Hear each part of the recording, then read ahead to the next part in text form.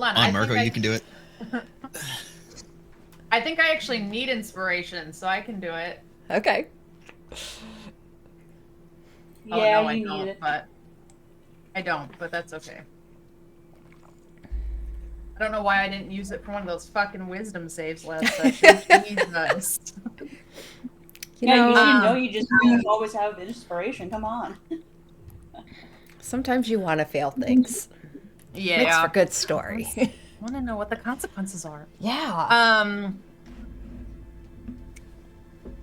So I think we started off with Nathan going to speak with Lymira before we had left the temple.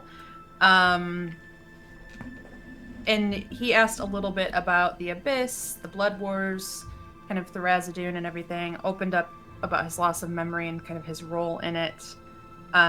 She let him know that she thought his case was probably more physical injury, but and thus didn't think that a restoration would help. Like a restoration spell would help, but encouraged him to talk to Kippen about the explosion and kind of what had happened. So from there, we all headed to Antino, filled him in on Corbett, sent a couple of messages. Then Liam headed out to the woods to beat up a tree. And just kind of overall dealing with his internal struggle of feeling quote-unquote useless and unhelpful in a group of gods, I believe is how you framed it. The tree had it coming. And but you next did up, eventually... tree ants.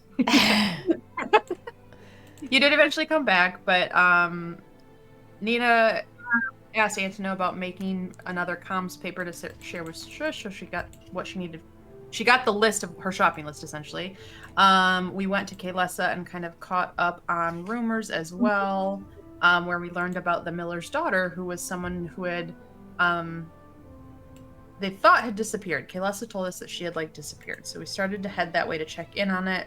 Ran into Jaylessa, who is the butcher and the mayor, who asked after the constable, and Nina and Nathan were kind of filled in that was the original kind of quest that set all of this in motion.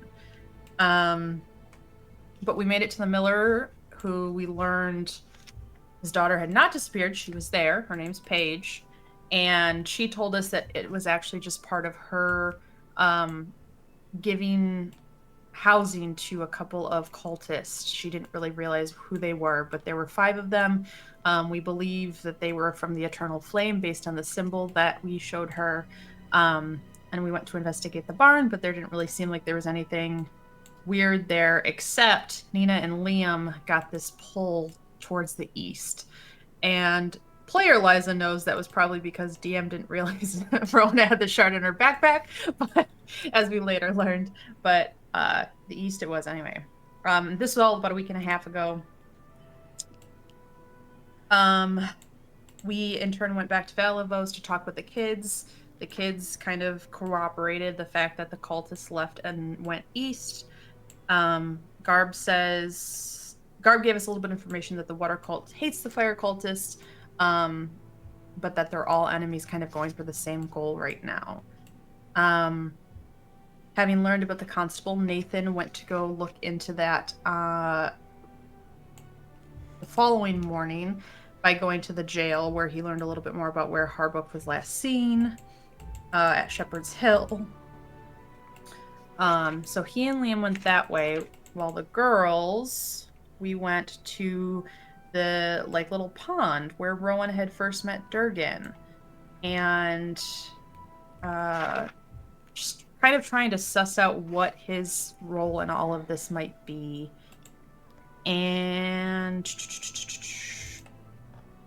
yeah, shit kind of started to go down. So we started to head to Shepherd's Hill to meet up with the guys, I think, after that. And Nina lost her sense of will first and attacked Rowan and Chara. And then was stopped with Chara's command. But then Liam and Nathan caught up, and Liam got taken over and pretty much emptied out a lot of his expendables, his scrolls, his potions, and managed to get the shard and run off to the canyon with it. And in that, he decided to finally, once he broke free, decided to use this as a chance to infiltrate the cults and continue onward. But before he made it in, the deceiver kind of stopped him, said, I have plans for you, or something to that effect. And what we think was he took something off your hip, whether that was the whole crab or just the shard, and then you blacked out. And I think that was where we left it. Excellent. Well done. Inspiration to you. All right. Oh boy, here we go. Okay. So, with that, where we did leave off, Liam, with the silhouette of Fraser Blue towering over you, having relieved you of Jonathan and certain contacts within, you heard him say, wait here, I have plans for you, before his large clawed hand came toward your head and your vision blacked out.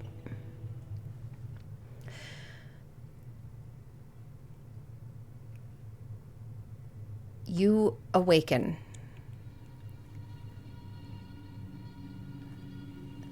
Your eyes blinking open, and it's cold. The air is dry, dusty, and you hear movement. Big steps. Sound of something dragging.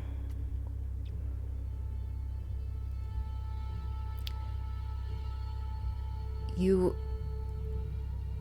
lay there, unable to move your limbs. And what's even weirder is you don't really want to. You have this odd mental battle of, should I be moving? Should I want to? Knowing what you had just experienced versus this other thought of, wait here. And you see the towering shadow come over you once more. The large silhouette of Fraser Blue as he looks down at you. And a big claw just gestures for you to sit up. And you do so. He lumbers down, kneeling in front of you. And you see him just kind of give you a good once-over. His eyes narrowing as he looks at your arm. And he takes a big thumb and presses it into your shoulder.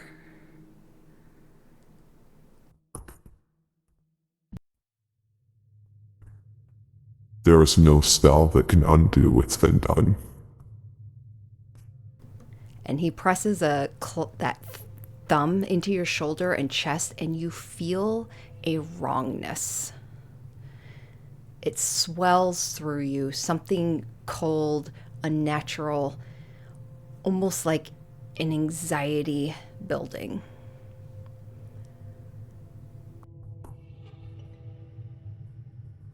It may have staved off some of its effects for a time, but the corruption, the rot, it will always be with you. Slowly spreading. You have rung a bell that cannot be unrung.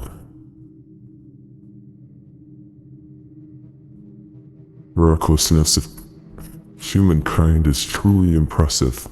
And this coming from a demon. The irony is not beyond me. And he stands up and begins an easy pace, just back and forth.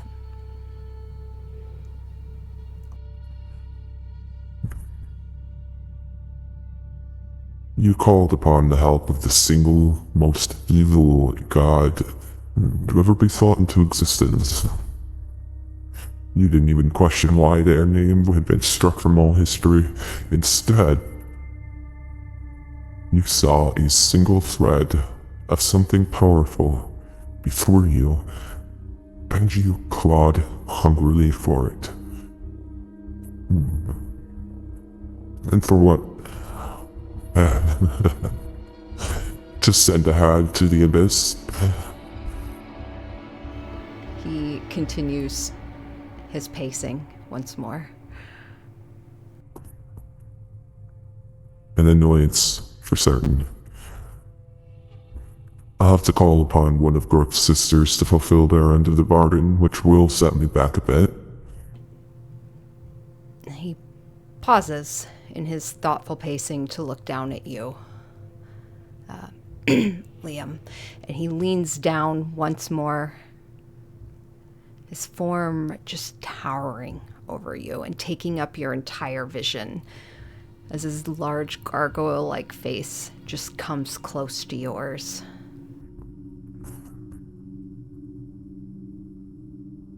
Fascinating. I underestimated the darkness of you and your sisters' hearts.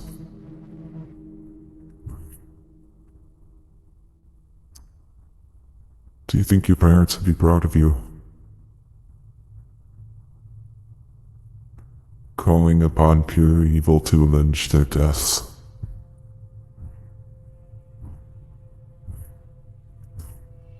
I wonder.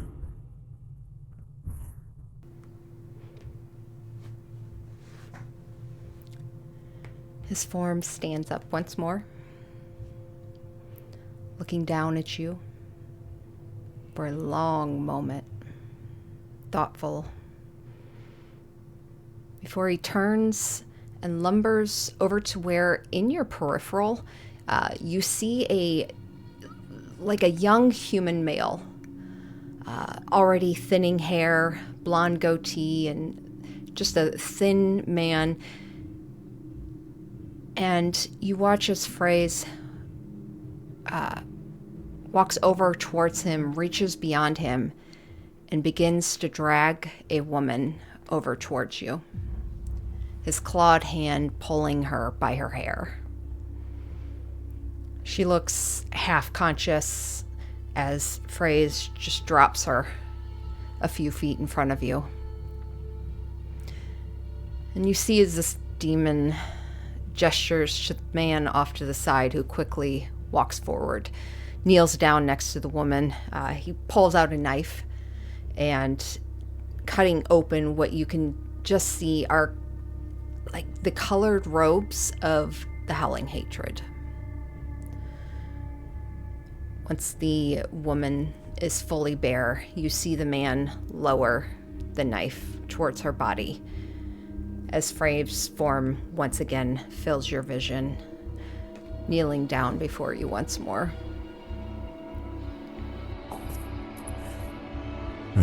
Since you've deprived me of my hell, you will be the instrument of retrieval for one of her sisters. I'll let you decide which one. Fair warning. They'll likely try to eat you or steal one of your eyeballs. Present this to them. And you see him drag a talon across his thick forearm, almost like peeling at first until he catches it.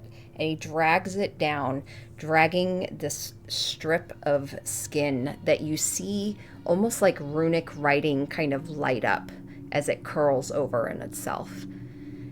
And as the tip of it comes off, he holds it up.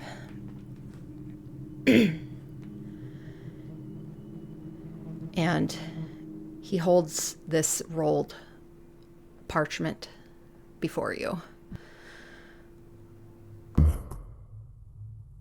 Put that in their hands, and they'll have to own the bargain.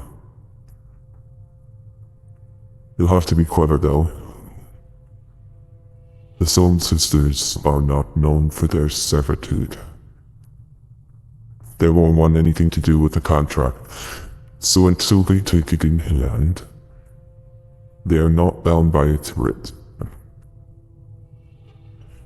Though I doubt that will be a problem for you. He stands up once more, and he gestures for you to stand. You feel your body follow his direction.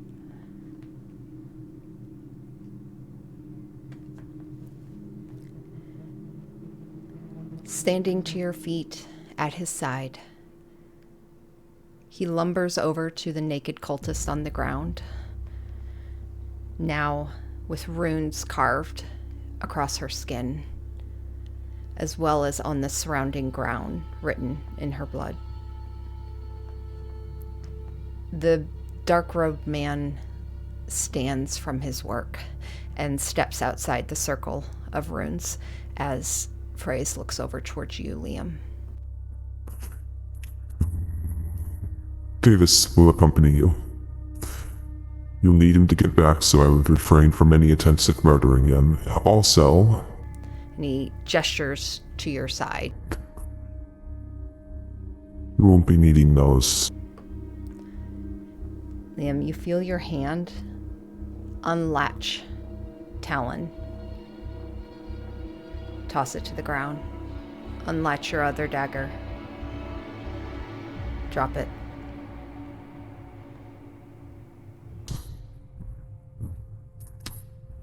Fair enough. I'll take excellent care of them. He turns and nods to Tavis, who begins chanting and walking in a slow circle around the woman. And you watch as each rune in the blood on the ground begins to glow and burn. The woman on the ground, her wounds and the runes carved into her skin start to split further. Blood starting to freely pour out.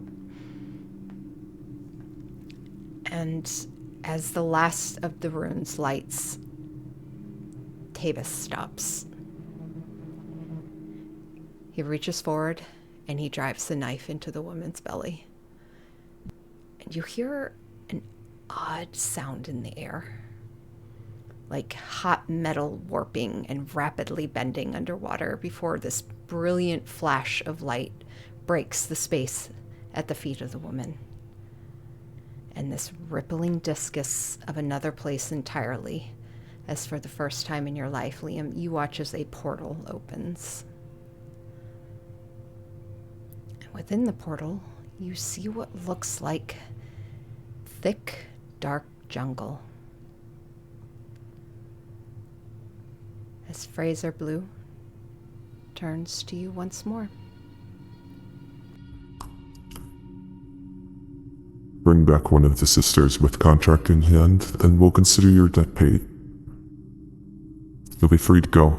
No strings attached.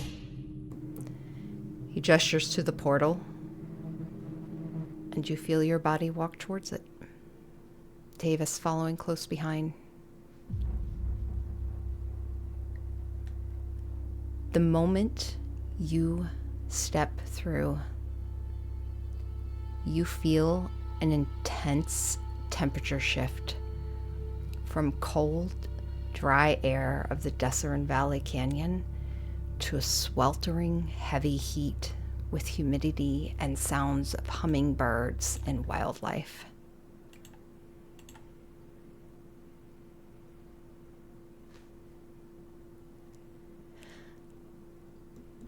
Cutting back to the rest of the party. Just real quick.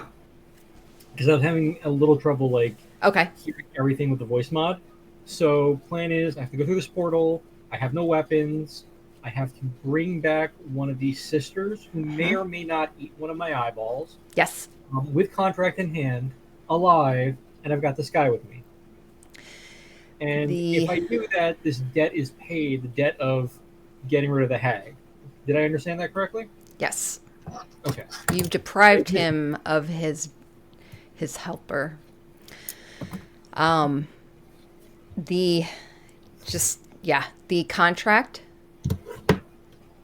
So roll me an intelligence check. First roll of the night, okay. First roll.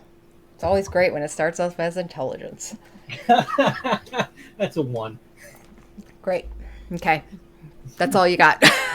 Unfortunately. Okay. Okay. I just want to make sure I understand everything. Yeah. Yeah, you do. You need to put the contract in one of the hag's hands, and they have to walk back with it. Okay. Coming back to the rest of the party. Still within the Desserin Valley. Let's get some normal music going here. Okay.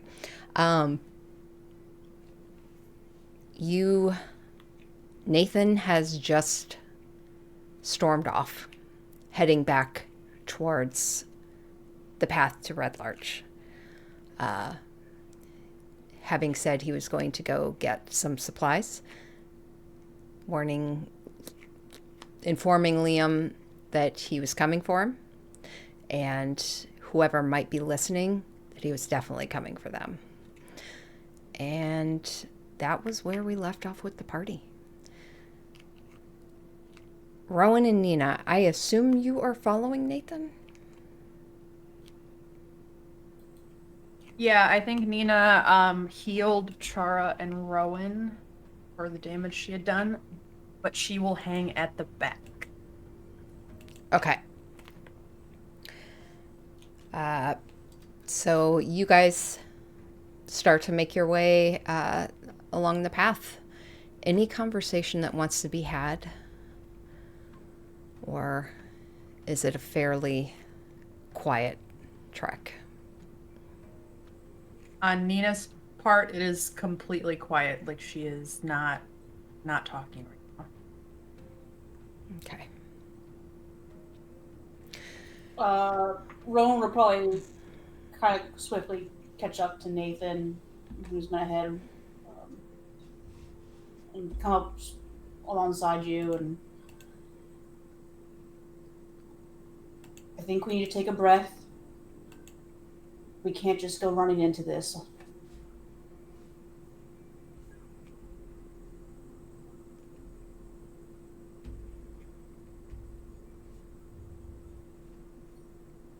Nothing. Do I look like I'm running? You know what I mean. That we tend to just jump in with no plan, and Nina will do anything to probably get him back without thinking. She's not in the right headspace.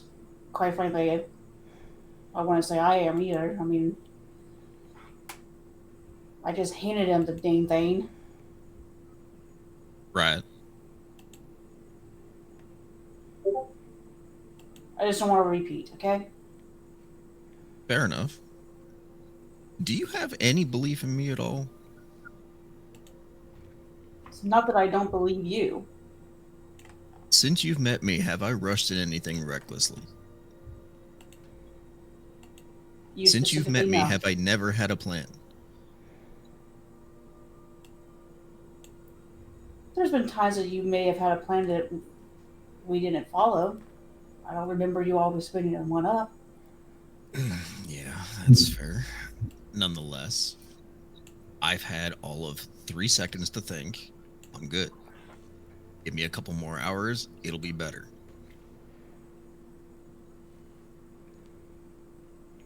But right now, and he turns and looks at Chara. Chara, can you get Scry ready, please? Okay. However you need to do that, please just ask, we'll help, whatever you need. No, I just need that. Yeah, I think I've can still do it. It might take a seance. It might take an overnight thing. Yeah. Totally fine. If it's got to be overnight, it's overnight. Is that how you're wanting to find Liam? Get an idea where he is. Yeah.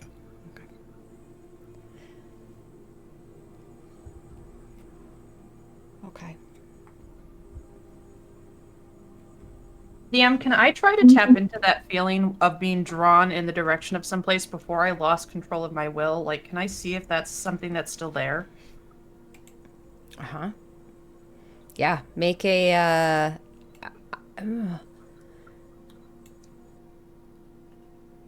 trying to decide. Make it a either you can do either wisdom or yeah, let's do a wisdom. No, it's a 6. Okay. Okay. Definitely not in the right headspace. I think Nina. How quiet are you guys trying to be? Like, how far ahead are you? Not quite. I'm not trying to be quiet. Okay. I think when you said Nina's not in the right headspace, she kind of scowls. She doesn't address that, but then she immediately tries to hone in on that thread. And then just her frown, like, face gets, like, darker and more angry as she realizes that you're right. And she's not. Yeah. And she's, like, more and more frustrated with herself. And you guys kind of just hear her, like, huff and almost growl under her breath. Behind you. But it's all As expected. Okay. Well, where are we going? I'm gonna assume Nathan has no problem seeing that, obviously. no problem. Okay. He literally just walks right up to you, puts his hand on both your cheeks, kisses you, pulls your face back. I got this. Believe in me. It's And not he you just I don't kind of like believe in. turns around. He's like, "That's all right." Okay. Next, and he just starts walking forward. I need to get back to that spell shop. Rowan, can you figure out how to talk to your god? I don't care how. It just, we need some help here. Real direction. I can try. All right. He puts his hand on your shoulder. You got this. I believe in you too. Wholeheartedly. You got this. I'll reach up and, like, probably for the first time almost ever, I think, where, like, grabbing onto your hand and making contact of, it's like a friendly squeeze of a sign of friendship. All right. And just a nod of, like, this will be different. All right. He nods and he takes 3 steps forward and stops. Looks around for a second, turns around. Where is this magic shop, anyways? I feel a little doubtful. I could use a pep talk. You honestly are the last person that needs a pep talk. You've always got it. Good one. She just starts shuffling down the road. The magic shop's just the one with the kids. Are you paid for diamonds or something? Right. Valavos, And I I- think. Before, right? Mhm. I think most of us have, so we can Yeah. like just follow us. Yep. You all make the trek, get to Red Larch. It's always odd when you come back to a familiar place. Even though Red Larch has had a lot of changes over the last few months, you didn't leave it too long ago. Like literally that I think in this morning you had left. And as you're returning, even now, it feels different. Is it because you're down a party member? Not sure. Likely. But there's definitely been a shift in the party. You all head to Belibos immediately, and you open up the door, hear the bell. You see a kid sitting on the counter, swinging their feet, and the second they hear the bell, you see them jump off, hear the thump as they straighten their apron and look over. Hey, welcome to Valivos. What can we get for you? Howdy. Do you happen to have any scrolls in stock? Magic ones specifically. Yep. Any that are specifically locate item? Locate item. Let me see. And you see the kid head down a row. You hear what sounds like rolling, and you see him pushing a rolling ladder, step ladder, and he pushes it against the wall, looks, moves it. He climbs up, and you see him running a finger over. And he pulls out several, climbs down, walks back up to the counter and dumps them all. Okay. And he starts sorting through them, opening them, looking. No. Yeah, okay. This one. You could use this one.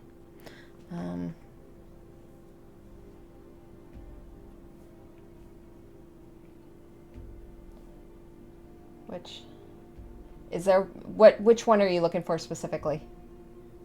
Locate person? Item. Okay. I think it's actually called locate object, but yes. I think, Or yeah. object, yeah. Locate object. Thank Okay. you.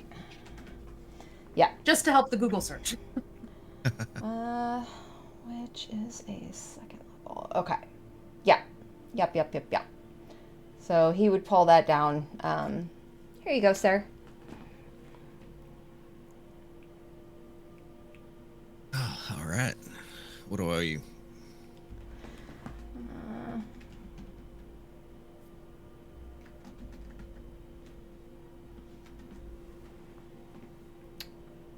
Well, probably, let's see, on that shelf. He looks at where he pulled it from, looks at the number, looks at the scroll itself, a number listing system on it. That's probably going to be about 150 gold pieces. All right. Getting low. He pulls out the 150 and puts it on the counter. Thank you, sir. Here you go. Rolls it up. Do you want it bagged? No, that's all right. He just like tucks it inside one of his inner pockets. Okay. You're Thank you, gonna though. Appreciate bend it. Don't bend the corners on it. Make sure you take care of it. You got it. Anything else? As he gathers up the rest of the scrolls. As a quick ration? No. Nope. I might myself. Doesn't the ceremony require incense sticks? I believe so. Like, or wait, am I thinking Hallow? That's what I'm like. Wait a minute. It requires powdered silver, 25 gold pieces worth. Powdered silver. Okay. Is that the spell that I'm thinking of though? This is the one that you can do, like dedication, funeral rites. I don't think it is. This is like. No, that's not the right one. Yeah. Are you thinking commune spell? It's commune. Yeah. Yeah, that's incense in a vial of holy water. There we go. That's what I need. That's a 5th level, isn't it? Yeah. So I will ask for some incense and a vial of holy water. I can get I that. could probably. Yeah, no. Good. You want it or not, miss? My apologies. We're a little on edge right now. That's understandable. What's that supposed to mean? Y'all look like adventurers.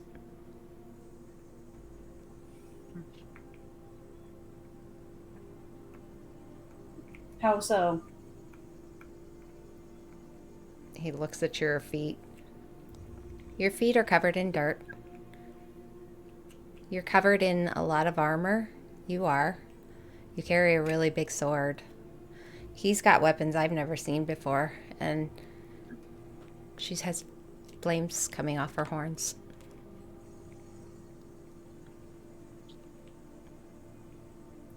Your powers of observation are strong. And she's a fox.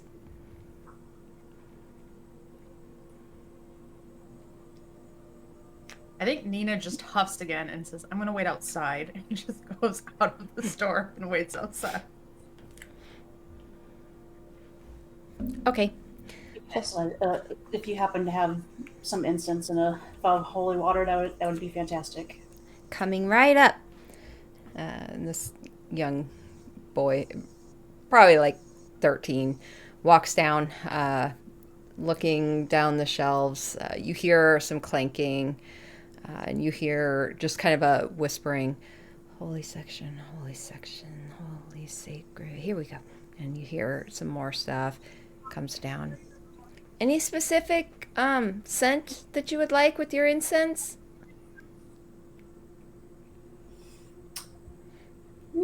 Doesn't like a sandalwood? Really? Okay.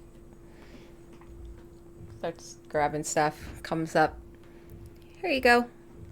Holy water, sandalwood, and the other thing you asked for.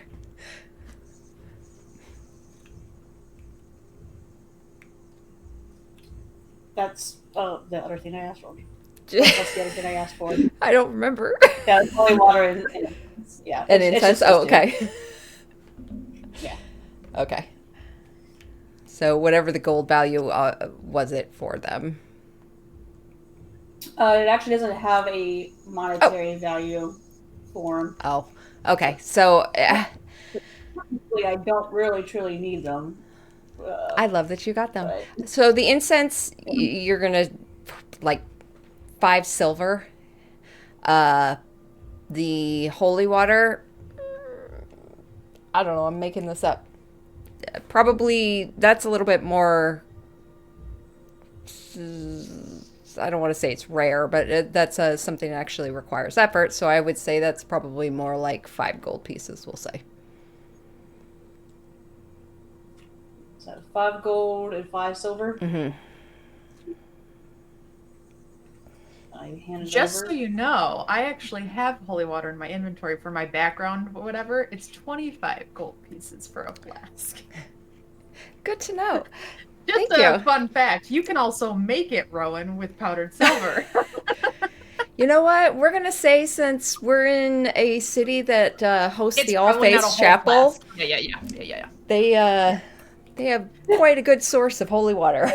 No, you can totally flex prices. I was just like, I wonder if it says on my inventory. I appreciate I've that though. Yeah. Holy water just comes out of the fountain in the Yeah. I love it. Wait Yeah, a I love minute. the phrase. I just realized something. This is hilarious.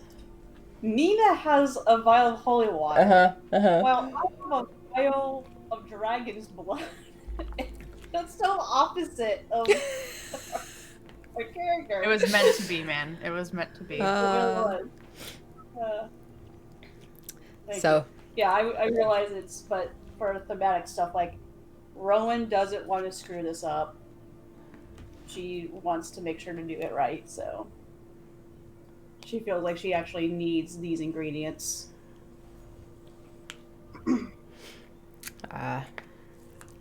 Kid would take the gold, put it in a lockbox. Good luck. Thanks, kid. Come back soon. And yet Nathan will head out. You just see him hop back on the counter, pull a big book into his lap, start reading as you guys head out. Where would you like to go next?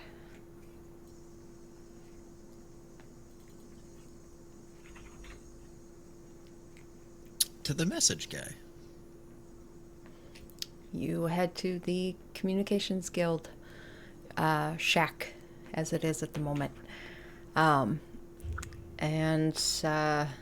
You see that it's now got an overhang roof that's been put on since this morning. And you see him kind of nod at you as he gives a finger as he finishes up with the customer, and then sends him off. Hey, all right, how we doing? Oh, Not bad.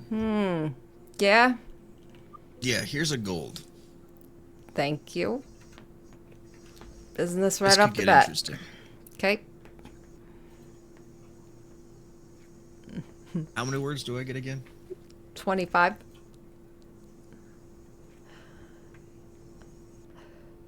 As he's thinking about that, you see Antono kind of twirling the piece of gold between his fingers, looks at you, Rowan. He's like, yeah, what'd you think about the new roof? Nice, right? 10. I can't believe how quickly you put it up. I didn't do it. I paid for someone to do it. I'm shit with the hammer and nail. I can tell by those hands. You're getting funnier, you know? Trying. Aren't you missing someone? That is where the problem lies. I see. Okay. We had a little bit of incident on the road, Okay. and now we have our friend. Yeah, okay, so you lost the friend. Well, I mean, that... I wish I could say that this is a rare event, but... the amount of times, yeah, I've lost friends too, so, yeah. I guess what I'm saying is I feel your pain, you know? He's not dead. No, what? The way that was phrase made it sound like he's dead. Oh, Liam's no. fine. I'm sure he's very fine. Just a little lost, right?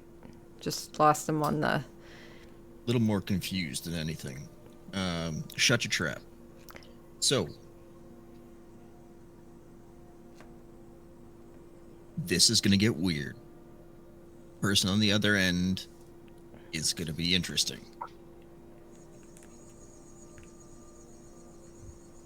Usanar Beneros. Mm-hmm.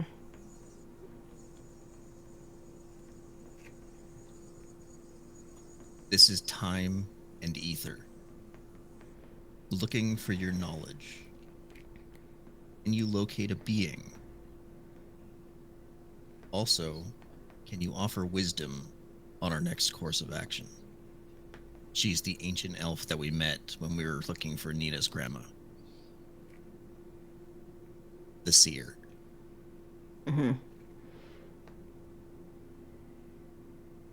So where did you end it on? Oh, the last part was, can you offer wisdom on a next course of action?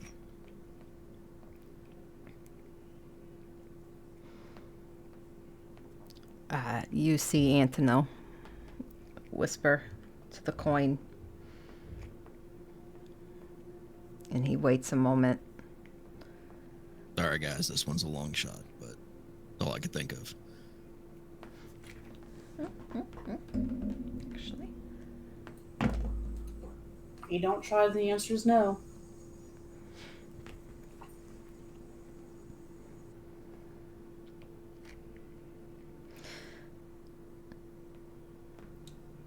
She said to hold on a second. She's gonna roll some bones. I mean, that's not a no, so sweet. Anything else, sir? He pulls out another gold, puts it down. Enjoy a few drinks on me. Sorry about that.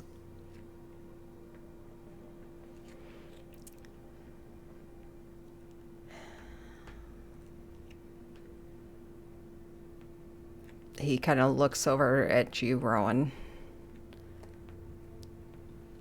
It's gonna be okay.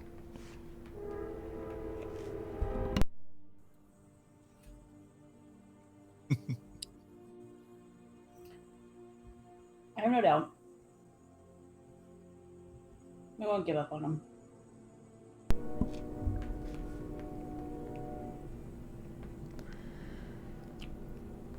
But how does... I mean, are we supposed to stay at... Like, how long does Rolling Bones work? Do we stay here? I mean, I've never rolled bones. I don't know what the fuck that means. Have you rolled gonna bones fight- before? I've never done it. This is why I'm... See, I wasn't sure if she meant like she was going to be killing people and stealing their bones, or, you know, doing the old dice rolling thing. I don't know. I don't even know who it is I talked to, so you guys would know better than me. Probably the first part.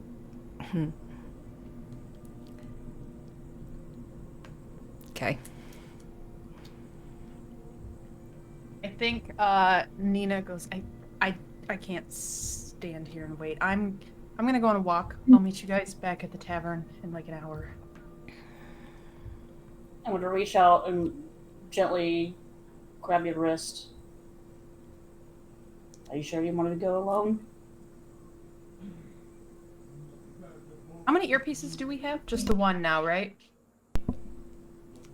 Yeah, and I think Nathan's got 'Cause- it. Nathan, Nathan, Liam, Parsonus, Hestaba. and Hestaba. Mhm. Okay. Yeah, I'll be fine. I can message you guys. I'm not gonna leave town. I'll stay close. I promise. I just need some air, and I can't sit still right now. Okay.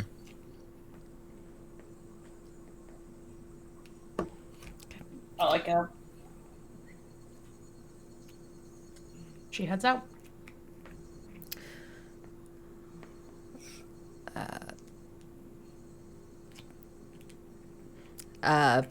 Yeah, he kind of stands there for a moment, crosses his hands, top the counter, twiddling Well, I guess his while we're thumbs. waiting, then I got another message to send, anyways. Okay. Oh, good. And to know. Like, me and Angela, like, looking at each other like, this is Yeah. awkward.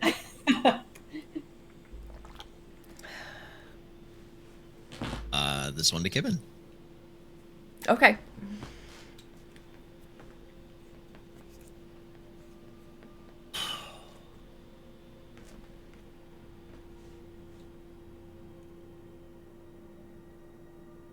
I know you're not going to help with my past, but I need help with my future.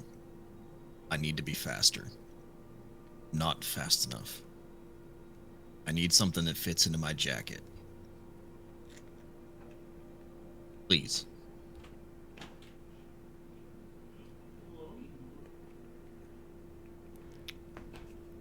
You see him whisper it.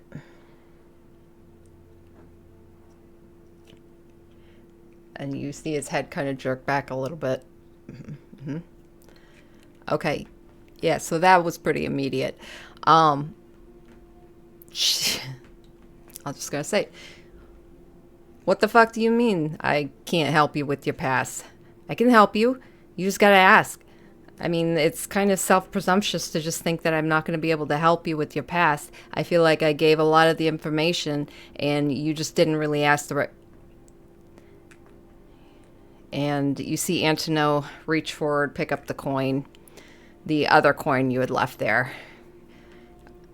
You see him just automatically use it to speak back through, and you hear him this time say, "The spell ended. You can stop talking for a second. You have 25 words Or less. to respond. Recommend you use them wisely. Go for it." And you see the opens his hand and the coin's gone, and you see him kind of nod a moment later. She'd be happy to make it for you, whatever it is. And anything you need. That's it for now. Can the seer actually message you back currently? I mean, I guess that depends on... As he's talking, you watch him pause as his eyes go completely white. And he just like freezes. And then you see him talking as if in a trance. Ether and starlight.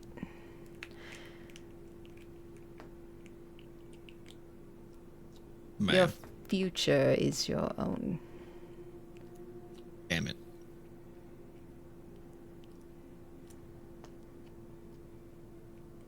But I will tell you what the bones saw.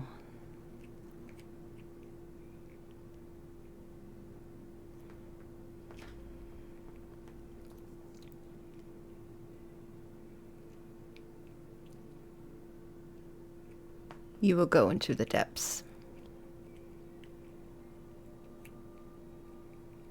Further than others have dared.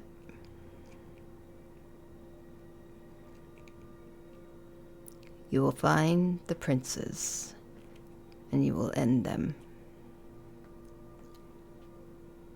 And then you will lose.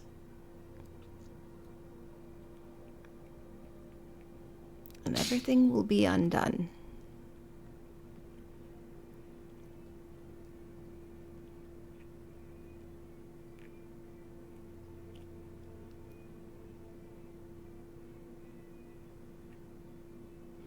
I see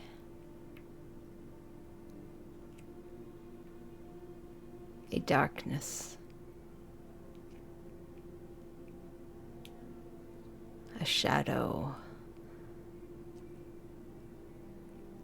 orchestrating.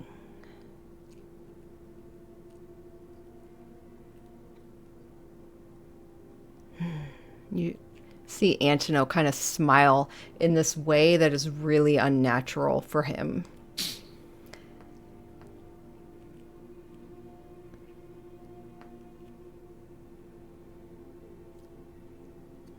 His fate is your decision. And I look forward to watching that unfold.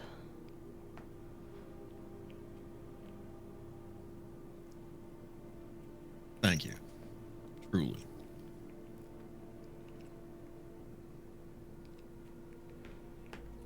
And you watch the eyes go normal as Antonio blinks and takes a step back. That was really uncomfortable.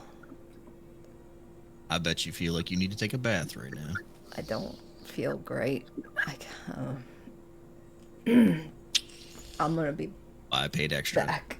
And he turns and walks through a back door. Well, I'm done here.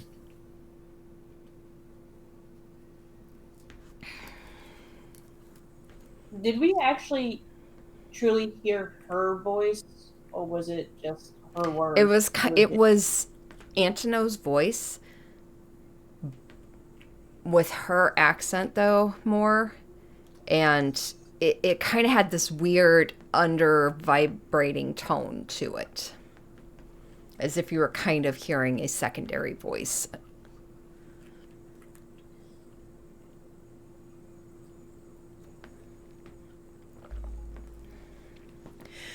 Yeah, that's.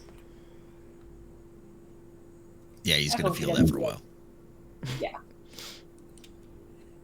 You hear retching in the background.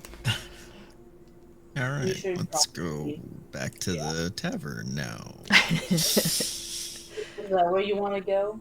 Or is there somewhere else? I have nowhere else I can think of to go right now while we wait for Scry and anything else that's gonna happen.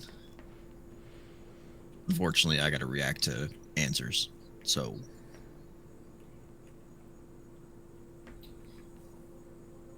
I you think. have something in mind? I think it's worth a try of. The first time I ever saw Durgan was here. And he hasn't been around, and I said if you don't try, the answer is no. Right. What are we trying? You always seem to have some answers on things. Doesn't hurt to see if maybe I can find him where it all began. And that's a thought. My only coincidence, weird thing I've been thinking about since we got here and you've been talking about the whole Durgan thing is that he disappeared and the other guy showed up.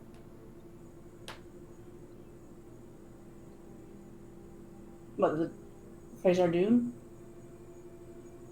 Which Yeah, other that guy? one.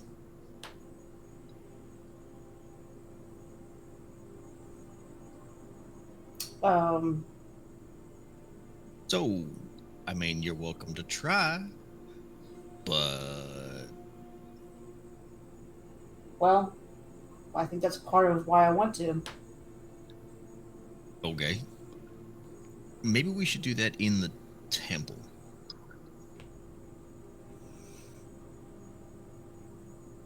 A temple was destroyed the last time I was near one.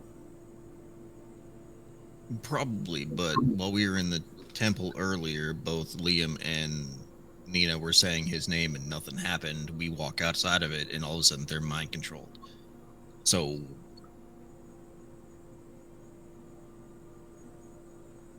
Only if they're okay with I would us prefer doing not such a dealing with thing. you under mind control. That if you just, as a whole. I understand. Because Liam's fast and runs. You hit hard, and that's a fight I don't want to have. I can take off all of my weapons and everything beforehand too. You can still punch harder than a wagon landing on my forehead, okay? Yeah, I really wanna don't fight want to you. deal with that.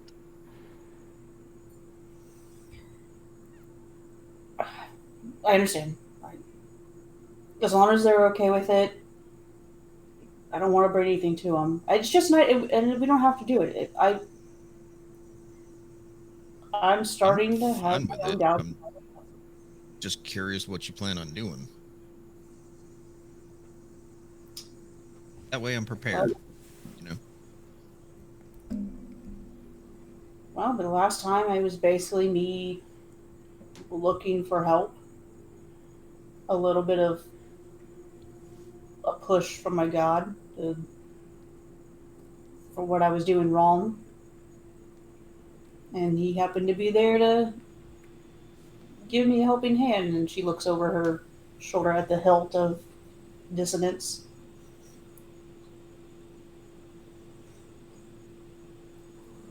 Okay. It's Did a you ever thought. figure out the story to that thing, by the way? To a certain point of who it belonged to. I can feel that's a story for another time, but basically it kind of has a will of its own of it doesn't do good or bad. It's based on the builder. Well, that's basically Been any through a lot weapon, of All right. Well, I'm right behind you. So do this. It's at least something I can do today. I'm gonna need to do some prep work for pulling out all the stops of what I can do to truly talk to Heronius. Okay. What help do you need? I just gotta do some prep of spells. I'll have to, unfortunately, wait till tomorrow for one of them. I do have things I can try today. All right. So you don't really need any help right now? No, I don't think so. Okay, cool. The out of character, the Manta Rose is pretty close by, right? Parked? Mm-hmm. I'm gonna head back to the Manta Rose for a bit. Okay. I gotta work on some stuff. Okay. If you guys don't need me for anything. I don't think so. Oh, right. And he pulls the earpiece out and hands it back to Ron. Sorry, I took this. No, you're okay. I'll take it from your hand. Ooh. Hestava and Parsonis have the other two, don't they? Mm-hmm. Yep. Did you get a response from them while you had it in after what you yelled? Nope. Okay. Chara would kind of. I'll go back with you if that's okay, Nathan. Yeah, sure. Okay. You'd have an easier time dealing with Parsons than I will. I mean, Okay. I like the guy, But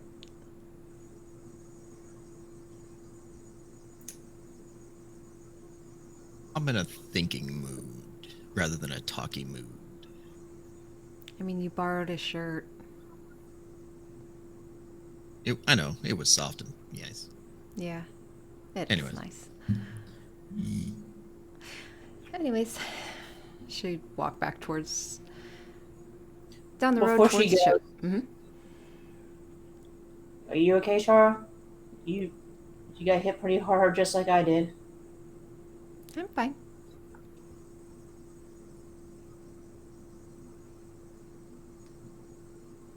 I've been hit harder. I'm gonna like look her directly in the eyes when she says that. Do I get the feeling that there's a little like he lying a little? You can roll an insight if you would like.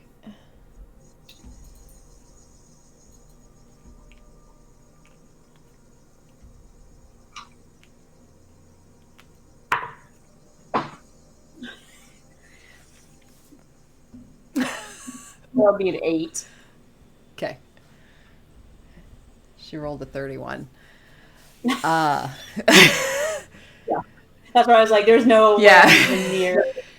You're like, Yeah. yeah, she's just kind of shrugs. Okay. Where are you going? Are you coming back with us or? I think I'm gonna head over to the temple and Okay. see what I can do there. I'll be back. I'll stay in touch. I have peace now.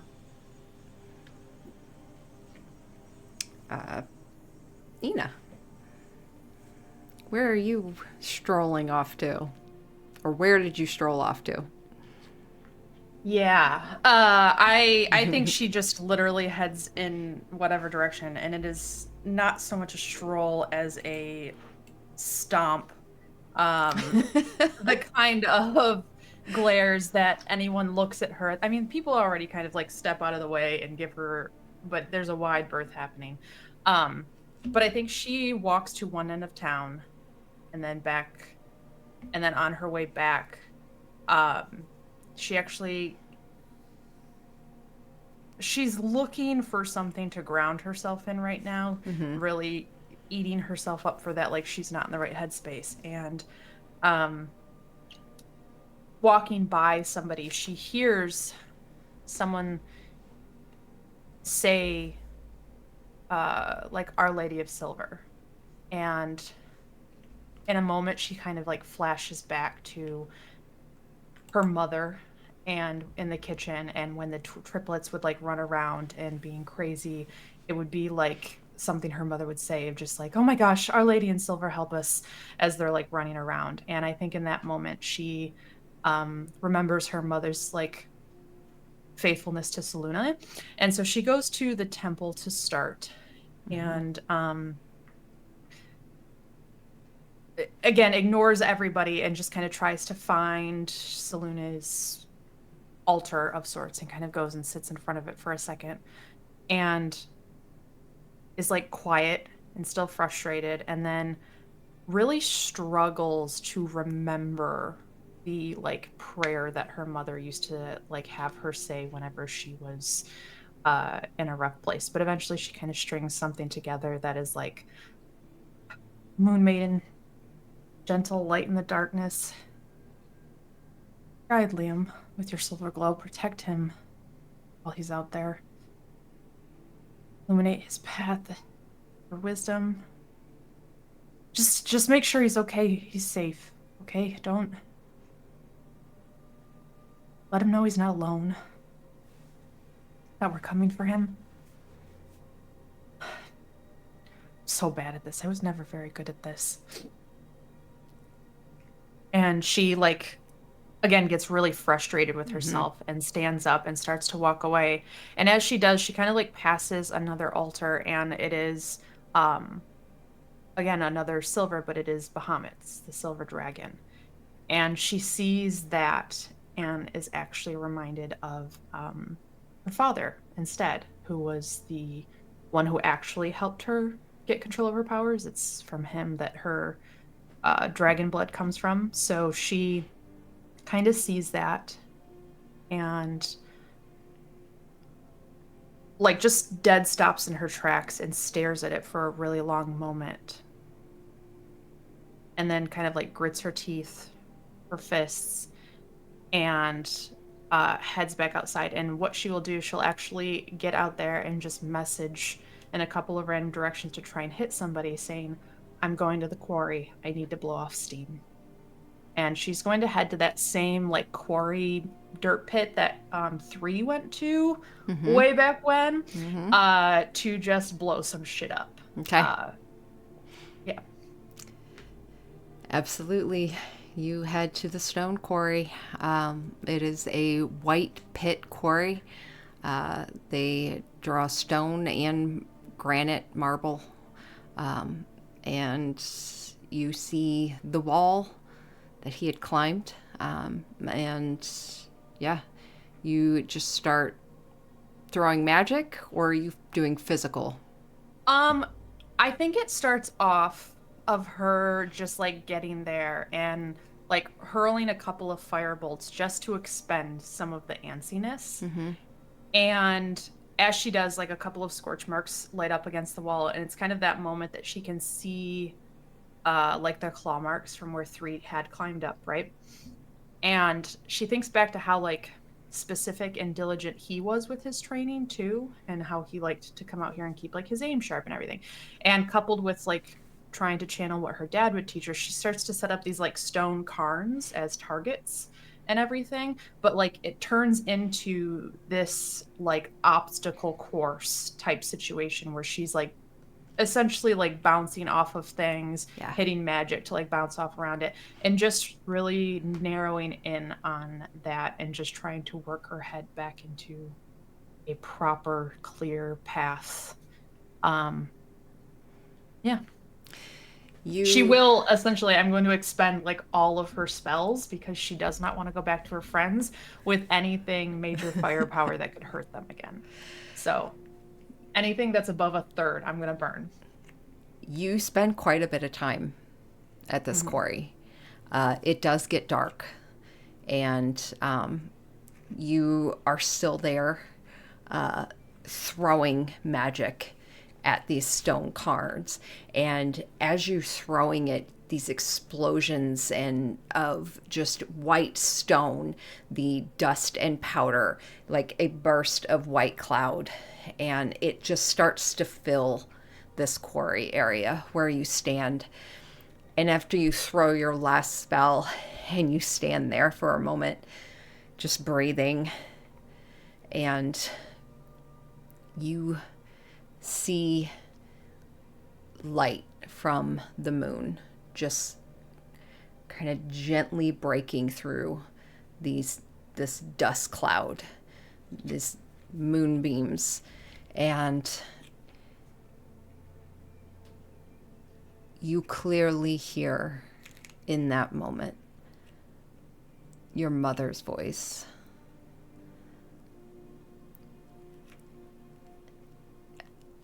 And you almost see her before you, the back of her, knelt down before her little shrine she used to have at home.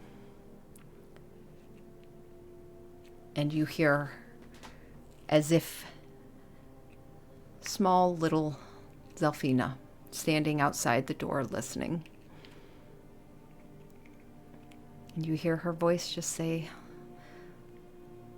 "Let all on whom my light falls be welcome if they desire to be so. As the silver moon waxes and wanes, so too does all life. Trust in my radiance and know that all love alive under my light shall know my blessing. Turn to the moon and I will be your true guide." And you hear a little book closing. "Protect my children." And the vision just kind of fades into the dust.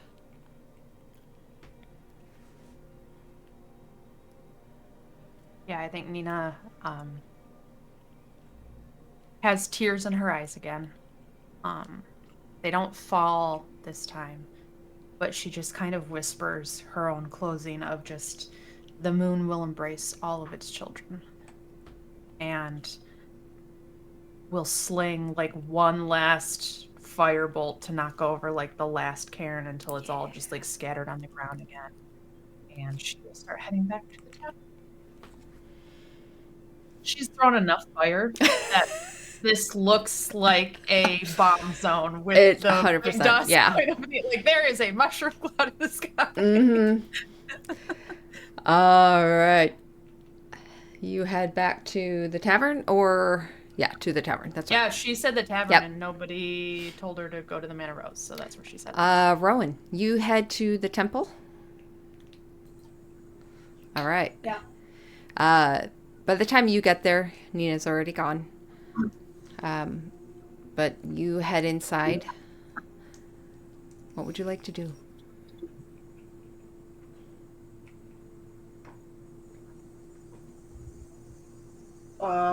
I'll walk straight up to the first,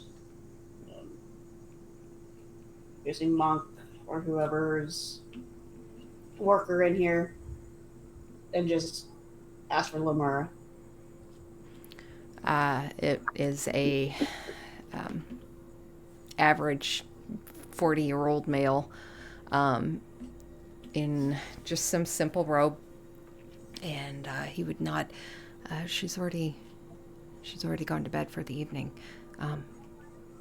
Do I need to wake her? Is there someone that needs healing or something?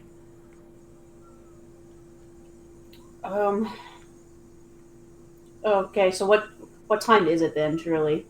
It's probably about like 7-ish. So she's in it's early. pretty early, yeah. Okay. That's what I was thinking. I was like, wait a minute, it's not that late yet. Yeah. Okay.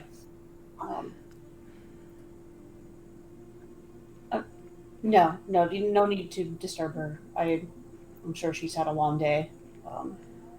I can return in the morning. I'm just in need of the temple's assistance, but I can there's some help things she you. knows about me that she may have a better idea how to go about it. No offense taken. Limera's been in this town for much longer than I've been alive, so I understand. She's cherished. Okay, yeah, I will let her know that you will be by tomorrow then. If you don't mind, I will at least go say a prayer to Harmonious if I can. Absolutely. Would you like some assistance, or are you okay with self-guided prayer? I'm okay with self-guided. Of course. He would gesture over to the Heronius altar and would walk away. Where I'll walk over and sit down near it, and I'll look up at the mural and then look at the statue that's in front of it. And then I'll like look down at the ground, or like I got my hands kind of clasped, my leg kind of jumping a little of how do I really do this?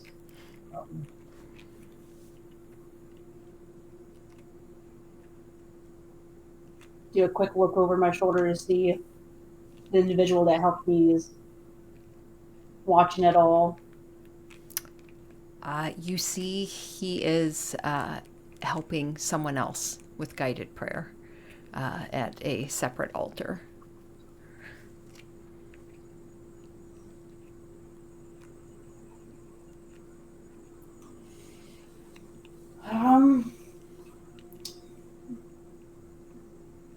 Give this a shot, I guess. I'm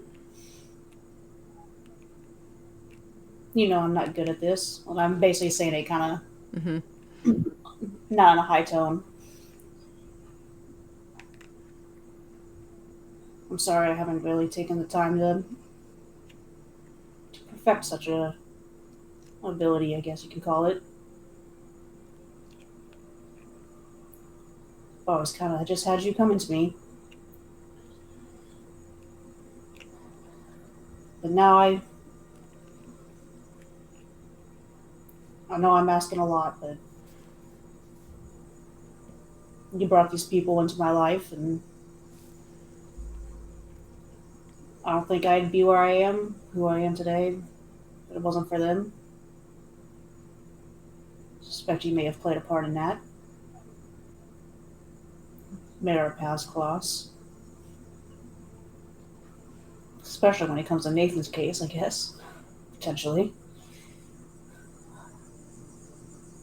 Still have to figure that one out. So she's rambling a little bit. Our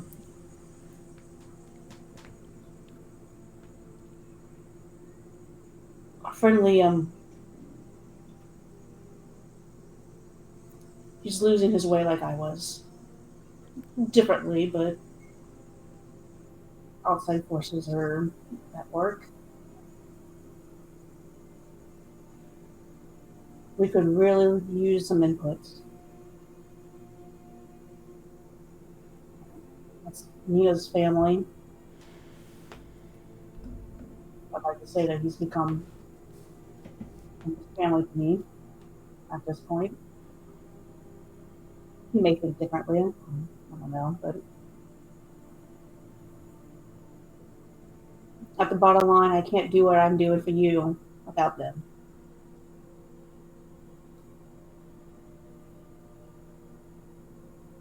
Whatever you can say, so I know you can't just pop down and be like, here he is. That's anything. Just point us in the right direction. To bring him home. So we can continue what we need to do. We need to end his pain, and I'll touch the new symbol when I say the word pain.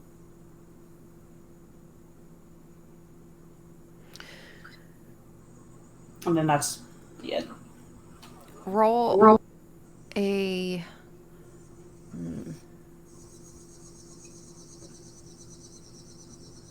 I guess let's do a persuasion check. Because I'm such a charismatic character. Uh-huh. 6. Okay.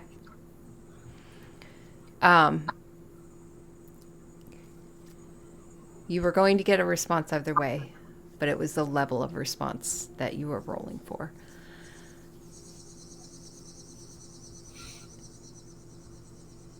As you're kneeling there, you're used to hearing the voice of Amruta come quite quickly. Always very responsive to you. In this moment,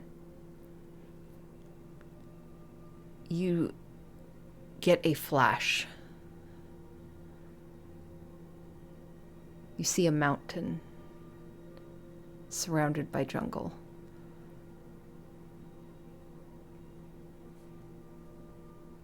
You see flickering light on this mountain. And you're reminded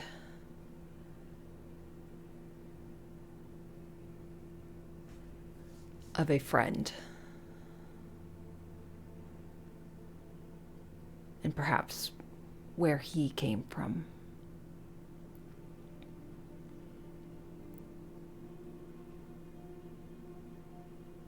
And how he came to his name.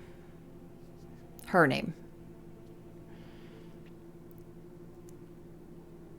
And the vision kind of slowly draws down to the jungle itself. And then it breaks.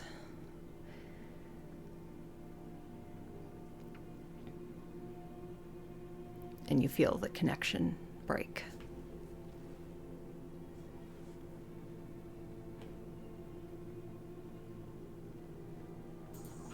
I'll like look up at the statue and like try to focus on it again.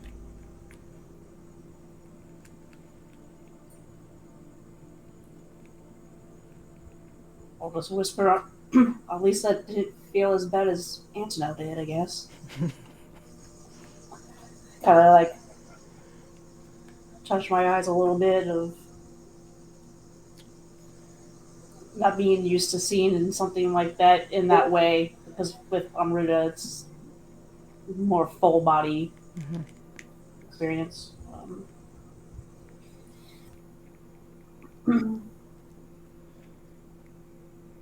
I'll stand up and I'll reach out and touch the statue.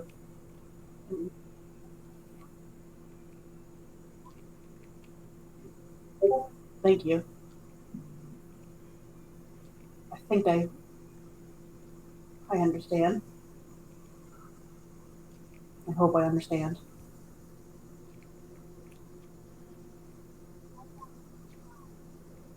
And now, turn to leave.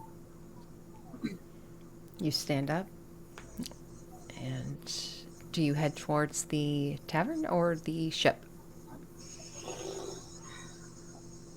I would probably head towards the ship because that's where I knew Nathan and Char were going. Okay. You head towards the ship. It is evening. Yep. And it's cold season.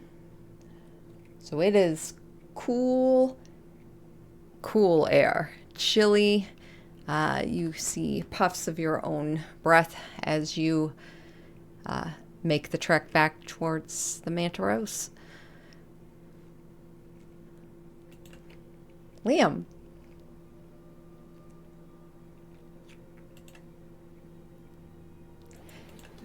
Yes? You are not in cold air. Let me find my... Here we go.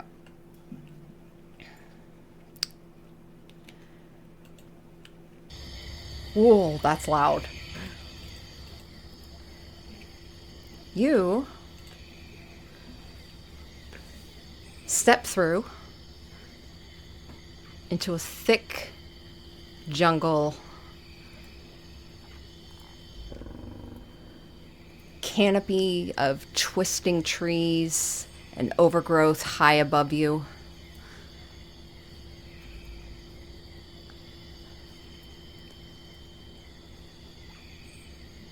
Sorry, I lost my spot. Here we go. You feel that shift in temperature, the dry, cold air of the Desserin Canyon. Breathing in suddenly the sweltering heat that is heavy with humidity. It was so quiet before, and now there's just a cacophony of bugs, sounds, distant growls. It is entirely disorienting. Actually, go ahead and roll me a Constitution saving throw. Or just a check. I'm sorry. Just a Constitution check. With or without modifiers? With. 16. Okay.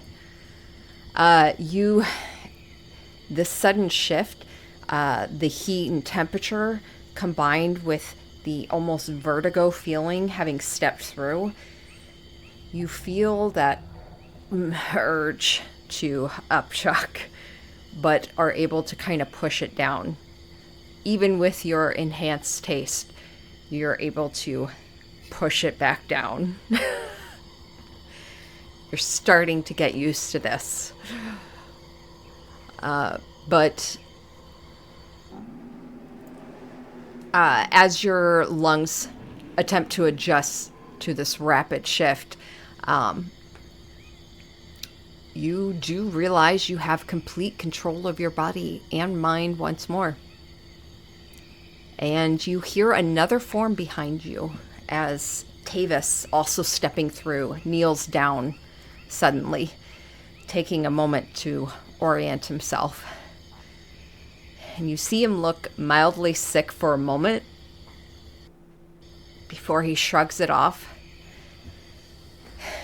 stands,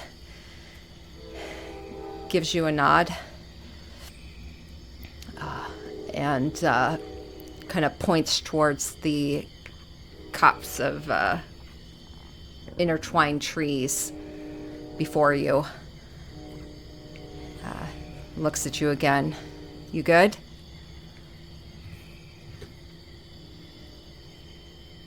Yeah. How about you? Welcome to the jungles of Chult. We need to move quickly, and I need you to do your very best not to make any noise. Make no mistake, we are the prey in this jungle. This way. And he starts to walk, kind of hunched over, taking it slowly but quickly as he can, but not risking making any sound. I would like you to go ahead and roll me a stealth check, Mr. Rogue Boy.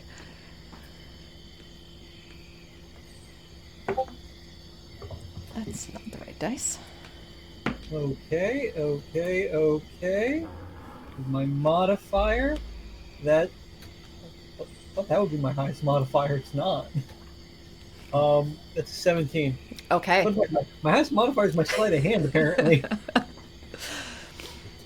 All right. Yeah. You guys travel for a good 30 minutes. There's a couple times where you see Tavis stop suddenly, grab your arm, and pull you down. And at one point, you just see sweat pouring off his face as he just sits there, both of you hunched behind like this half-fallen tree. And you see him just breathing. And he looks at you. So we're stealthing pretty well, right? Mm-hmm. Okay. Can I? You feel you are. while we're stealthing, I'm gonna be like, so, working for a giant gargoyle. How's While that, you're stealthing, you're going to have conversation. Why not? he like the second you start talking, you see his eyes go towards you, and he like slaps a hand over your mouth and presses you against this dead tree. He's like,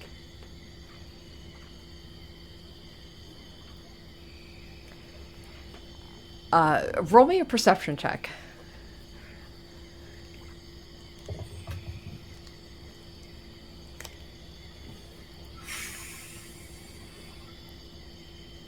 That's a 9. Okay. You hear something moving. You have no idea what it is, but you definitely hear something moving as he continues to stand there, hand over your mouth, tense. And it's probably a good 5 minutes until he finally turns and peeks over. What part of quiet don't you understand? We can still get to know each other while being quiet. We don't need to know each other. We go in, we get it, we get back.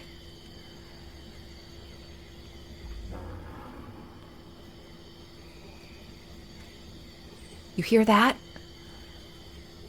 That thing wants to eat you.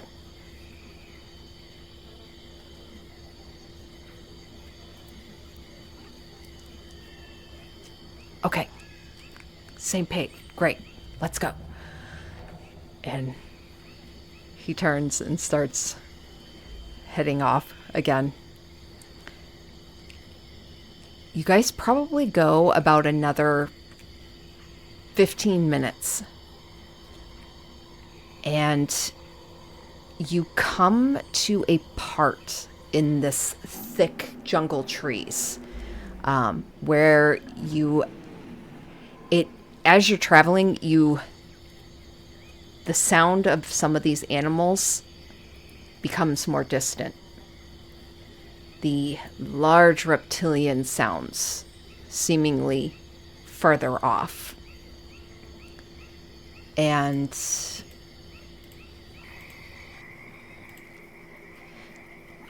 you come to this part in the trees where you see a wide open expanse. It's still enclosed by the canopy of the twisting trees, the overgrowth that reach high above.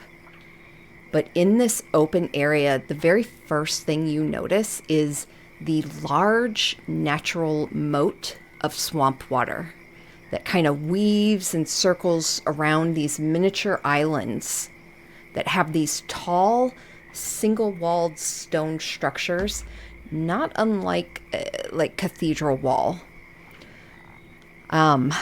These structures, seemingly random and scattered amidst these little islands, but as you take a moment and really look at them as a whole, it starts to look like they're built almost as part of the jungle itself.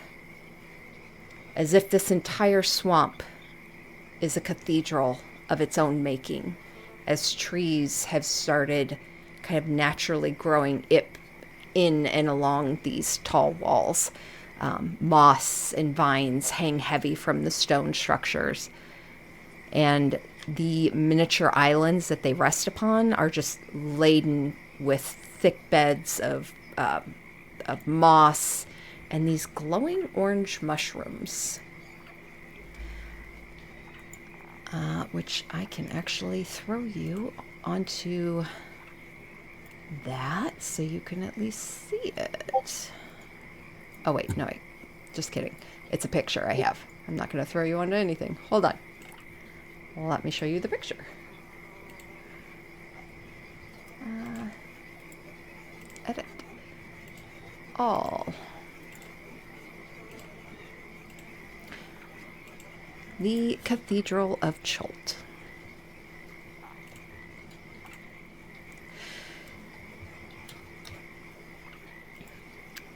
You,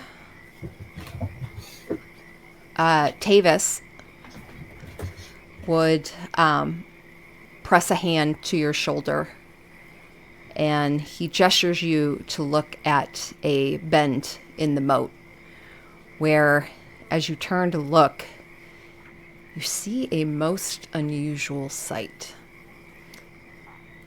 You see a small hut with warm, flickering light within its windows as it gently floats along the moat, just drifting along the water, just being carried around the swamp.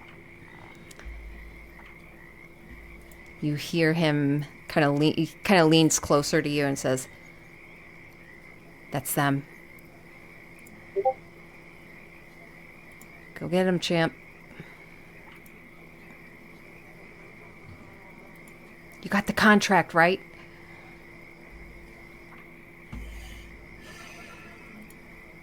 Liam takes a deep breath, takes the contract in hand.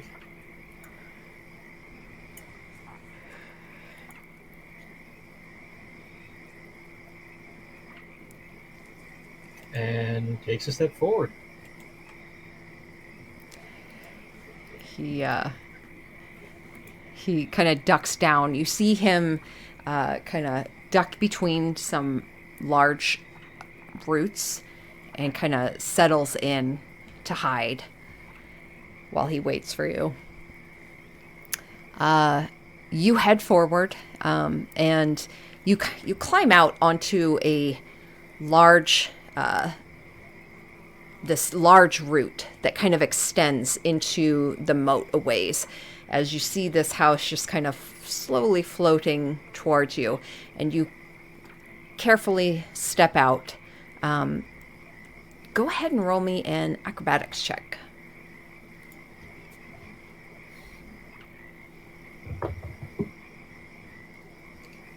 It's a 1. You come to the edge, and as the house is at its closest point, you see this porch kind of along it. It seems to be on some kind of platform that's just floating on the water. And you ready yourself, and you go to leap, and your foot slips on some moss, and you face first into this swamp. You easily come back up. Real quick. What does the swamp taste like? You're gonna open your mouth when you go in? I mean, I assume if I'm falling, I'm caught unawares. It tastes not great. It is not fresh water. It Don't tastes... forget his super taste buds that he has. Yeah. It tastes moldy, kinda. It tastes like... I don't want to say brackish, but yeah, because it's not salty. It's nasty water, man. It's like drinking mud water. Like... It's like all the worst teas in the world molded over and then brewed. It's gross. You're surrounded by mushrooms. For mushrooms to be able to thrive in this environment, there's a lot of dead shit around. Yeah. I don't doubt it. Liam is gonna push up. Okay. And think to himself, that's about right. Yeah. You pull yourself up onto this porch as you swim towards it, kind of grab onto it, grab one of the railings and roll and pull yourself up onto it. You see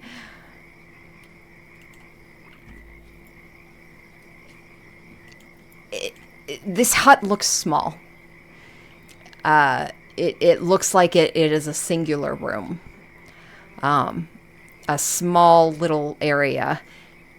And you kind of try and peek in the windows, but you realize there's curtains, and you're unable to see inside. You can only see the flickering light You see at the door there is a basket hanging right next to it, a small one, where you see just a massive bullfrog that is just sitting there. What would you like to do?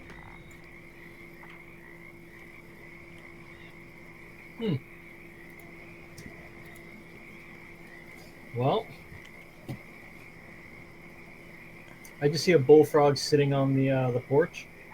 Yeah, it's in like this little basket, as if it were made for it, hanging right next to the door. I think I'm just gonna go up to the bullfrog and just say, I come requesting a meeting. Probably not in that town. I'm trying to be more aware of the fact that like he's on probably a death mission. He's like, You watch I'm here for a meeting. one of the frog's eyes kind of turns and looks at you. And it blinks.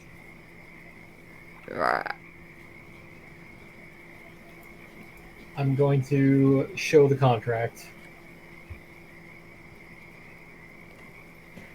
The eye latches onto it. And you hear the door unlatch.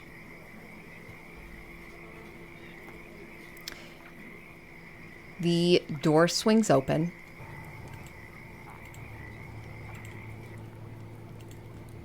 And as you step inside, it slowly closes behind you. You see warm firelight and candles lighting the room. The air inside is not as thick with humidity, but there is a moldy smell, almost as if soaked in campfire smoke and swamp water. You see a single door with 3 knobs, one above the other, just to the right of this cozy fireplace at the back. Just within the fireplace, you see a cauldron hanging, and you can hear it bubbling. There's this like oily kind of steam that rises from the cauldron. There's a table resting in the middle of this room in front of the fireplace. At the table, you see several unusual things. The first one is a viper curled up on the table, a cockerel nested in the middle of the viper's curled form, and a small terrier lying next to them. On the opposite end of the table, at one of the head, you see a woman of sorts, sitting, hunched over what looks to be the carcass of a squirrel that's been cut open. Its skin has been peeled open and pinned to the table. The woman has small, kind of tweezer-like tools and a scalpel in hand, and seems to be delicately digging within the organs of this small forest creature. You tilt your head to get a better look at this woman, and you see patches of ghost white skin that seems to be stitched together, pulled tight across the facial structure, and these tufts of brown, coarse hair pushing free of this leathery mask near the top where the stitching has popped and parted. The hair is pulled back into several bulky braids that just kind of drape down her back. She wears this black, pieced together, kind of Victorian-esque dress. It's very out of place for this jungle landscape. And blood-red eyes lift briefly to acknowledge you before she gestures with the small scalpel to the chair at the opposite end of the table. She says nothing, but goes back to delicately digging within the squirrel's insides, and this is who you see.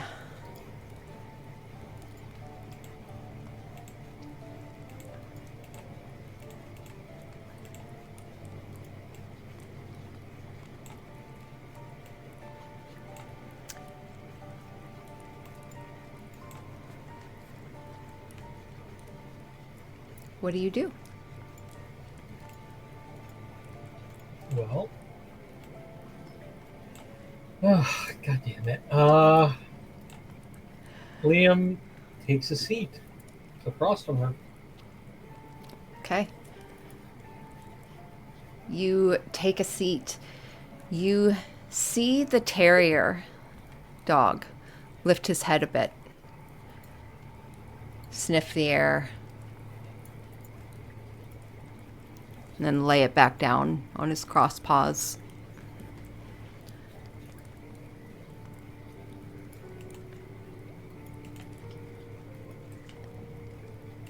It's quiet for a moment as you just hear what sounds like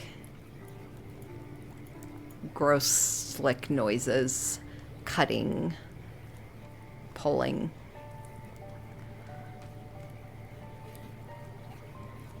As she continues to work.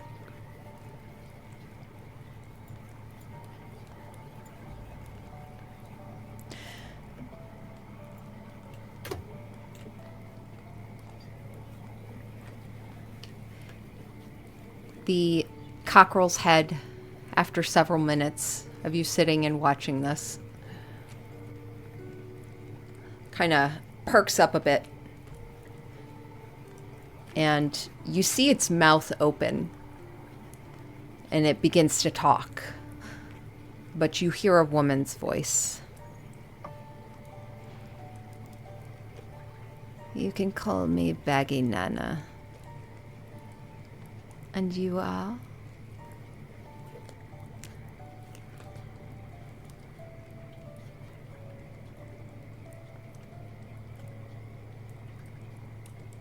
Not important.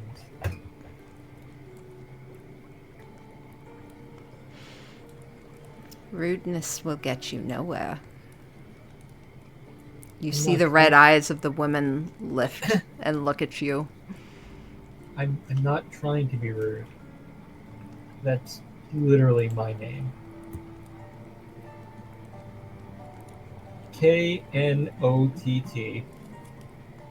Knott. Not important, from the important family.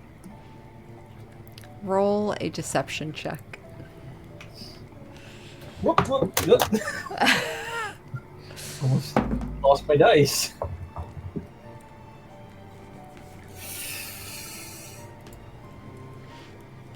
Okay. 21. You see the red eyes drop back down to what she's doing. And this time, the terrier kind of rolls onto its side and looks at you. And you see it open its mouth and the woman's voice come from it now. Very well, not important.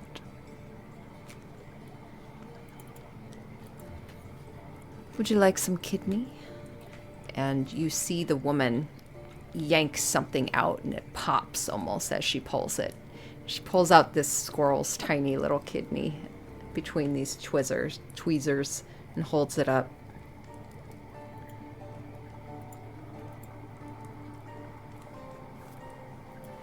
Offers it to you. It's good for filtrating out nastiness. I don't doubt it. The nastiness I have can't be filtrated out that way. I think. One never knows. She turns and drops it into the cauldron.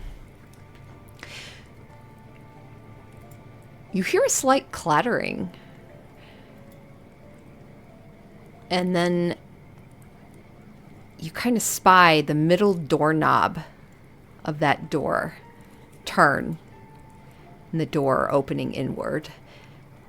And standing briefly in the doorway, you see a delicate and pretty young woman with white hair pulled up into two loose, messy buns, the fallen pieces kind of framing her heart-shaped face. She wears this off-shoulder white, kind of loose dress. Her feet are bare, and her skin is fair and soft. As she pads into the room, closing the door behind her, and you're instantly taken with this piercing blue eyes that are slightly too large proportionally, giving her gaze this disturbing appearance as those eyes zero in on you, Liam, as you see this woman. Oh boy, gotta find her. Here we go. Oh.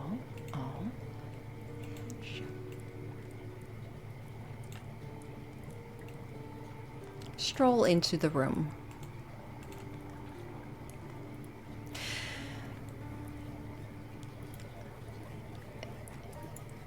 What do we have here? I didn't realize you were having guests over, dear Baggy. And she strolls up to you, Liam, those large eyes almost glowing as they look you over. So squishy. You smell delicious. Liam is equal parts disturbed, but also thinks she's kind of cute. She kind of runs a hand down your face a bit.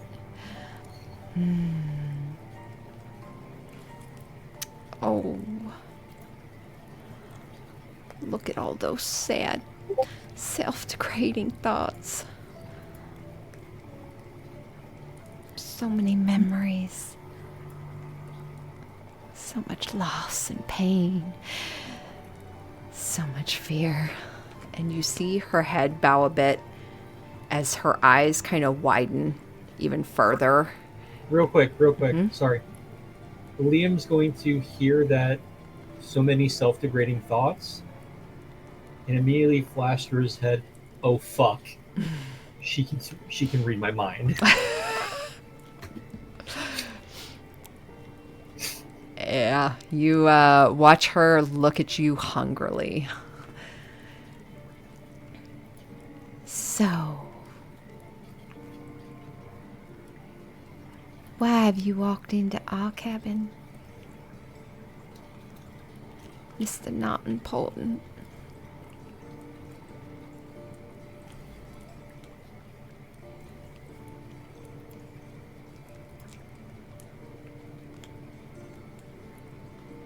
Could you repeat that last part? Why have you walked into our cabin, Mr. Not Important?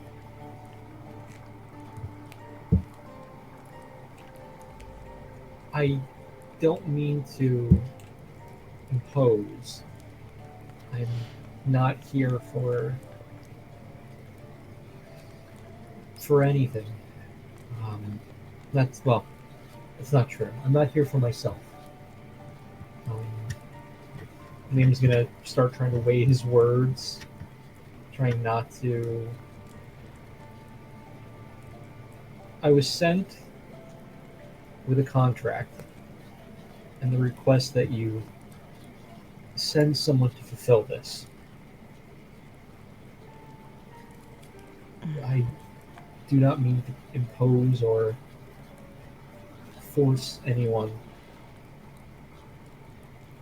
I'm just a. He's gonna pause because he was just about to say, "I'm just a messenger."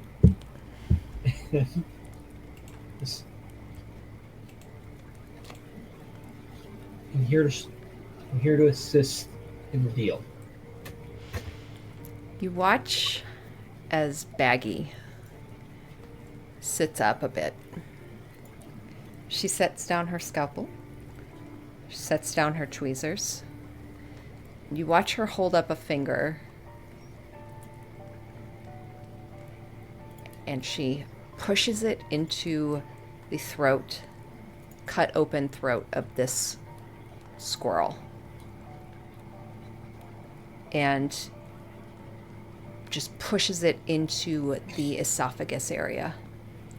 And you watch as the squirrel's mouth starts to move. And you hear her voice come out of it. Oh dear God. We don't make deals.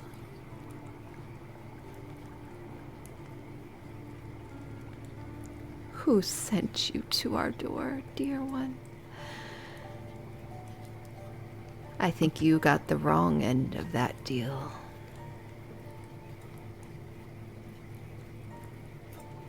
Liam is going to pull out the contract, place it on the table, one hand still on it, and say, you made this contract with them. Does it look familiar? You see the white-haired one kind of sweep around the table. She looks at it. You notice she keeps her hands from it and looks at it. That's not our contract. That's the widow's contract. Oh, have you seen our sister? And she comes into your space, hands on either side of you, getting real close to you. Her eyes are very large. Have you seen Groat? Where's my sister?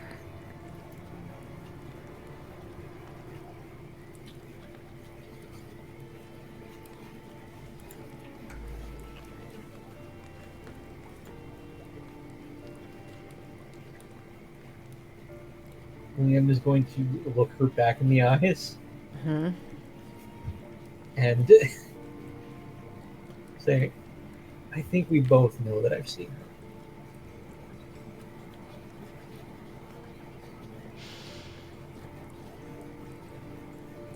She runs a finger down your face and then sweeps it around, circling one of your eyes. Do you really need this? I can give you something better.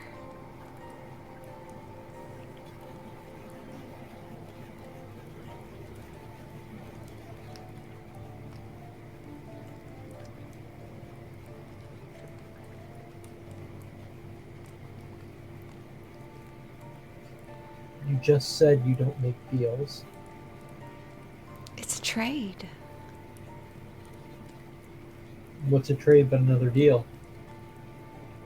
Oh, don't be like that. You came into our house.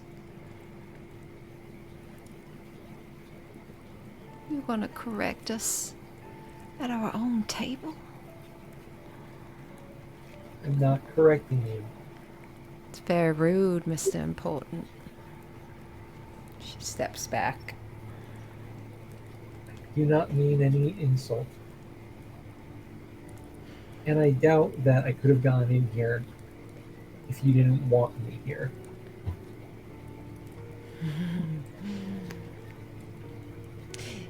We did smell you. Second you fell into the swamp. At this point, Liam's going to lose some tension and just be like, yeah, that's my luck. We don't do contracts.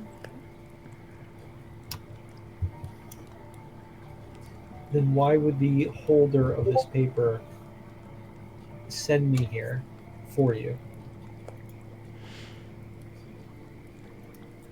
She shrugs a shoulder and heads to the side of the room. Roll an insight check.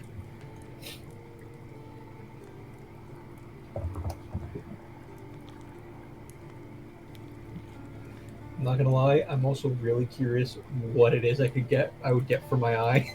Mm-hmm. But that's not what I'm doing right now. I'm trying to not get killed. That's a 14. 14. You've noticed this entire time the actions of this other sister as she interacts with you and the contract, and a thought comes back to mind. Phrase's voice telling you they don't like to make deals. They won't want anything to do with the contract. You'll have to be clever to put it in their hands. As you realize she has specifically been avoiding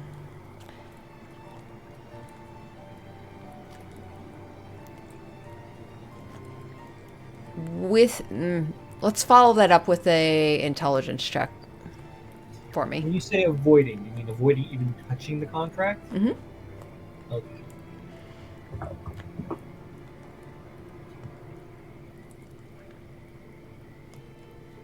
You said intelligence? Yeah. Well, as the smartest one in the party, that's a 9. Oh boy. Yep. Sorry, Sorry. failed that one again. You had to preface my bad roll with that build up. So yeah, Oh dear. you see her. She walks further away from you, turns, and you see her kind of eyeing you as she kind of fingers what looks like some sharp objects along the wall.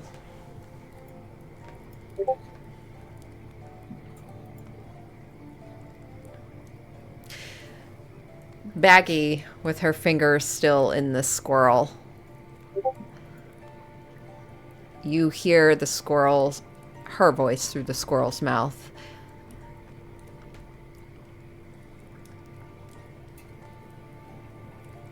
If you have nothing further to offer,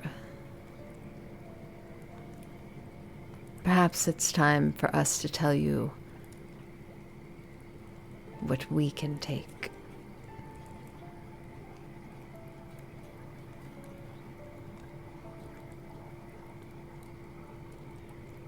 Liam's gonna look back at Peggy Deadbells and say, She didn't tell you her name.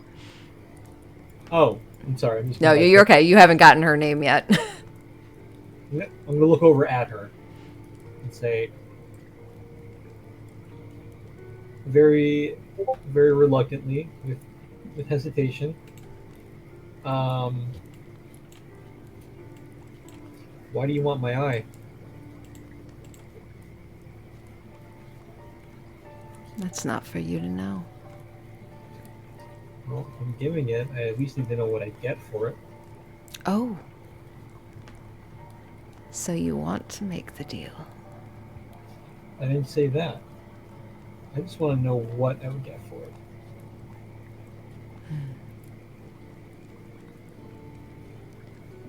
Perhaps you would get new sight.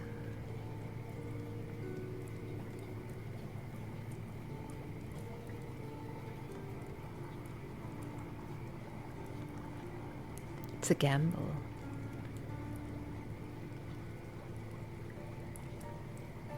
Or perhaps I'd just take your eye and eat it.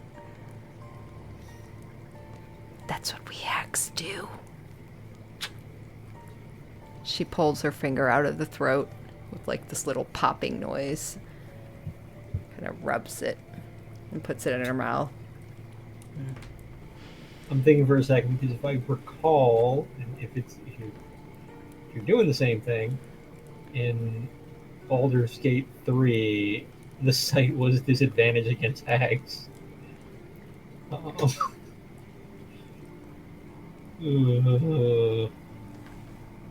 Um,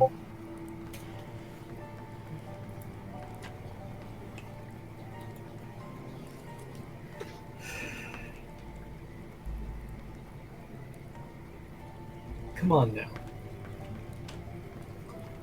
This may not be my first interaction with a hag, but I have no problem with any of you. I'm sure that you're not as bad as the reputation as these stories tell. Tell us about the stories. As the other one comes around, her arms kind of sweeping up over your shoulders. And she rests her head like on your shoulder looking at you. Tell us the stories. Tell us what they say about us.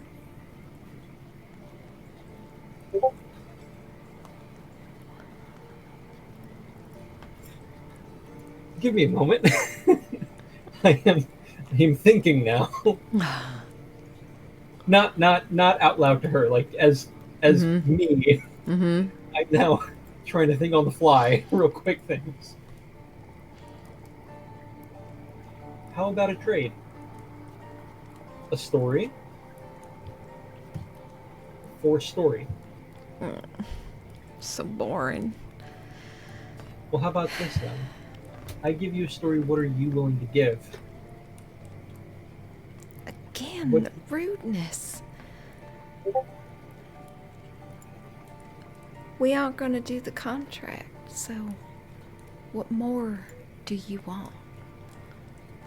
Tell us what you want, and we'll tell you what you can get for it.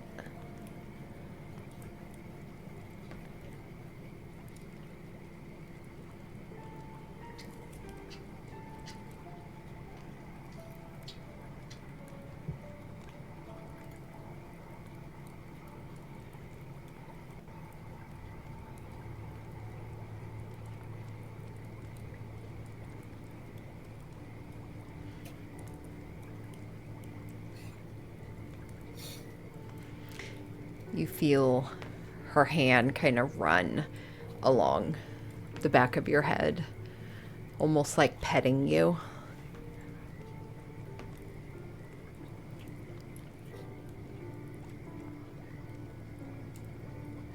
So many thoughts running through my head right now. Gotta be clever here. What can I do? What can I do? What can I do? What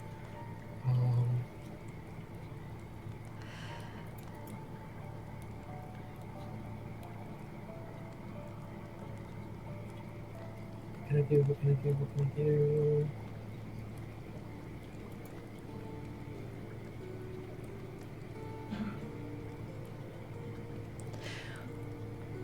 Why don't?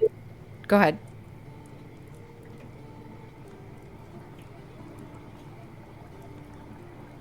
Why don't we do this? Why don't we take a quick 10-minute break and you can think on it? Yeah. Oh, fuck. Okay. Okay. All right. I'm blanking because I'm trying to think. I'm trying to be clever, and I'm also like, oh god, that's not gonna work. That's not gonna work. That's not gonna work. All right, we'll take a quick 10-minute break here, come back at 7:24, and we'll dive right back into this.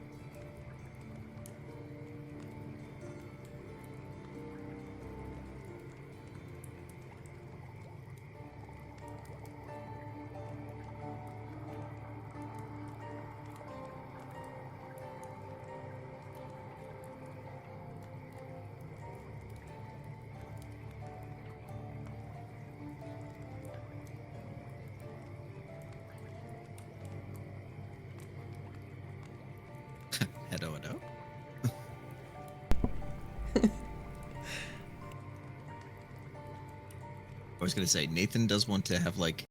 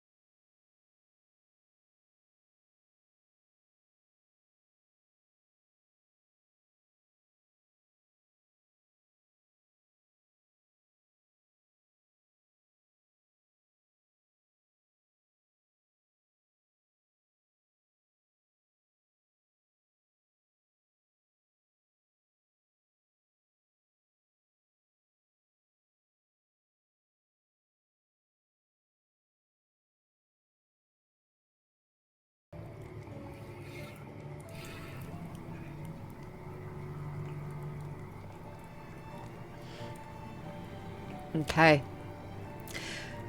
So you are at the table. You have one of these hags, arms draped. She's draped over you, like from the back. You're seated at the table, and she's kind of resting her head on your shoulder. And you can feel her breath against your neck, and it is cool. And you see those eyes. You can sense them just boring into you.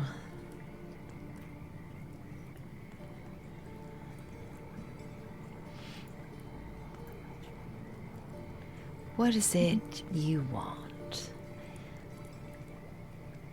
little boy? I want out of this debt. What debt do you owe? I owe a debt to the holder of this piece of paper. Her eyes drop to it.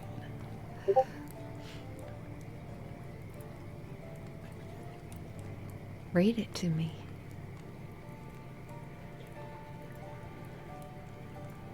And they look back up at you.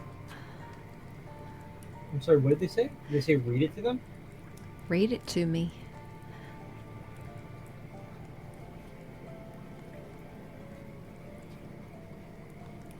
What language is it in? Abyssal. Abyssal? I'm sorry. I don't know the language.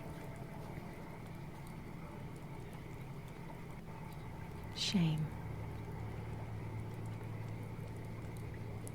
Me either. It's a bummer. But you wanted me to accept it. I wanted you to fulfill the terms to it. I Why? assumed that you knew. What do I- you get out of it? I get out of the debt. What happens if you don't? I don't right now. That puts you in quite the pickle.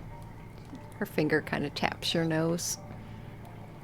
And I'm gonna quickly just say, of all the things I've gotten myself into, and I'm just gonna say, if you'll allow me, I'm gonna reach into my cloak and pull out a stack of flyers for Valley Bows, put them on the table. See, this is by far the easiest deal I've had. All I have to do is hand out these flyers and make this one gentleman's shop successful. You see the terrier kind of push forward a bit, sniffing the edges of the papers. And then it gives a little bit of a sneeze, and some of the papers start to fly, and her finger stabs down onto them, pinning them to the table. And she brings it up, and you see she's got a really long, sharp nail. She brings it up in front of both of you. She stabbed through all the papers? Just all of them to the table, but as she brought her finger up, one of them came up with it. But she touched through all the papers. With her fingernail, she went through all the papers? I'll roll. Let's roll it. Let's roll it. She rolled a 5. She stabbed through all of them. The contract was on the very bottom of the stack. As she pulls her finger up to read, Valibos. What is this? I'm not sure, but I don't see a Valivos paper. I'm sorry, it seems like you stabbed through the contract. You see her pause, and you see Baggy across the table. Sigh, places her hands on the table and stands. And she walks around the table. She looks down at you, Liam.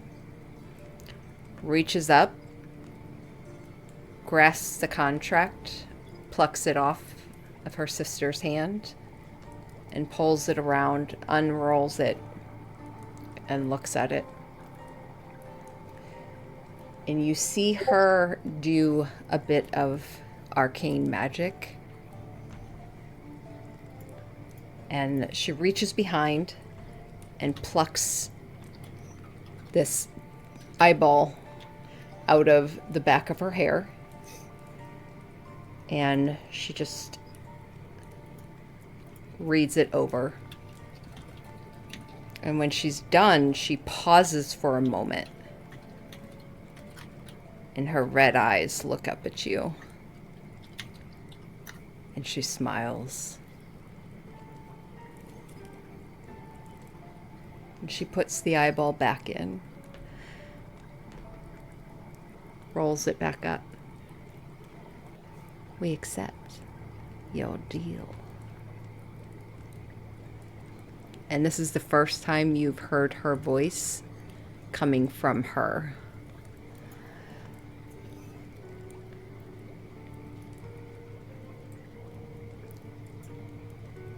Consider your debt paid to the deceiver. What he offered the widow, we will take. And then we will call her back from the depths of the abyss when the time is right and when he is powerful enough to do so.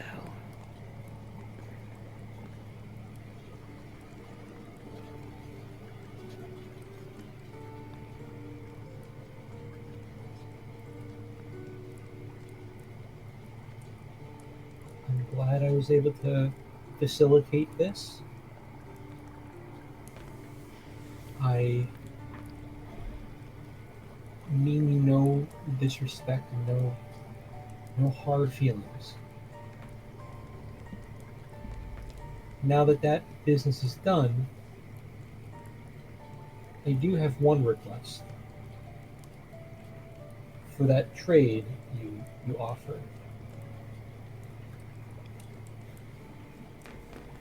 You see the other sister lean forward, and she kind of grasps your chin and turns you to look towards her. Yes.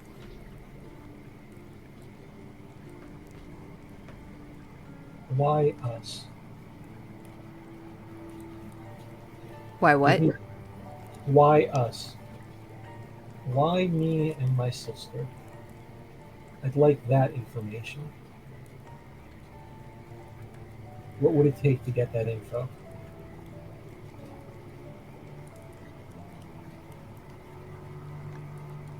Sweetie,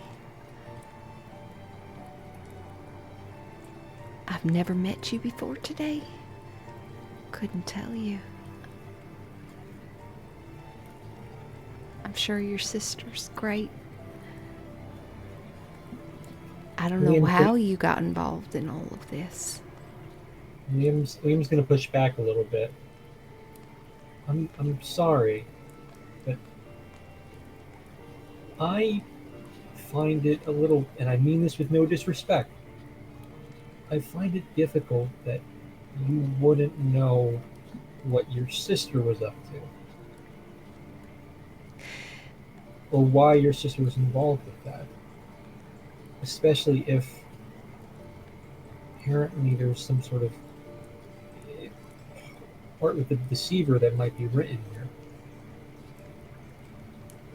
here. You see Baggy now. And hold on. Before I'm mostly gonna say, from all the stories I've heard, hags are wise, intelligent, and know all that goes on in their realm, in their areas. You mean to tell me that that isn't true?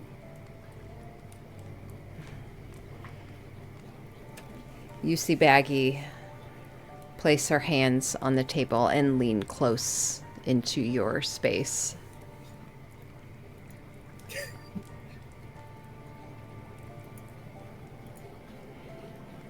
Do you know what it was he offered? What he offered our sister?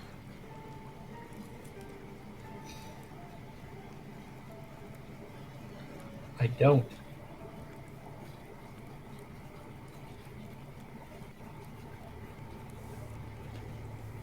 You see Peggy reach across you and run a finger down her sister's arm.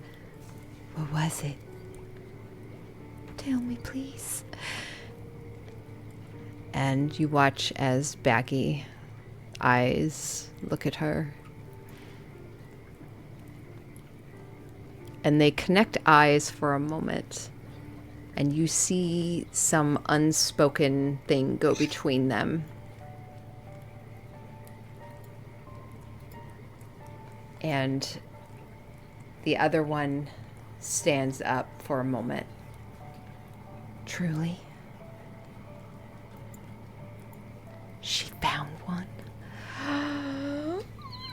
He'll be so happy.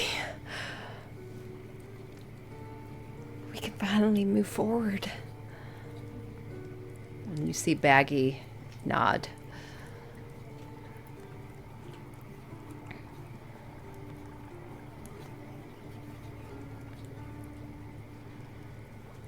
She reaches up a hand and just kind of taps your cheek, Liam.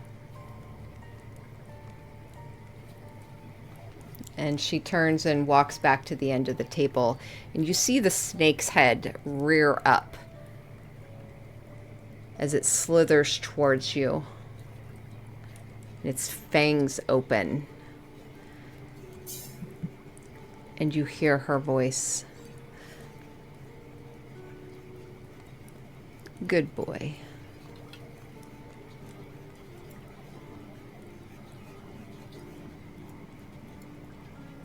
Which of us would you like to come with you? We will settle this deal as agreed upon by the widow.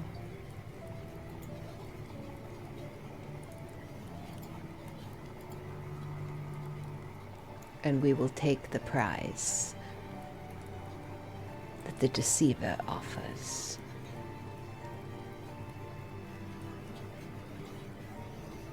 What's the surprise?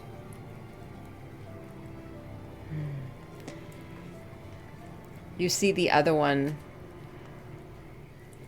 come in front of you, sits in a chair,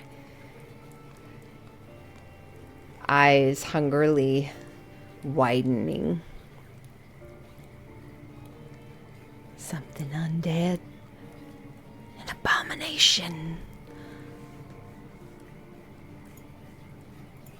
Unfinished. You see Baggy lift her head again,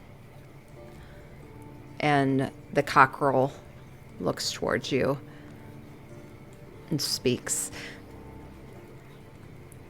A stillborn godling.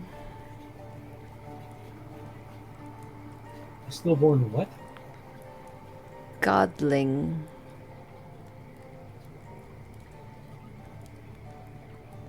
Unfinished. And then you see Baggy speak. An atropal.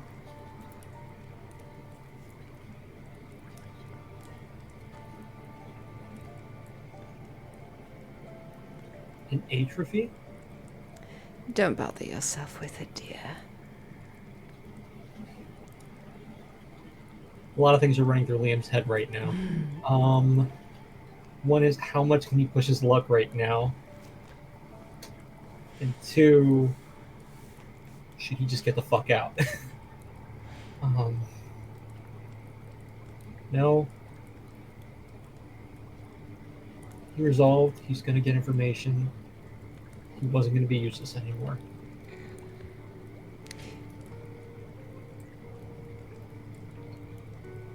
You see them both looking at you, waiting for you to choose.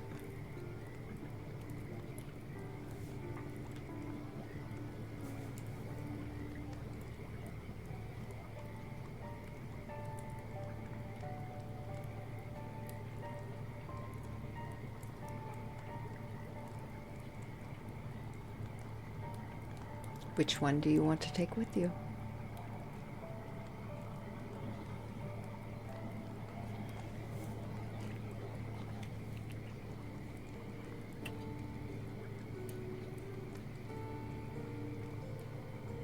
You can't get something for nothing.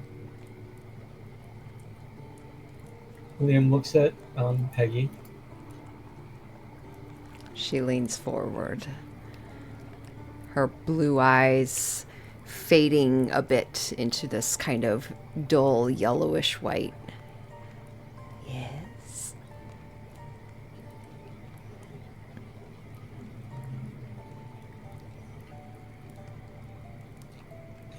I'd like you to come with me, but before we go, tell me exactly what that contract says, what the reward is exactly that you're getting, and you can have my eye. Roll a persuasion check.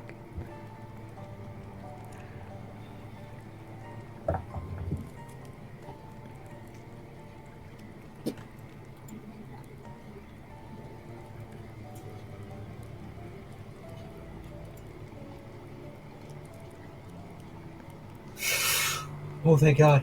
I had one last stroke of luck.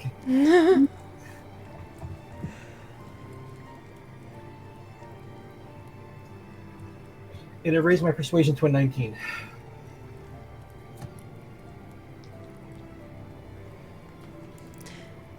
Baggy, actually. The terrier sits up and speaks in her voice. The widow offered her services of the Sohn sisters to fulfill a contract of his and her making.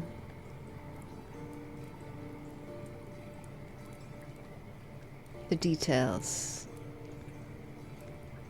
of which are unknown to us, but we are bound to it nonetheless. It does say what we get out of it. Should we please the deceiver?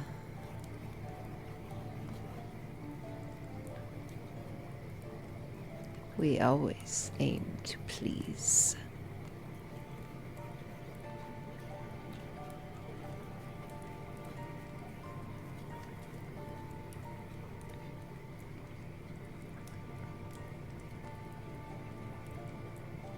So the contract only says that you're giving your services in reward to be rewarded with a stillborn godling and atrophy? A tropal. A tropal. Do not speak of it with such a light tone. Well, part of that information that I asked is what the reward was. I know its name, but what is it? You see the other one sit back a bit, looking a little bored. You're not a very good listener. It's stillborn godling. An unfinished deity.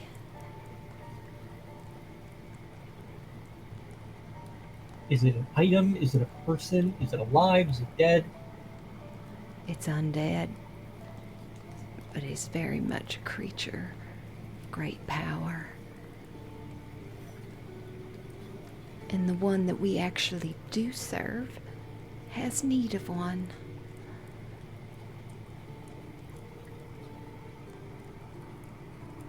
It's fortuitous that the deceiver would bring us this. I see now why the widow offered the services of the Sohn sisters.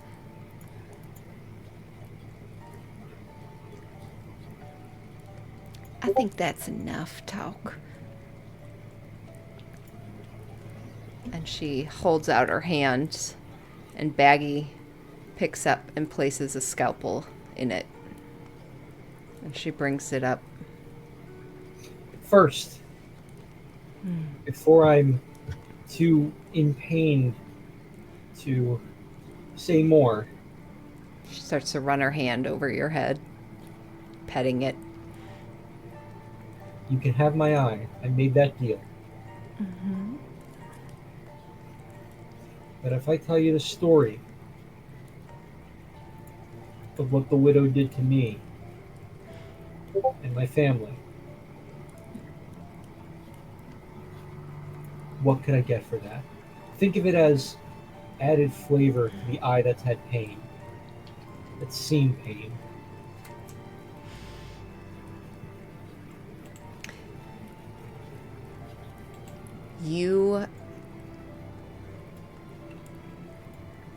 Liam just like gulps. Her hand continues to kind of pet your head and stops along the back of your head. And you feel her grip it tightly. And she looks at you, her eyes fading a bit more. Oh, sweetie. I know my sister. You don't even have to tell me, because I can see it. And you see those eyes fade into this yellowish, bulging eyes. Now go ahead. If you're not good with, if you're squeamish at all, you may not want to look at this, but this is the flash of what you see briefly as her form shifts momentarily. And you, for a moment, get a true feeling. You Liam grits his teeth. remember the purple eyes of the widow and how frightening it was. Her sister,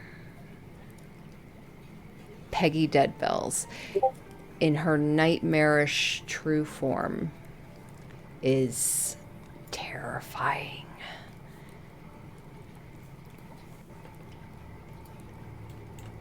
And she shifts back to normal, the flash gone, the ice blue eyes looking at you.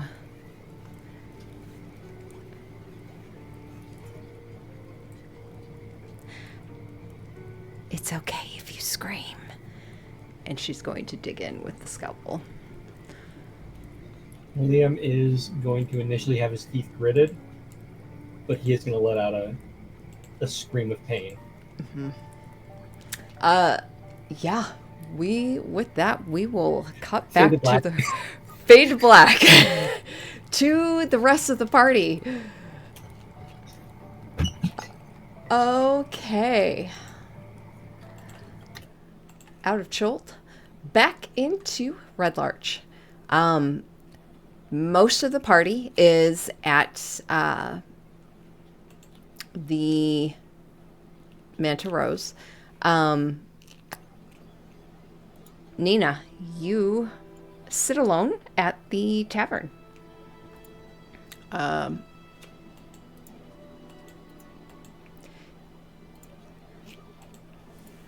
It's somewhat ironic.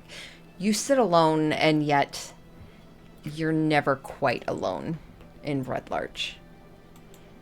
Your reputation is too well known, as most people kind of give you space, respectfully.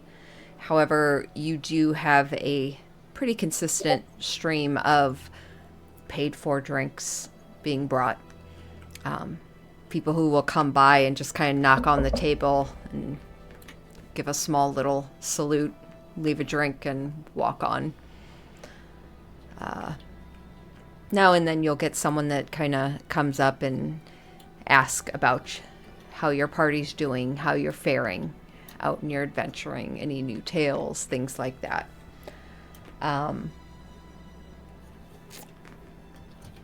Yeah. How long would Nina like to wait? Well, she already took longer than the hour to meet at the tavern, like she said she was going to. So I think she comes here mostly to drink and just to be sure that she has herself under control. And each one of these interactions, she is not unkind or cold, but she is brief. She's not like as chatty or as, charismatic, I would say, as she normally is. And I think after a while, probably like 9 or 10 o'clock, It's probably. she will, Okay. she will finally walk back. It's well into the evening. So with that, let's actually cut back to the Manta Rose before you leave. At the Manta Rose. Nathan, you were the first to head back. What was your plans as you headed back there? He would have probably went to Mr. Piccolo's area, which I'm not sure if he's there or not. I don't remember if he stayed or came with. That's right, because Enoch stayed back in Westbridge. Mm-hmm. Yeah, I don't remember who else stayed or came. I think Piccolo came with. I think so too, Okay. because Yeah, he's I'm kind of pretty helping with sure- the cannons and everything. Yeah, Yeah, I'm pretty sure it was just Enoch and Hesteba that stayed behind. Okay, so he'll go down there and probably see Mr. Piccolo in his area. And Philippe, I think. And he... Sorry. No, it's okay. That sounds right. He'll actually walk over and just... Evening. Hey! And he'll pull Death out and put it on the counter in front of him. Can you see what you can do? It's the first time I've seen it even get a scratch on it, so it's odd. You see his brow furrow a bit as he leans down, picks up a tool, kind of scrapes at it a bit. Ugh. What happened to it? Apparently Death touched it. He kind of pauses with the tool, looking up at you.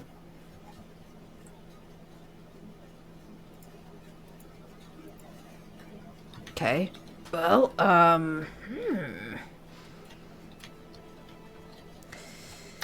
Either way. Anyways, I'll leave it in your hands, good sir. I have things I need to do. Very good. I will get working on it then. Thank you, I love friend. a challenge. And he'll turn around and start walking out again. Mm-hmm. I'm gonna assume he has to go through some hallways and stuff to get out. Mm-hmm. And on the way out, he kind of just stops for a second. And he just takes a breath, lets it out, and can't seem to relax for a second. And he just grits his fist together as tight as he can, and he can just feel it building. His veins start to pop, and his eyes start to glow a bit as he turns and just lets out a really angry yell and punches the wall of the Manta Rose with everything he's got.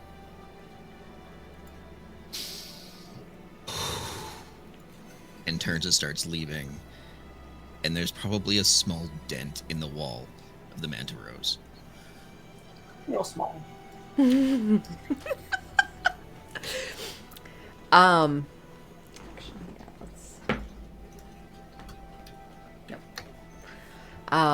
Okay. And he's going to make his way almost not as quickly as he can, but very quickly back towards town, towards the tavern. Okay. Yeah, you exit the ship. As you're heading towards the tavern, you do pass Rowan, who's coming towards the Manta Rose. Any exchange? Are you off to find Nina? Where are you heading? I'm heading to find Nina. Yeah. Anything you need from me? Just what I asked earlier. How's that going, by the way?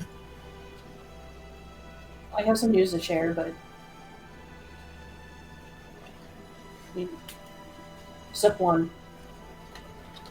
Sounds good. Thank you. You're welcome. Be safe, by the way. And he'll continue on. Okay. You think any of that emotion may have still been lingering on your face? Do you want me to do a check again so if I picked up any differences in you? Oh, No, you can. no. It's been there since the beginning of the day. Yeah, yeah. Well, Roll insight. Yeah, but you're talking about Rowan. Okay. Let's be honest here. The 12. Yeah, you can. He's obviously holding back, but he's putting on a smile and just trying to be positive. Okay, so she picks up on that, but doesn't rush or anything. Okay. Rowan heads back to the Manta Rose. Nathan, you head towards the tavern. As you step inside, you kind of pause, step back as someone is exiting, and immediately you see that familiar light pass you, and you know Nina is just walking out. And he'll kind of turn and just follow her a little bit and kind of just match step, I guess. Nina, you exit the tavern, kind of keeping your head down, having deflected a lot of conversation, and now just kind of wanting to get into some quiet. You step outside, kind of step around someone that was entering, and continue down the front steps. Where are you headed? Probably back to the Manor Rose. Mm-hmm. You start. Communication. Yeah, everyone, everywhere. Well, at least I could keep you company. I was gonna say, you said follow, but in step. So you mean you're next to her, or you're behind her? Yeah, I'm right next to her. Okay, next to her. Okay. I wouldn't try to be creepy about it. I think she, kind of just glances out of the corner of her eye and says, "Did you guys get everything you needed?" So, I just have to wait for some answers so we can react, I guess. Okay. She lets out a deep breath. Kind of tilts her head up, looking at the sky a little bit. Is it cloudy, overcast, starry? It's cold. We're in November, so I'm assuming it's a little cloudy. It's actually a perfectly clear night. Okay. The moon is bright. Oh, you know what? Actually, that's a really... What is the moon? Because we have a calendar. For that. Hey. Let me look. Yes, please visit it. Quickly. Okay. It is...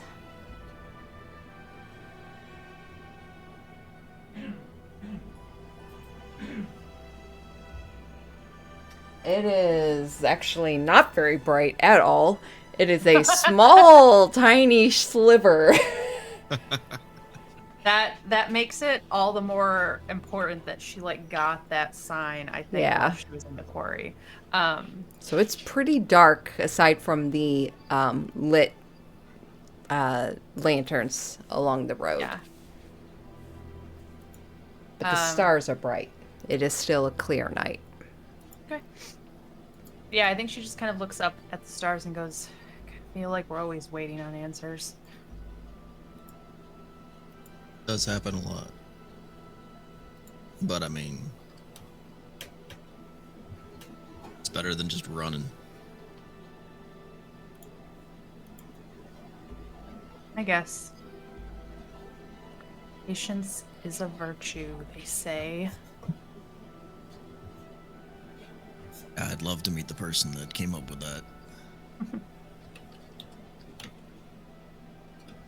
Is there anything you need from me? Or No, not right now. all right then. But thank you for earlier. I know you tried your hardest. I'm still trying. I know you are.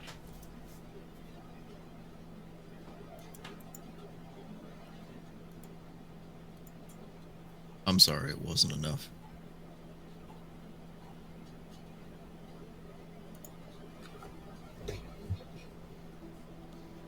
Liam and I have one thing in common, and that is we're very good at bringing this shit to the party. So I don't know if anything will ever be enough to get us to stop doing that. Fair But enough. thank you for putting up with it anyway. Worth it. And I mean, you have more than one thing in common, you know. Like a Really? parent. Well, they're dead, so it doesn't feel relevant anymore. And you can see she doesn't mean that when she says it.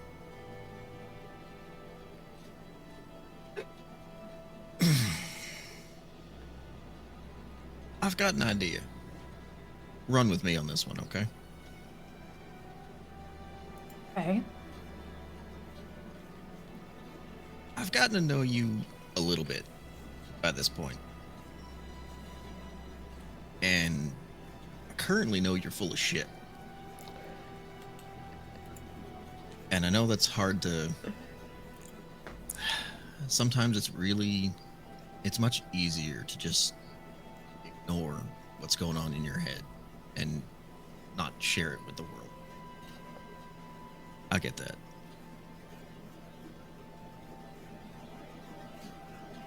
But I tell you what. Think of a city. I don't care which one. Anyone in all of Faerun. Neverwinter. Okay. If at any point in time one of us says Neverwinter, no bullshit, honest to any god, you tell me what you're actually feeling. And I will do the same with you. No hold back. Okay.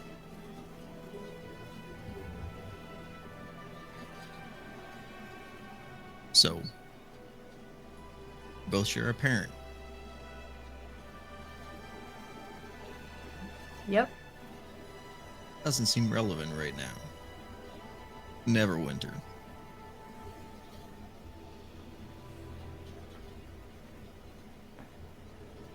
Liam and I had very different experiences with our parents.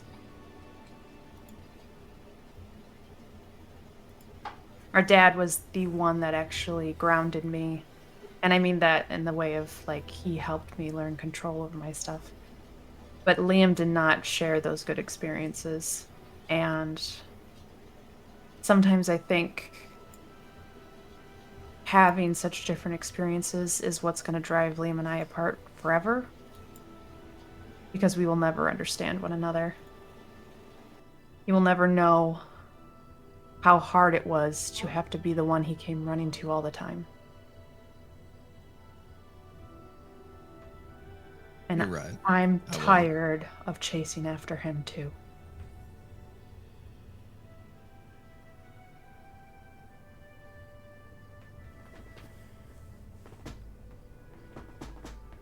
All right.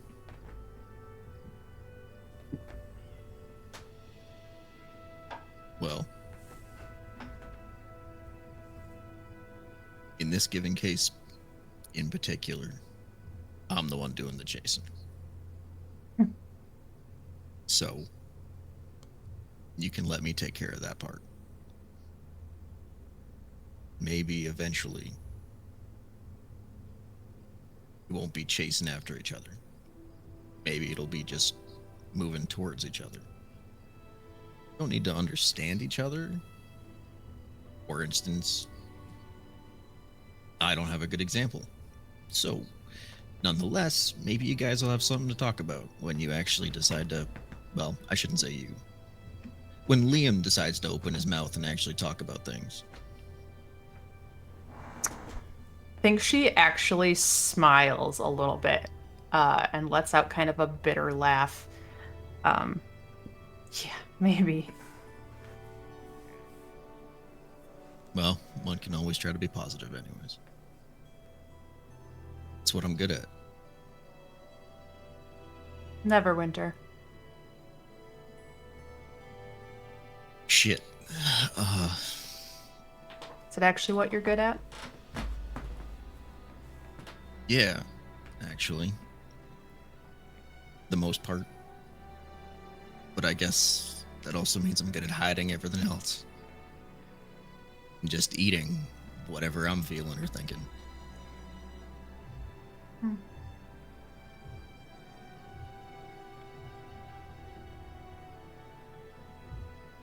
You really think we can get him back? Want to. I believe I can get him back if I know what I can. If I have enough time to prep, I can do it. If I know where he is, I can do it.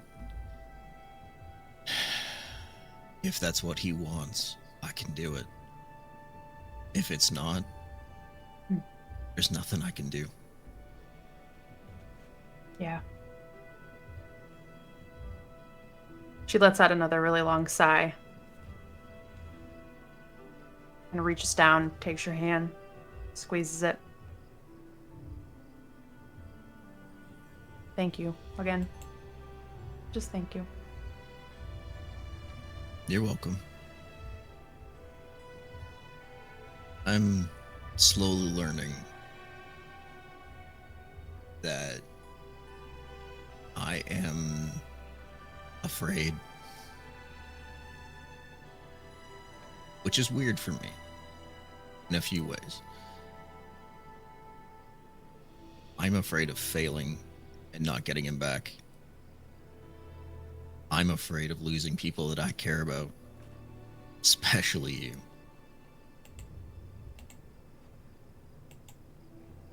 And every single day, I try to be a good person. I try to look at the positives in life. Try to smile and be that light for everyone else. So they can see that it's not all bad. There are good things in this world. Positive things. People that will help. Will be there. But I'm trying to make things right. I do my absolute best to be a good man. Trust me when I say I ain't no hero, sweetheart. And I know it. I wholeheartedly believe in the balance of things. Just as much or even maybe more than Rowan does believing in her God. And it's something that's always done right by me.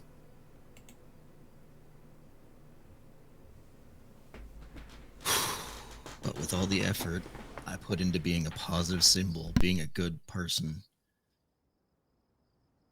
I know there's something inside me to balance that out. I'm afraid because I can feel it. With everything that's happened to us, it just keeps growing. I am so very angry. And I'm afraid of what happens when it comes out. And how you'll look at me when it does. I think she hasn't let go of your hand. And at this, she fully stops you and turns you to face her. And she goes, "Let me be clear when I say this. I can see you, Nathan. Every single part of that. That fury, it's what I recognize you, and it's why I'm drawn to you.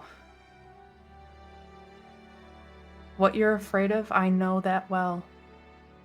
And nothing you could do could scare me away."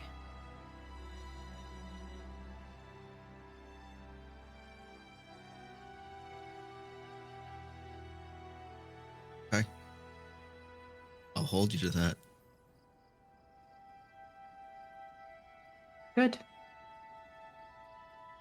And he squeezes a little bit. I'm gonna continue to hold. Good. Thank you. And she'll turn and start walking, just kind of pulling you with her. But holding that in is also not great. So if you ever need somewhere to let it out, I know a few places. Good, because I think I'm gonna be getting shit when we get back to the Manor Rose. What did you do to the Manor Rose? I think I dented a wall.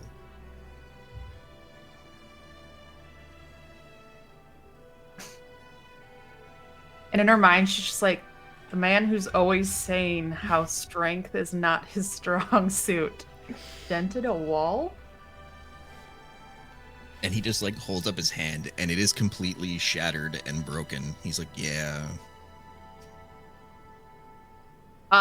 She sees that and just goes, oh my, and like lifts it up and kind of like looks at it, just, you weren't kidding. And then she kind of softens a little bit again and will so delicately like bring her head down and gently kiss your knuckles. And with that, I will cast Cure Wounds to fix it. Okay. All right. We'll have to work on the location. But... Yep. It's, yeah. Yeah, good idea. Let's get you back home.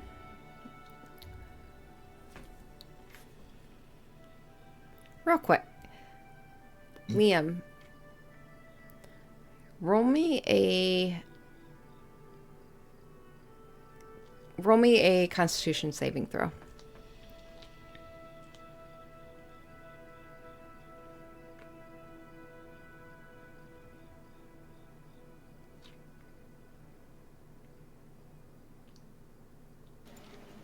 $15. Okay.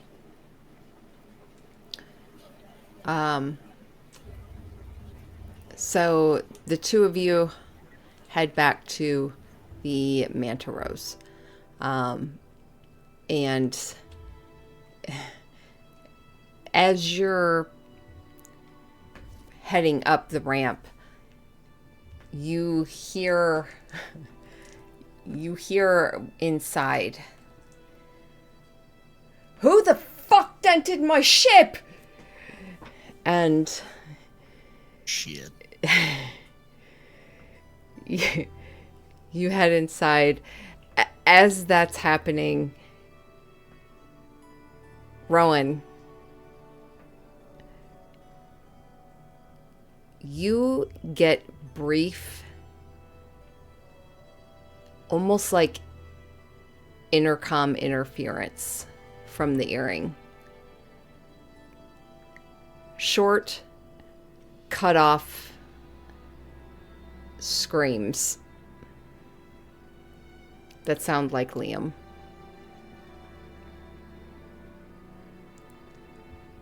It only happens for about 15 seconds. It's very sporadic. And then nothing.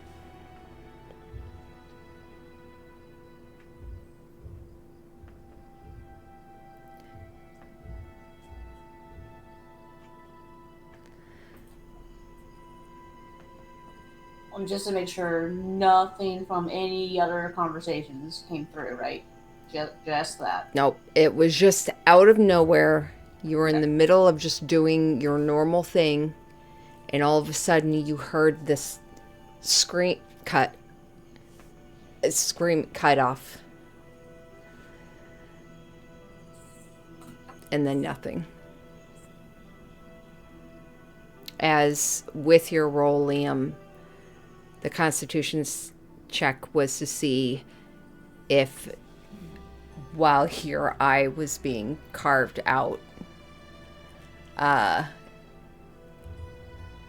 if you would have accidentally activated your earring or not.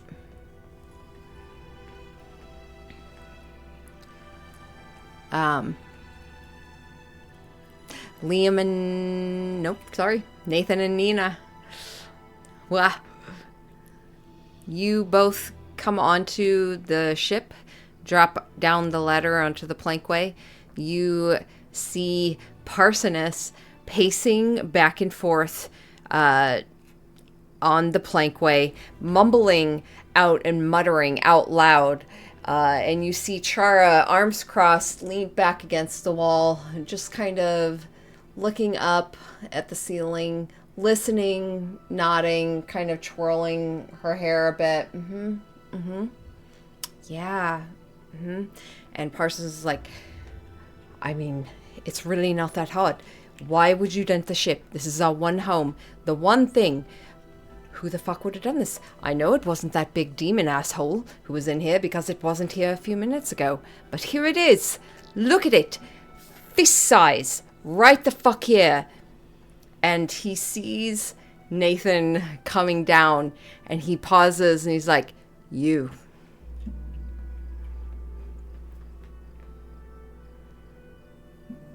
You're gonna fix this. I will. And you see Chara kind of tilt her head.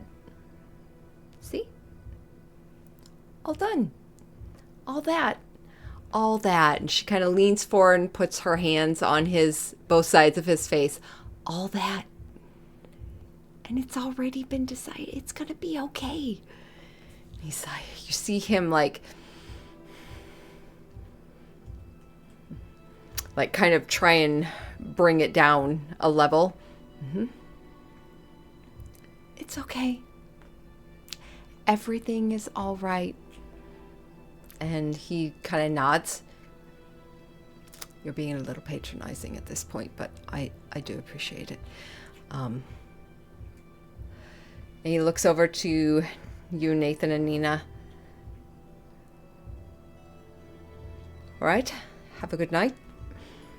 And just off of base, you can tell he's embarrassed and walks past you, pauses a moment, doesn't look at you,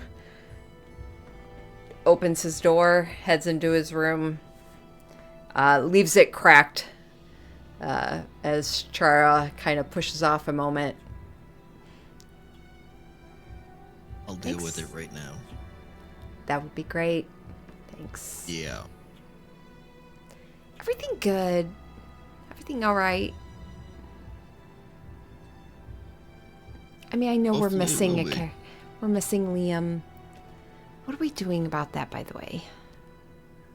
Well, you're getting Scry. Yeah, For I'm one. gonna need all of you to do that. So, Yeah, that's fine. Just let us know. When. okay. Preferably after everybody gets food and stuff, so when they fall asleep, it's not a big deal. Okay. So, where's Rowan? On board somewhere. Okay. I'll need her too. I don't think Parsonus is going to be in a good enough mood for this, so... Yay! Well, I'm gonna fix a den. And then I'm gonna get some food with Nina. So you have time to put him in a better mood. Okay. Well, I'm going to need you to get us some food too then. I feel like you kind of owe Right. us. Fine. You're right. Yeah. We'll Make get it it. a nice big platter of cheese. Just towering. Alright. And she kind of heads into her room, looks out.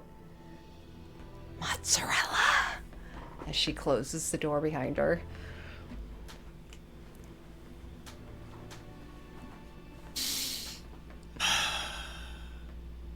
So, I'm gonna go fix a den. Would you like to get something to eat afterwards? Sure. How are you going to fix a dent when you can't get to the other side of the wall? Oh, you can just heat it up and kind of like pull it forward with suction, or you could do a tack weld on like a bar and then heat it up and pull. Never mind, don't worry about it. Do you need me to heat something up? Actually, that'd be fantastic, yeah. Okay. Got what you Care to need? join me then? Yeah, she'll help you. Sweet. Someone has finally given her a job to do today. Everyone else got jobs and Nina did not get one. So. All right. Yeah, she'll help. Yeah, with help. Actually, yeah, let's go ahead and roll it. Just roll a straight d20, but with advantage. DC of 10. It's a simple 17. one. Yeah, easily. You guys, with Nina heating Thank God the first roll was an 8. You're Nina welcome. heating the metal of the wall. Yeah, you're easily able to, with your skills, to pull it back out. And it looks slightly like there's been a definite change to the structure. However, it is pulled back out, and for the most part, it looks pretty good. You really got to hit it with the right eye line to be able to see that there was ever any kind of dent in this here wall, this home.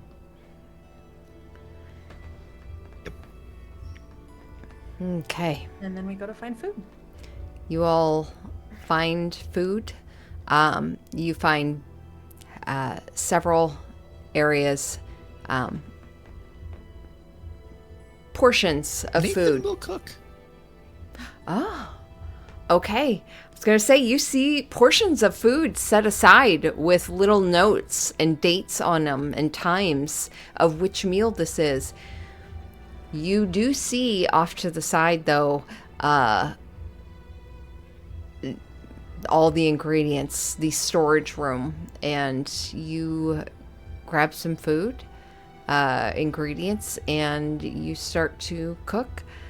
I will say Nina's gonna go through all of the stuff that Enough had put together, pull out all of the cheese in whatever dishes there are, and put it onto a platter. And she's gonna she's gonna get a toothpick and make a little flag on top of this mountain of cheese, and she's gonna deliver that to Chara.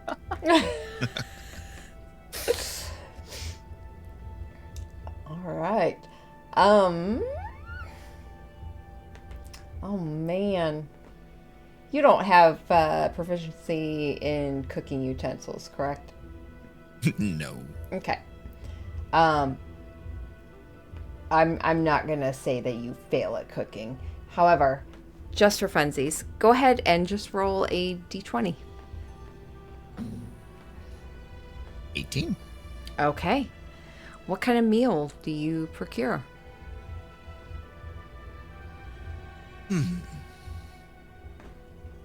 Judging by the manner of probably stories.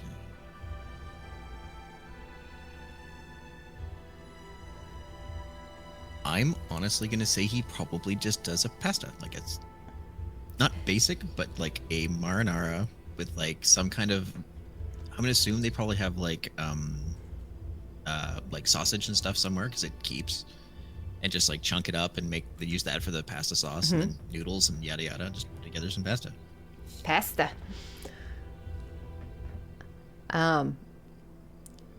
Rowan, you smell food being cooked and prepared as you are sitting in your room.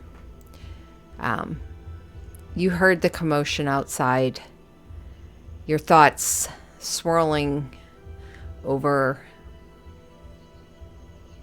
the message, the vision given to you earlier at the Allface Temple, on top of what you had just recently heard.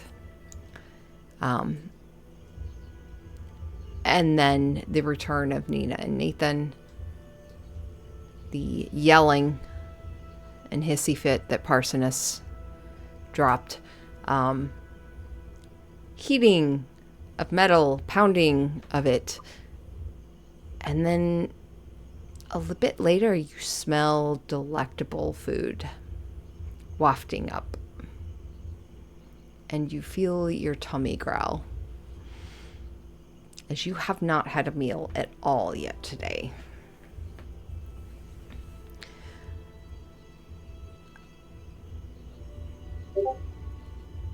A minute later, Nina would come upstairs, and you would hear the soft knock You hear a door open, and you would hear the voice of Chara. This is perfect. And you would hear her go, here you go, a tip. And Nina, you would see, like, Chara would hand you, it's some negligee that she had on, drapes it over your arm, and she takes the platter, gives you a big smile, and kicks the door closed. I think Nina laughs again to herself and goes, God damn, I adore that woman. And then starts walking back to the kitchen. And Nina, Rowan, you hear Nina's footsteps as they head back down the metal walkway. Back down. What does I'll Rowan do? probably end up getting up and shortly after that follow down. All the armor is off. So it was taken off and put it on a chair in the corner. She was definitely kind of looking at it after the image and probably more closely actually studying the new symbol. Trace actually kind of sitting on the floor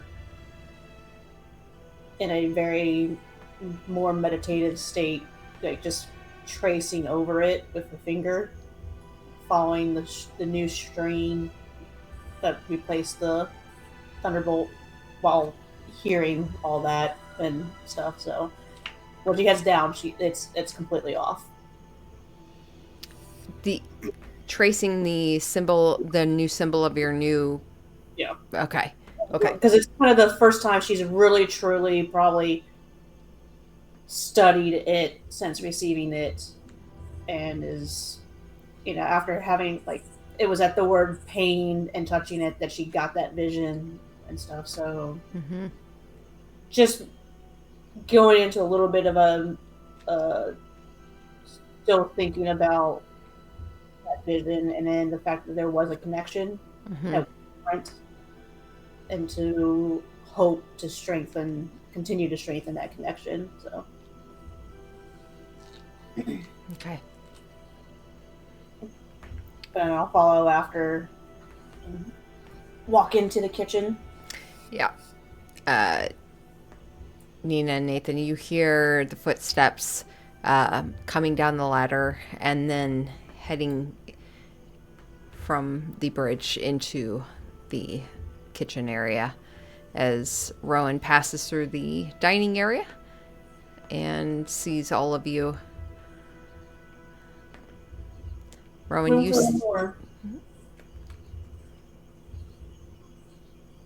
Sorry, what was that? Is there more? room for one more. Oh, yeah, absolutely. Pot's just over there, and there should be more pasta. I made way too much. Did you see I made? Yeah. Nina just smiles I over lived her on my plate. own for a while. I know how to cook. No, I'm looking at it more of why haven't we been having you do it more? Well, then again, I haven't Nobody tried it asked. yet. On top of that, we've been on this ship, which feeds us more often than not. We're in towns, so inns, taverns. We just haven't had a chance. Oh, and then the manor back in the ghost chefs. Yeah, I just fair enough. And I'll start walking because he's always answers Rowan with such direct answers. Yeah, Rowan, you walk in, you pick up a plate. It is a mess. There is marinara sauce that has splattered all over. You see the preciseness of these meals set out perfectly on the opposite side of the kitchen with little notes of times and what meals they are, clearly written in the hand of Enof, and lovingly set up. And then you turn and see the other side over here where there's just splatters of marinara, chopped sausages and meat, and you see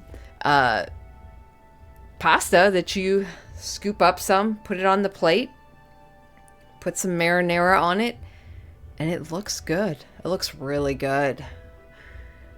You smell some herbs coming from it. Okay, grab a fork. I'll go over and sit down. Like, is there any grated Parmesan? Oh no, Chara has all the cheese. She Oh. specifically requested the mountain of cheese for dinner, so. She gave me a tip though, and she pulls out the negligee and sets it on the table. So, you know. Is that you? Never mind. You like it? I'm sure Hestava might. Wait, what was that?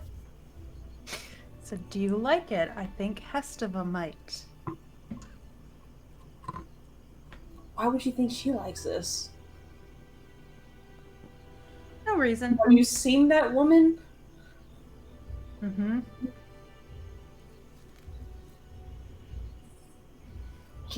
She reads smutty novels. She likes this. She likes that too, and she kind of like points to your more like built like frame, right? Don't worry.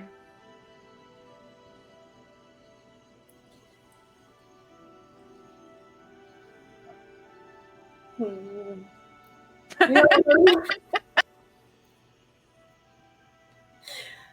Oh, Rowan. Poor Rowan. It's so fun to play this.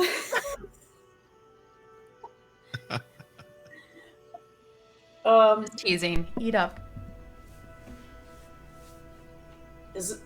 No. Hold on. Hmm?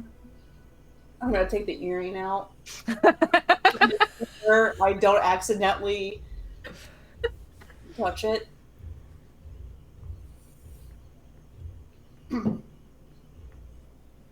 What do you like? What do you mean, my frame? Is it really that obvious that there's an interest, at least for me?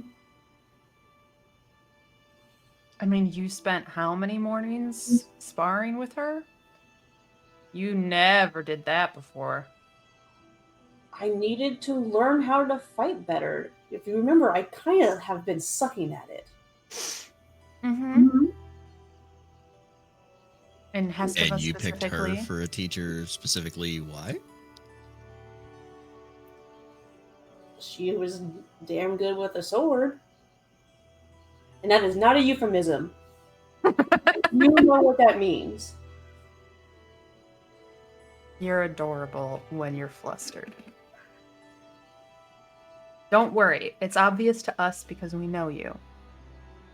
She might also know, but I think that's a good thing. You really think she would have stayed behind in Westbridge and done all she's doing if she didn't care about you? About us?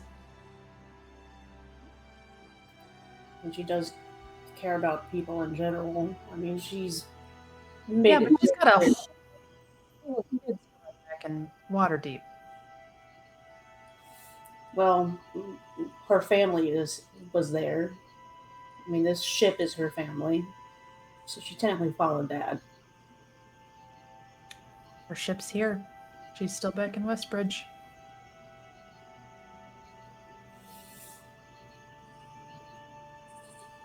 Indeed, I'm kind of shocked that I haven't heard anything from her. She's heard some weird things through that. Like what? Other than Nathan threatening. I mean, whoever.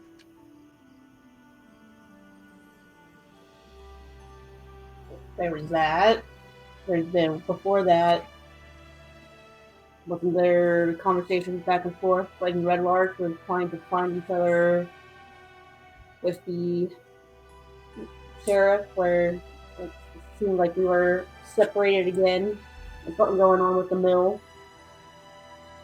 We talked about breaking into the barn. She heard us talk about breaking in.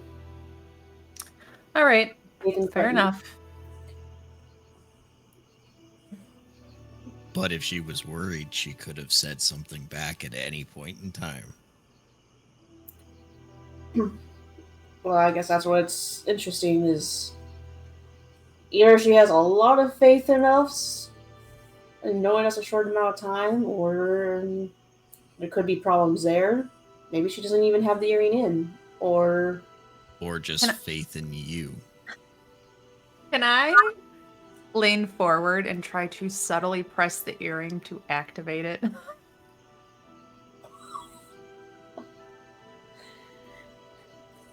You're muted. Yeah, I would say. wow. I want Hestava to know that Rowan is thinking of her. So it's not going to be a very long conversation. And if anything starts to get like especially revealing, I will lift my hand off of it. But I just want Hestava to know Rowan's thinking of her. Without Rowan's knowledge? Yes. Oh.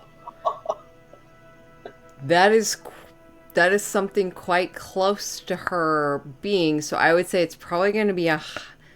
No, she took it off. She set it on the table. Oh. Yeah, she Yeah, took I the earring off. So took it it's out. on the table. Yeah. Because I did not want to accidentally activate it, That's right. Yeah.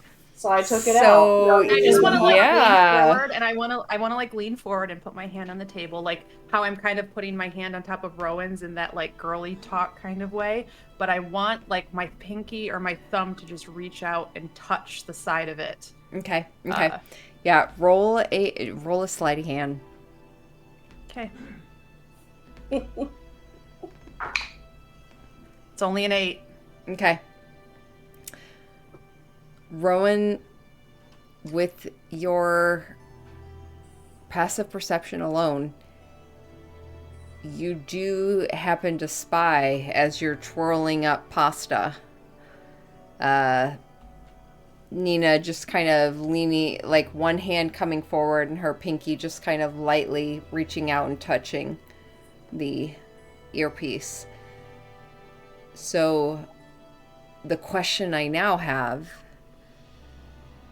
is, does Rowan allow it to happen?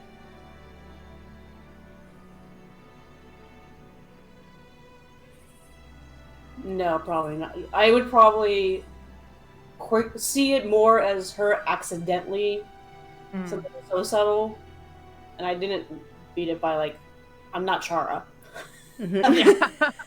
Well, let's No. make that. So in my mind, it would probably be that she's accidentally, because she's reaching towards me. So I'm gonna basically be like careful and like reach to grab her Sorry. wrist. Sorry. You were saying? I don't know. I mean, Something about her not having the earring in, maybe, or that she's just busy.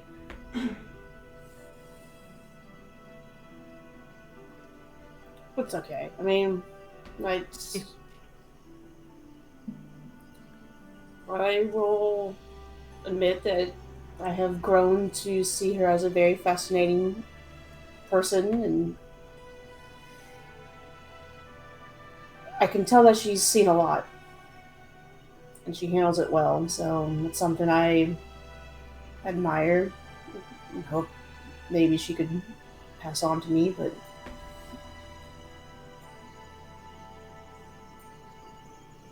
Okay. So what you're saying is that you don't like her. no, I said I do. You are choosing to make me use words. You mean direct words, right? You know, part of me doesn't want to go anywhere with anything because who knows if we'll be alive tomorrow, and certain people have been through enough. She'll kind of do a quick glance over at Nina. So, yeah, Well, I adding don't on to her pain she's. is good. I don't think she's going anywhere because, as you said, she goes with the ship, and the ship is currently attached to, and I will gesture to the negligee, a very naked Chara. So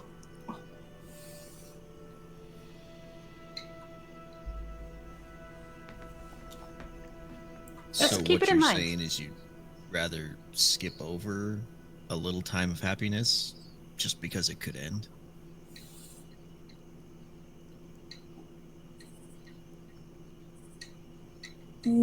No, more that she scares me shitless. Yeah, that's fair. But why would that stop you?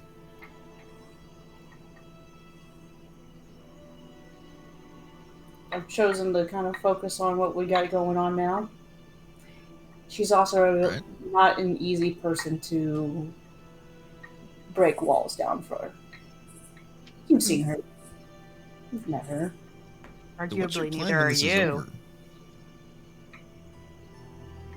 What was that, Nathan? So what's your plan when this is all over?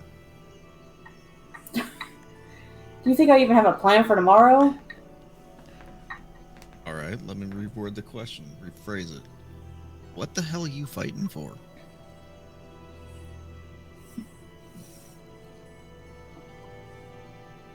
You know, this dinner got really deep really fast. Pasta will do that to you.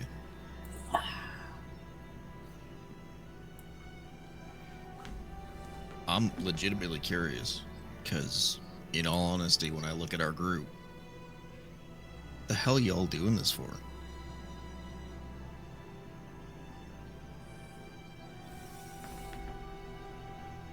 I'm gonna take like one more bite and then I'm gonna kind of push the plate away. No, you took it, you finish it. No, if I'm gonna talk, I can't have food in my mouth. It's raised better than that.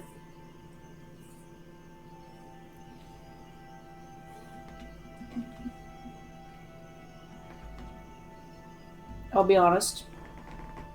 There's no point in lying. I don't necessarily know anymore. I mean, it's protecting people is one thing, but what comes after? Technically, I shouldn't even be here, so maybe I feel like I'm on borrowed time. And when we finish and you are here,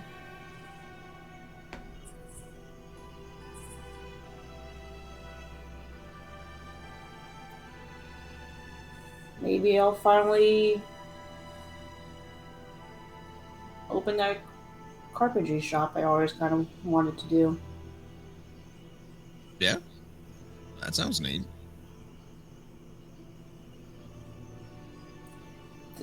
Don't take this in the direction you two will, but I tended to be good with my hands when it came to woodworking, tying fishing lines.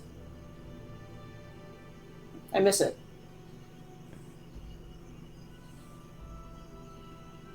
So, fighting to get that back?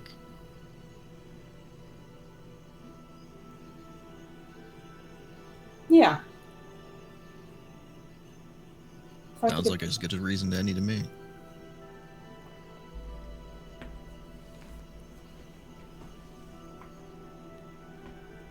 What about for Maybe you? instead of focusing on not being here, focus on that. I'd rather you guys see an ending than not being there to see one at all. Why are you saying it like it's us and not including you? Because I've been walking around here and none of you look like you're going to be around at the end of this. I already think happy, positive thoughts.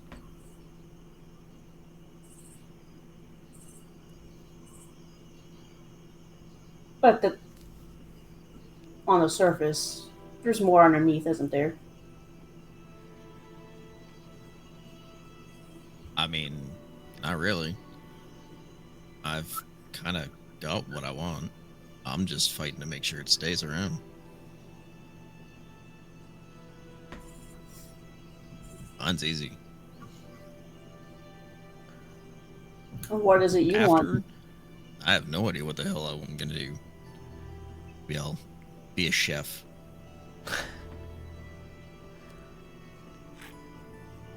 I mean, this pasta actually is pretty good. You did a great job. Thanks. Really good.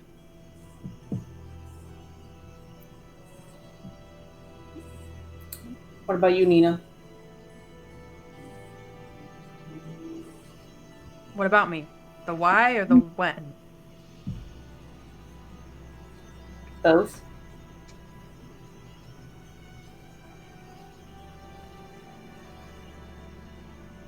I found you guys when I was trying to learn more about the hag and all of the shit that's going down around here because I thought if I could do something about it, it might redeem myself for what I had done in my past. So I am just trying to right some wrongs. When it's over,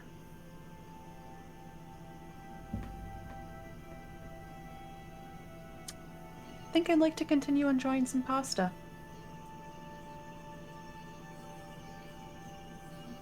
And just smiles.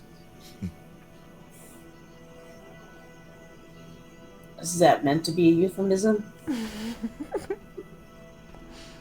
Maybe. And she like picks up a piece of like garlic bread, like a little hunk of crust that's left, and just like throws it at you. At me? Mm-hmm. Oh, I'm gonna have to try to catch it out. Yeah. Making acrobatics. Okay. Or no, sleight of hand. I'm sorry, sleight of hand. Sleight of hand? Either one. Kind of borders it. 14? Yeah, absolutely. You snatch it out of the air. How did you know that I actually was buying that? Thank you. And I'll eat it. It's very garlicky. Perfect amount of salt. Like, is it just the right amount of crispness on the top and then melt like almost gooey in the center? It's a little soggy on top. It has been sitting for a little bit. And let's face it, he's not he's you know, he's not a 5-star chef. Work in progress. Mm-hmm. Yeah.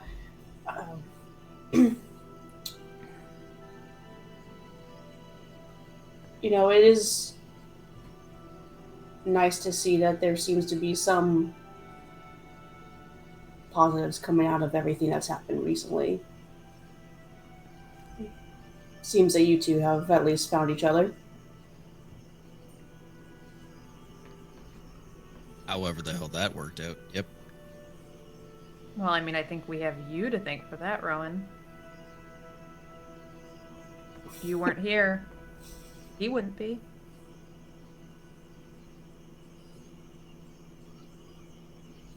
Yeah, we still need to figure that out. But I'm not taking any credit. I'm sure you guys would have found a way to each other at some point, probably.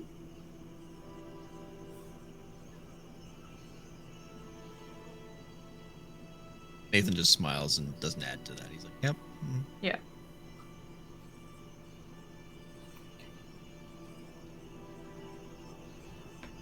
You'll start seeing Rowan's demeanor change a little bit.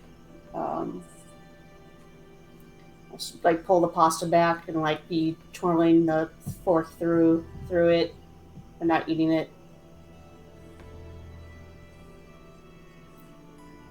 I don't want to ruin a good moment here, but You're gonna anyways. unfortunately. It's alright. Say what's on your mind, Ron. I heard Liam. And he was screaming. It cut in and out, but it was his voice. Well, can't say I didn't see that coming.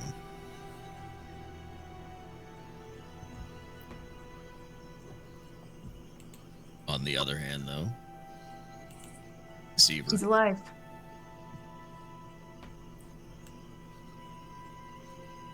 And that. But we may have at least a little bit of a light at the end of the tunnel.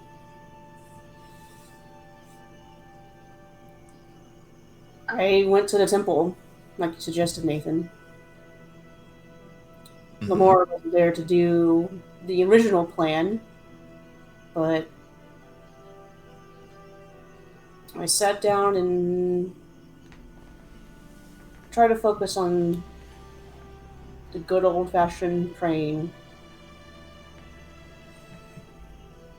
And I actually got rewarded for that. I had a flash vision. Very different than what I've had in the past. Just...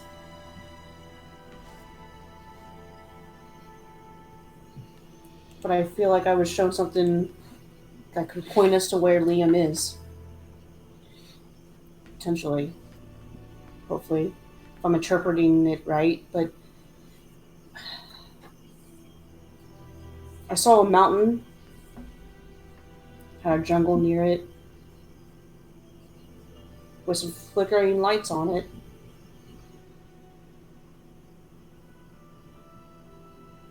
Which... I think I remember it felt like it was the place that Flick may have come from. Oh, right. I mean, Flickering Mountain was her full name. But Cholt? Didn't we just fly over Cholt? Coming back from Athkatla? I was gonna say, I think it's a very different area. Oh, no, Cholt is right down there. Really? Yeah. Hold on. Let me throw you on Faerun map. So...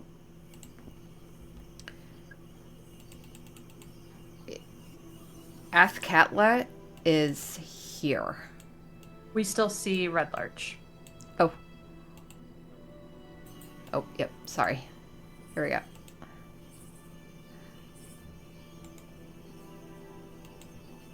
Oh, maybe I'm thinking of Kalimshan. Yeah. I was like, Short is nowhere. Yeah.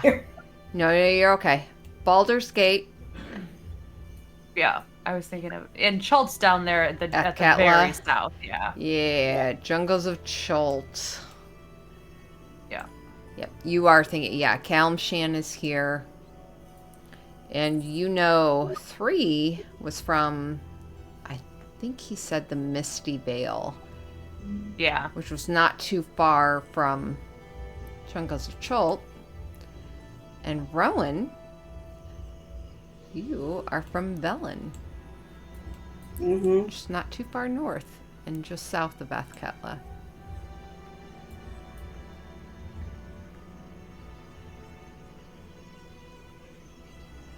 Oh, I remember why Allie got excited about Cholt. It was the teleportation circles. There was one in Cholt that she wanted me to take. Yeah. Okay. I'm back on track with my brain. Me as a player, I actually only know where Cholt is now because we just started Tomb of Annihilation. Nice. Did you? Are you fucking serious? Yeah, for my Okay. music campaign. All right. Well, I took some liberties with some of this. That's as far as I'm going to go with that. Just FYI. So don't. Yeah. Keeping don't. it separate. It's Okay. their Great. own world. Yeah. I just thought it was funny. And I was like, "What's the timing chance of?" Wow. And That we is. start that campaign, and then you mentioned Chult. Yep. Slight connection that you may find out later in your other campaign. However, just a small little. Yeah. If there's no dinosaurs that I can race, then I'm gonna be mad.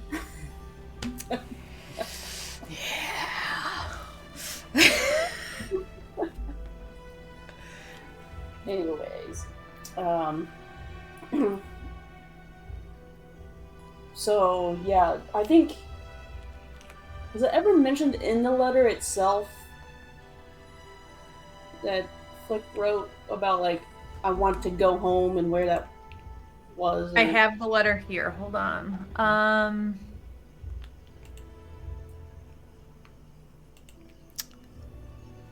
I don't think so. But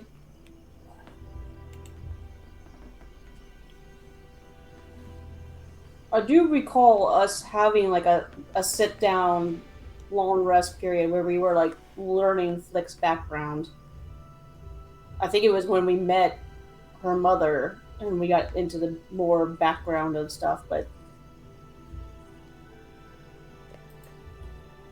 That was so long ago. I don't recall it, but I don't remember much of the conversations between Flick and Rain. So, that's not to say it didn't happen, but it does not say in Flick's letter. okay. I Yeah. thought it maybe would have come with the like when Flick explained why like her name was Flickering Mountain. Mm-hmm. And I don't think I was here for that yet. So I don't know if that happened with the group previously.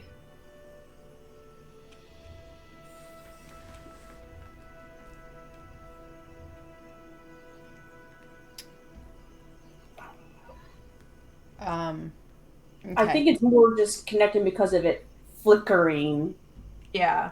not a distinct place. Yeah. Like being like, oh, it's the jungles of Chult that were near this mountain, right? No, it's more that I'm like, what I saw is connected to Flick, but that's not necessarily going to help us unless we now do research on Flick's background. Yeah, so what you remember, Rowan, in your time with Flick, you remember her mentioning her tribe and her people and how they name themselves when they're born after the events going on at that time. At that I actually do time, remember that. yeah, there was a flickering light going on at the mountain when she was born, which is where she got her name. You get the idea, the connection here, the vision, the flash that you saw. You asked for guidance on how to find your friend. You got this vision. It reminded you of a past party member, a friend. And it reminded you of her home. The connection being, this is where your answer lies. Not in the past, but in moving forward with the future.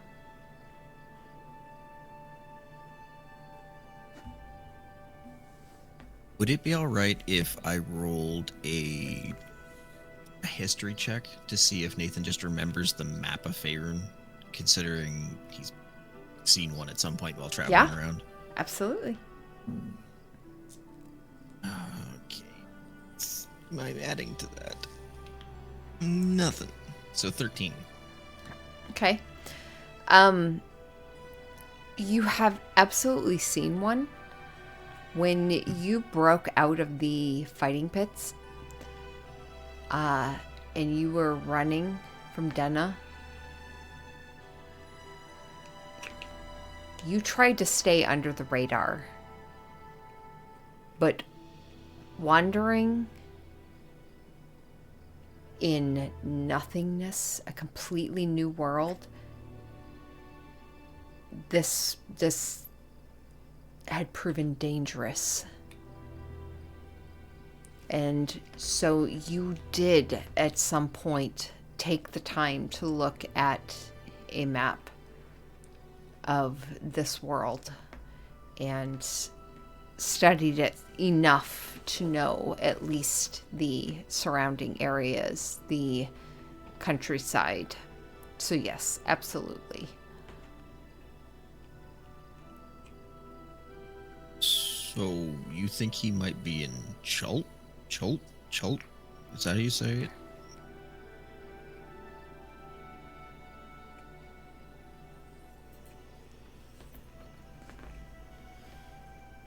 Your guess is as good as mine. I'm not a well-traveled person. I mean, Sorry, I'm just. If he is there, that's a long distance from here. How the hell did he get there so fast? Probably the same way that I was going to disappear on you guys. We're Got gonna what now? teleported. He probably teleported. Or was teleported. Right. And yes, I said I was going to run away from you guys after I attacked Char and Rowan. she tried, but I wouldn't let it happen. To be clear, I was only trying to put myself away from you guys so I didn't do it again. I would have come back. Well, that's okay. I'm really good at finding people. You guys have the 4 places that I can go to on a list, so... We do? Yeah, I wrote them down. Give it to whom? It's probably on our bedside table. God damn it. But the key here is we have more info than we had 8 hours ago. Whatever, this morning. No, for sure. Absolutely. I agree. And that is great information. I don't know what the hell to do with it. It definitely makes it hard. It takes a while for you to... You'd have to go all the way back to learn more circles, right? Yeah, I mean, I have to know where they're at, so... I mean, in the morning, I could go to Waterdeep and go back to the library and memorize the incantation for Chult, which would then be just another teleportation, but... I'm failing to see the point of them taking it to Chult, because everything we know has decreed that it's going to happen in the Destron Valley. So I can't imagine a reason for sending him there other than to, like, get us out of the way. Right. And then I have to wonder if it's such a good idea if we go all the way across the world again. Well, yeah. Char's mantra. Stop doing what he expects us to do. We chase after our own, we always have, but... I want Liam back as much as anyone, maybe more so than some. Because he's my brother and I love him, but I also think that I have been not giving him enough credit. I think he's incredibly... what's the word I'm looking for? self-sufficient. Clever, Capable? yeah, like capable. That's exactly the word I was looking for. Yes, thank you. A bird He's says flying by. yeah, Siblings. he's incredibly capable. As he likes to remind us many times, he's had a history without us, and I think getting out of bad situations might be part of that. So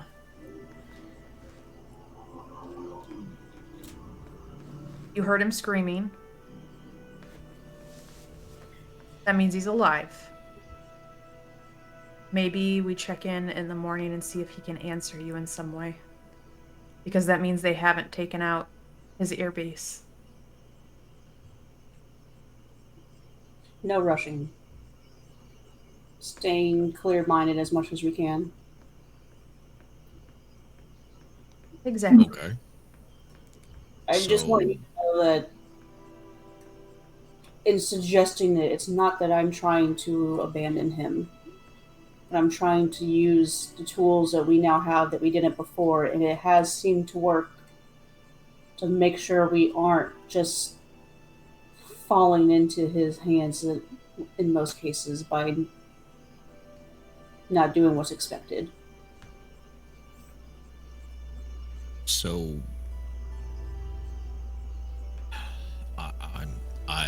I got nothing. What do we do instead? Well, like you said earlier, if he wants to be rescued, then we'll rescue him. But I think the first step is knowing whether that's what Liam wants right now. So I think we ask. We keep trying the earpiece, and we give it a time. Maybe another 24 hours, and if he doesn't respond, then we can come up with a plan. By then, Chara will have Scry ready, and we'll know for sure where he's at. More precisely where he's at.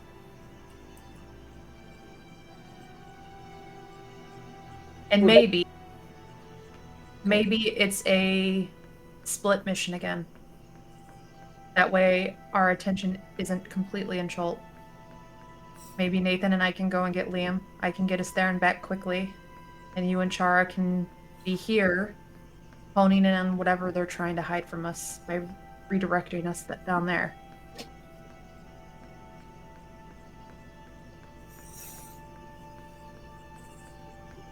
Nathan's fast, and apparently getting faster. And stronger, apparently. I wouldn't say stronger. I just when you forget about the limitations of your body for a second. It hurt, didn't it? Broke his whole hand.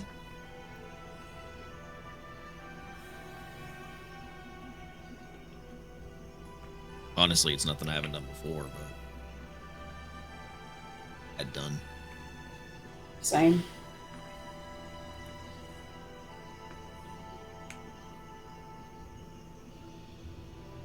Okay. So, moving forward. Do you want to hold on to the earpiece, Nina, then? If you want. That's not necessarily want from you, but I can understand if you'd rather be the first to hear anything from him and to be the one to ask. And if you don't, I can keep it, but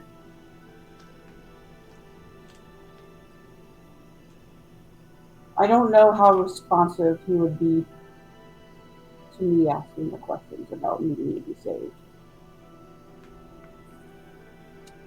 Okay. I'll take it. But if my eyes go black, I need one of you to put me out of my misery. And if Hestiva says anything, I'll let you know. And I put the earpiece in. Nathan will actually reach over and put his hand on your hand for a second and just start tapping the ring. He'll be all right. That was really slick, by the way. Thanks. I tried.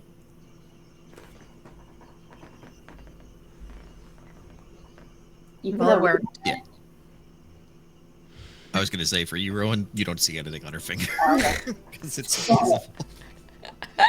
Just you probably hear the ring tapping sound, but there's nothing there. Do I know? Should we do it? No. Actually, I wonder how that ring would tap anyways. It is a brain on top, so maybe it's squishy. Hmm. Yeah. It's Um, scary. A little squelching noise. I'm like, what the hell happened to her finger? You know, with your passive, you also hear sounds coming from above. Some thumping.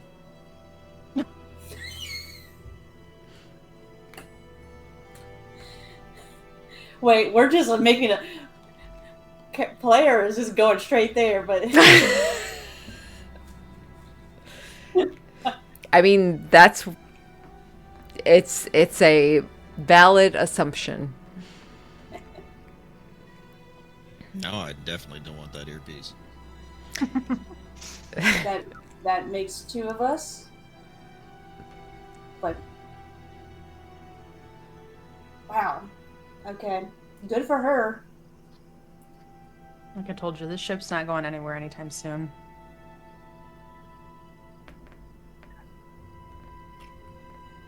Well, So we got to do the whole seance thing again. Well, we gotta wait for that. Stop. I feel like that's going to be a morning thing at this point. That's fair. I mean, you could make it not a morning thing real quick. Nope. I could not. I will not. I could. I do not want to see the look in Char's face if I interrupted such a thing. You don't have to be there. We can wait until morning. Come on. This could be hilarious. You already put a dent in his ship. Do you really want to ruin his fun times? Mean a little. All right, fine. Because if he's got that earring in, anything said in his ear is gonna, yeah. Maybe he doesn't have the earring in.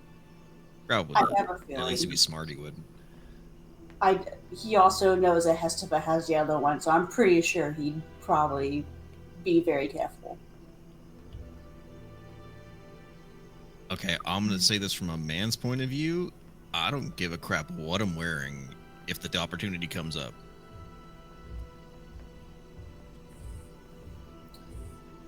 And on that note, I'm going. you know, I don't want to be the fifth wheel, so you kids have fun. Whatever. I'm stepping out. You head back to your There's room. a book for you on your bed table. And like as I get up and start walking, you say that, and I'll just like over my shoulder be like, honestly, some happiness could go a long way too. You sure you don't want the earpiece back? You can read out aloud to Hestava. Smut Book Club. Parsoness might like that too. You just see like Rowan's head kind of like lower, her shoulder kind of slump. Like, this is new knowledge she knows about Hestepa that she did not know before. That's I specifically saw Hestava reading a book, so that's why I said that. oh, I remember that when you Yeah. called it or whatever. Yeah, because I'm pretty sure she gave you like dagger eyes or whatever, or she did not even notice you. But, So, I got one last favor to ask you tonight there, Nina. I wonder what it is. Yeah? Want to go help me clean the kitchen with your prestidigitation thing? Yeah, I was already planning on that. Thanks. You cook, I do the dishes. She'd kill me if I didn't. I will help him clean up. All right. The two of you help clean up. Rowan, you head back to your room. I do not. Oh, where do you go? I'm going to the fighting room. The training room. Oh, like the storage area where you and Storage Hesteba area had where- previously? Yep, I'm gonna look to see if those little rapiers are still in there that we used to fight or whatever, if they've been moved. They are still where they were previously. I'm going to let off a little bit of steam by just fighting with a box. You pull down, lift one of the rapiers off the wall. Let it swing in your hand. Kind of gather the balance of it. And you look at it. And you swing it one more time and bring it around.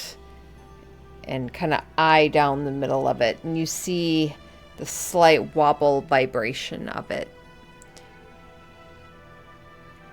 And you feel the muscles in your arms, the bones almost attune with that vibration. And as you're looking down it, you look at the box that at the end.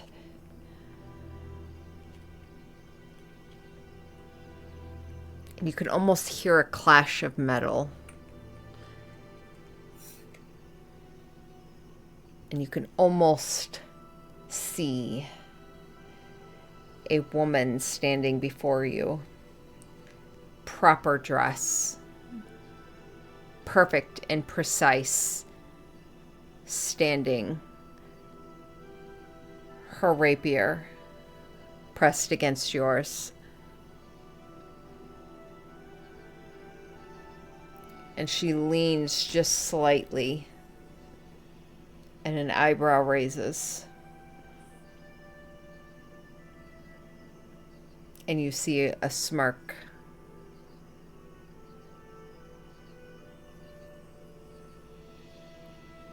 And you make several strikes against the boxes and such down there.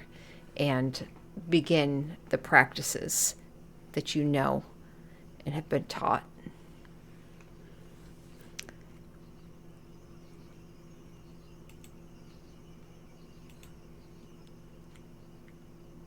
And when you get back to your room, eventually, you find the book Satyrs and Sensibility lying there.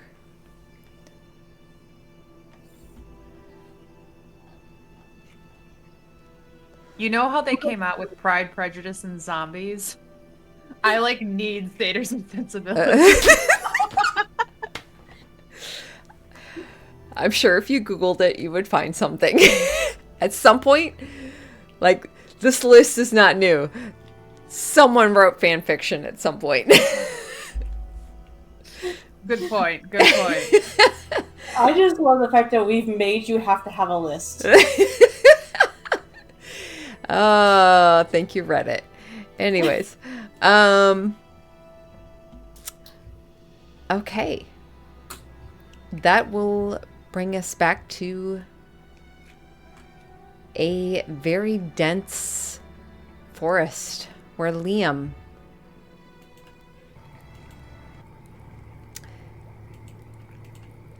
you sit at a table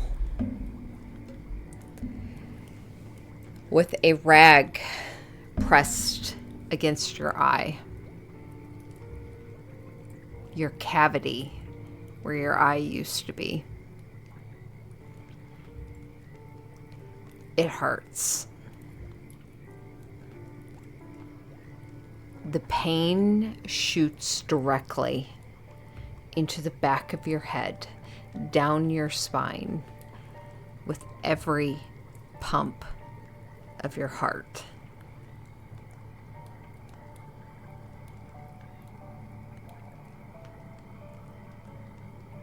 You see the white-haired, the one that you chose, with a cup of water that she is dipping your eyeball in, letting it drip, looking at it, looks at you.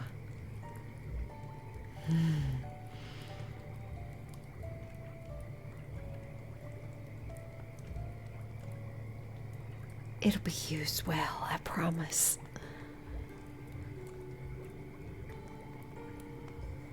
And you see her stand and walk over to the shelves along the opposite side of the wall.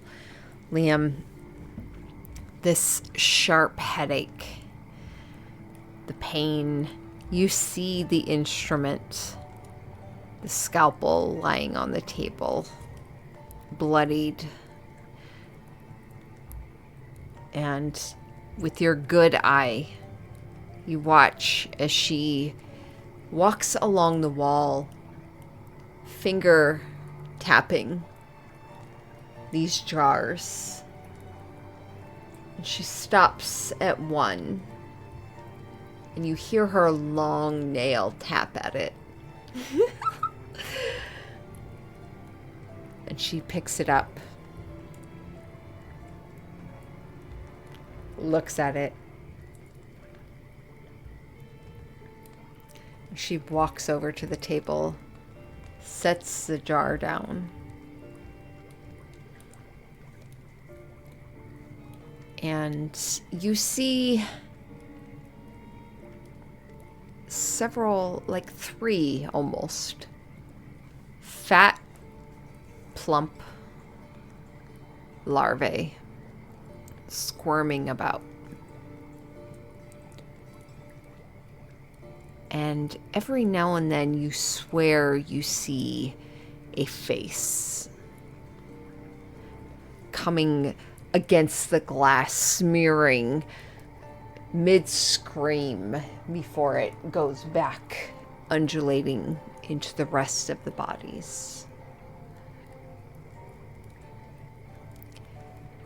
You hear a tap, tap, tap.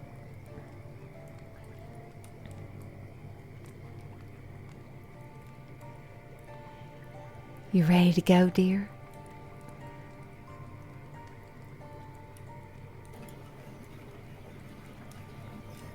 Liam, with the cloth to his eye. Out of curiosity, which eye was taken? Right or left? Roll a d20. 10 and under, it was your left. 11 and up, it was your right. It was my right eye. Which is funny, because in real life, my right eye is my problem eye.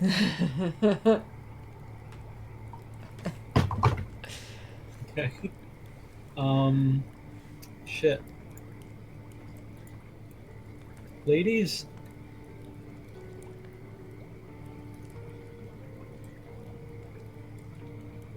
I'm pausing because... God damn it. Ah, fuck.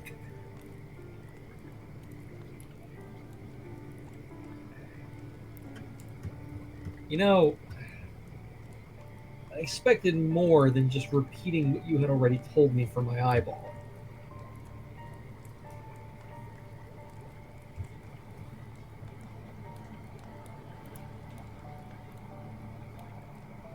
And that's all he's going to say. He gets up. Let's go.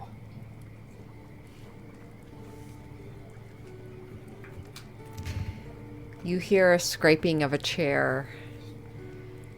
You see the white-haired sister scoop up the jar, put it in a bag, You see her with the eyeball walk over to her sister, and she just presses a kiss against this split-skinned forehead.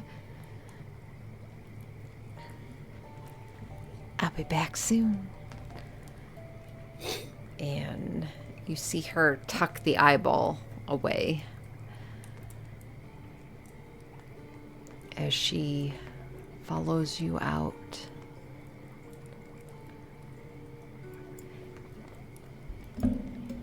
As you come out onto the front porch, this floating hut you see is coming around to an area where another tree island kind of extends.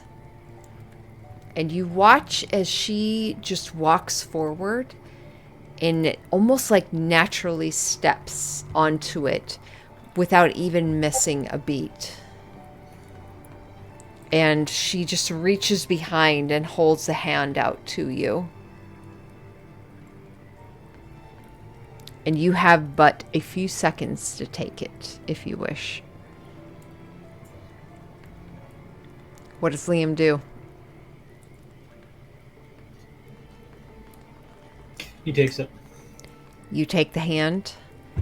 You feel almost like a suctioning as you easily step onto the tree, and she pulls you forward and almost pulls you into her. Peggy Dad Bells. Not that you asked, darling, but I am very glad to be acquainted with you at last.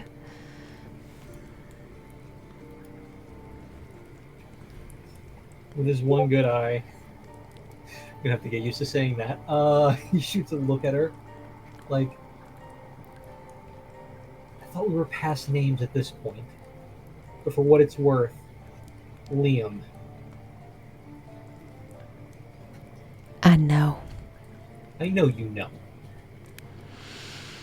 I know, but I like saying it. Makes me feel powerful.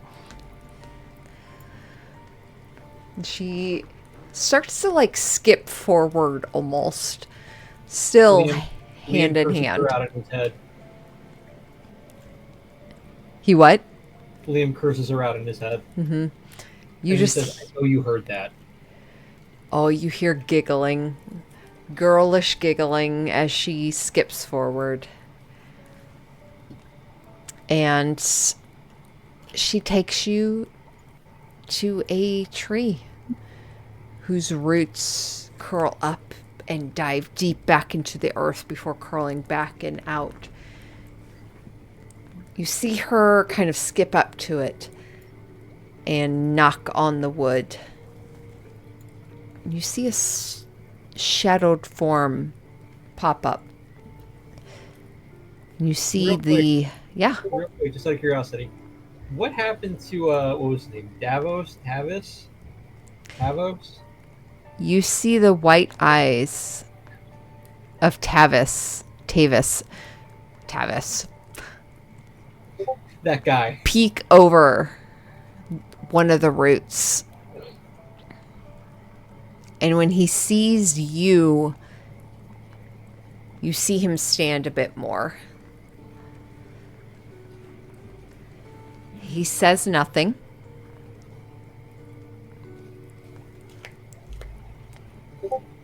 As he bows his head a bit to Peggy, Liam thinks to Peggy, can you make him stay forever? Her big light blue eyes turn towards you, Liam.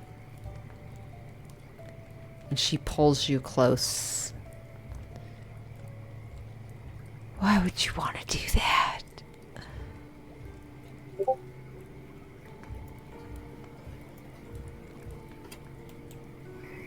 He leans in, close to her too, and just says, Why not?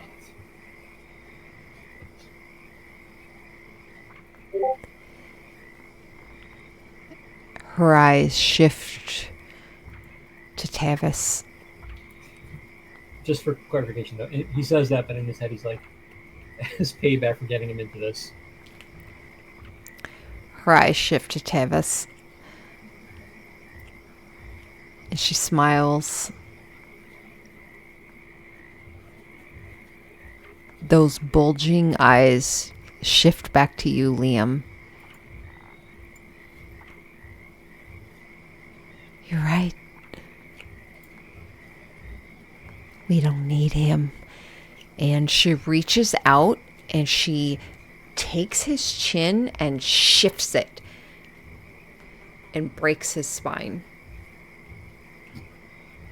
And then she reaches forward with her other hand, dives it into his chest, and she rips his head off. And you feel a splatter of blood. And she holds the head out for you. Here you go, darling. It's what you wanted, right?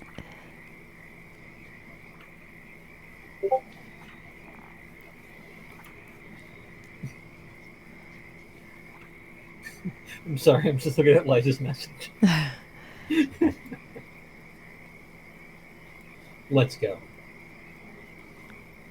She puts a hand on your chest, grabs your shirt, and pulls you in, pushing Tavis's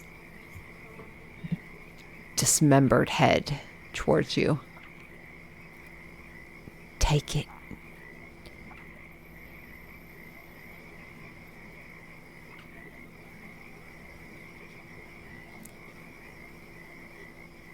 You wanted it. Take it. Liam takes it, then drops it, and says, "I wanted him to stay. Now he will."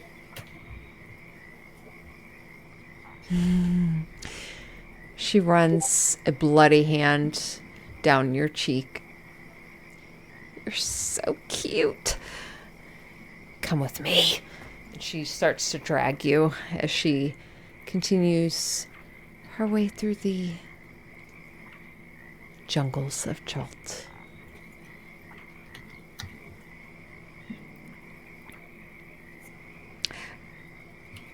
Liam, as the two of you continue forward, another 20 minutes, 30 minutes, a thought comes to mind. Okay. When you initially came through, Tavis was very careful, very quiet. As you follow Peggy Deadbells through the jungles of Chult, and you start to make your way back through the area where you hear the sounds of large reptiles.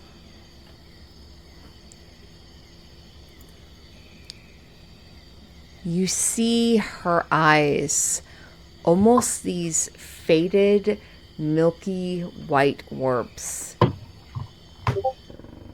just passing carelessly. And you hear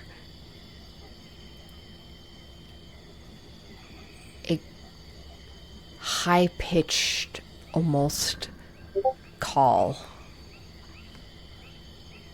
bird-like.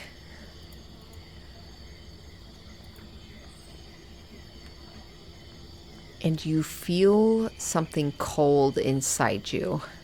The hair on the back of your neck stands up. And you remember the words of the deceiver.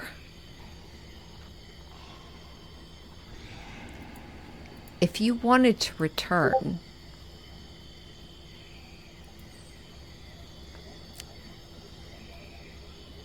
then you were not to harm Tavis.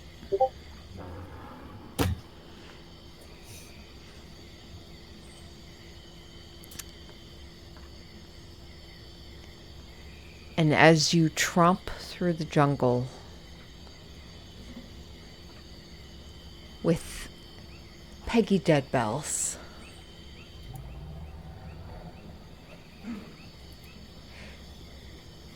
you see her stop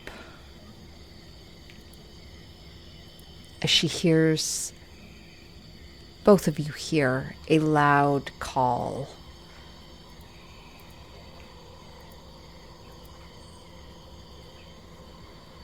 And those milky white eyes turn and look towards you. Uh-oh.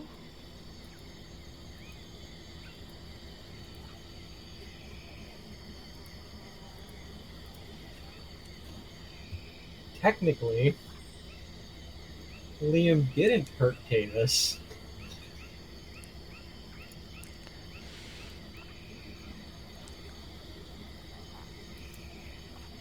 Peggy, you feel her hand tighten around yours.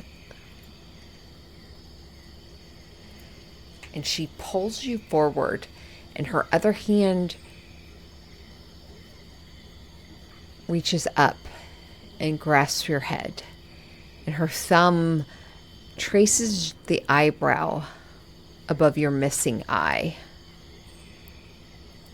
She leans up and whispers into that vacant cavity now.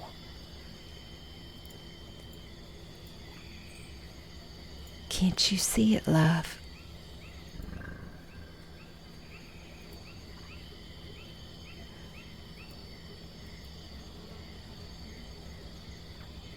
And her thumb presses into your vacant cavity, and you feel yourself, the pain is intense, and you immediately want to scream, but you also feel her other hand come up and like grasp your throat and cut off your vocal cord as she digs her thumb into your eye cavity. Liam lets out a silent scream. Yep. And then she lets go of your throat, looks at her thumb, and smiles as she starts to, with her thumb, just mid-air, draw these runes.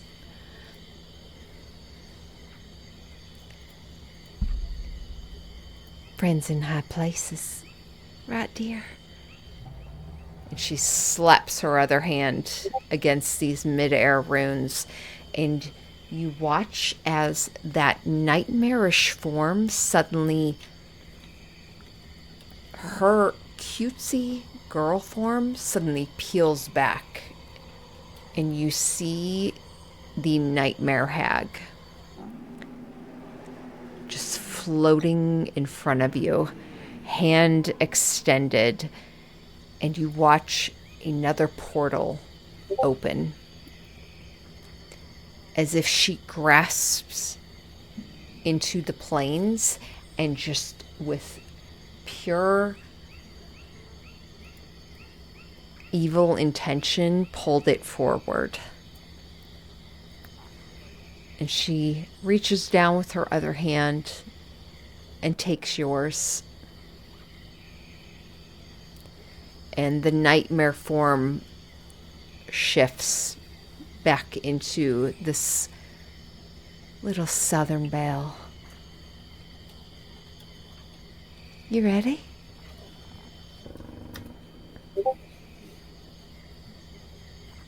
Liam staggers, hand on his eye cavity, and just snarls out of his mouth, "Let's go." And she tugs you forward, throwing you through the portal, and follows you through.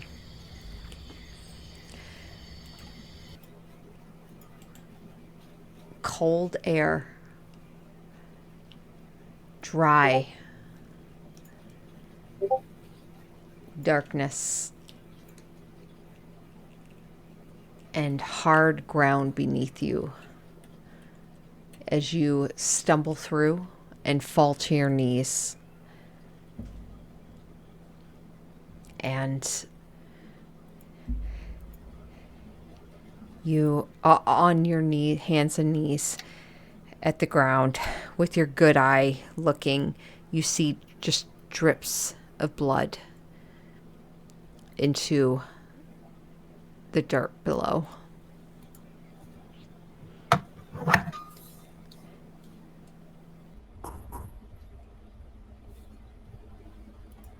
Just to make sure I heard that. Oh, Sorry, just to make sure I heard that right. Blood from my eye hole, not my other eye. Yeah, no, from your vacant eye Okay. that Just she want to make sure I wasn't now blind. stabbed her thumb through. No, you're fine.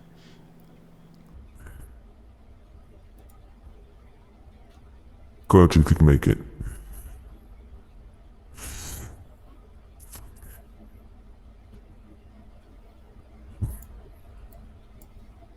You see, as you look up with your good eye, the hulking form of Fraser Blue. Walk forward towards Peggy Deadbell, offer a hand, which she rests into his, and he leans down and kisses it.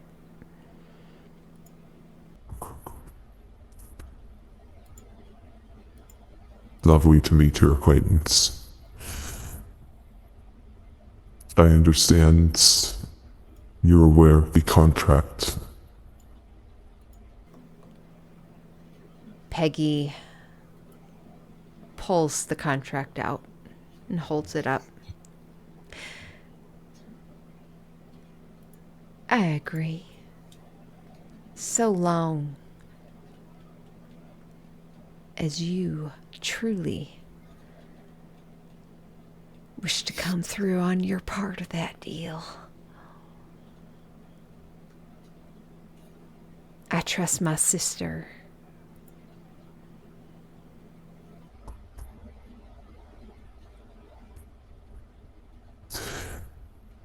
The deal will come through. On that you have my word.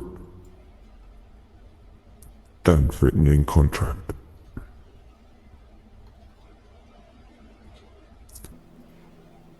And he looks kind of down at you, Liam.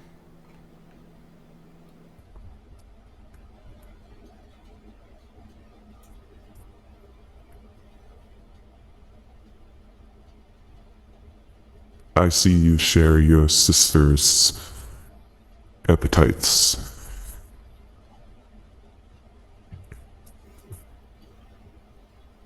Moving forward, I expect you to show a little more restraint.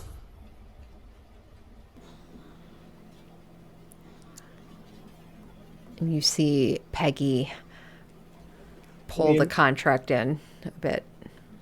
Wait, when he said appetites, was that to Peggy or to Liam? To Peggy, after Okay. looking at you and your vacant eye. Peggy pulls the contract close. What would the Lord ask of me?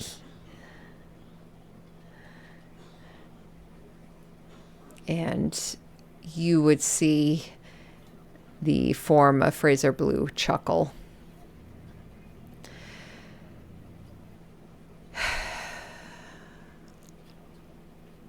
And look down at you, Liam. He would look around towards the portal.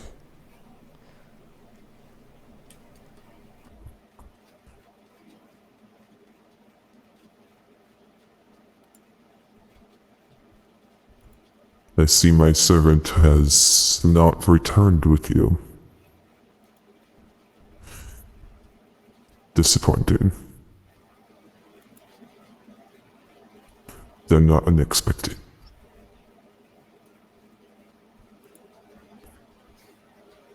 Either way, the deal stands. Free to go.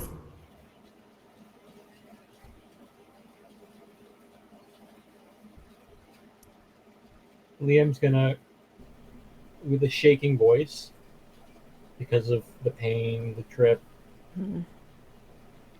you have something of mine. He chuckles.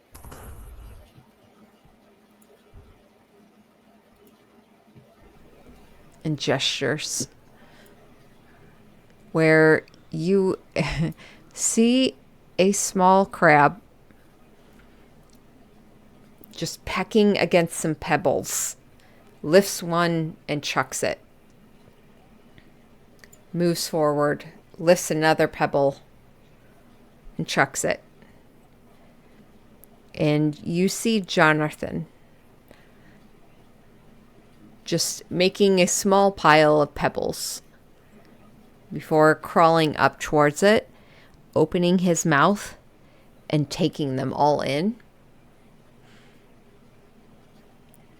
And then he turns and looks at you, and his little claws clacking. The dark eyes just kind of look at you for a moment. And you see just behind him Talon and your dagger.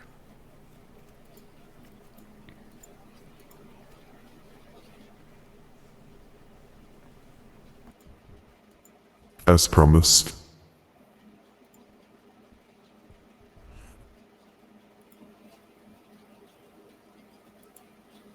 Are we done? No. We'll see each other again soon enough.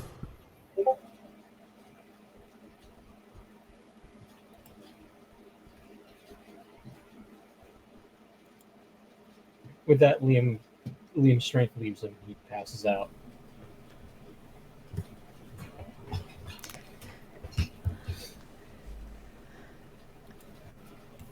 Liam passes out. The rest of the party, everyone, achieves a long rest for the evening. Everyone but me. I'm asking because I might have misheard that.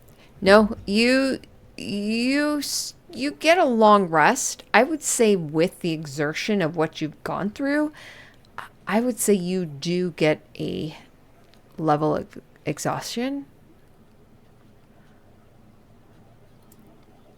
However, you do get a long rest, but you do carry that exhaustion for at least until your next long rest.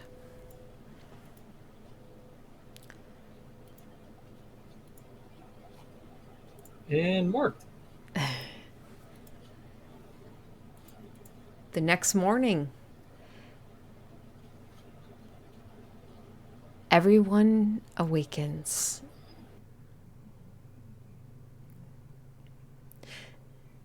A cool morning. The sun is already burning bright in the sky. You do see what looks like clouds starting to make their way westward.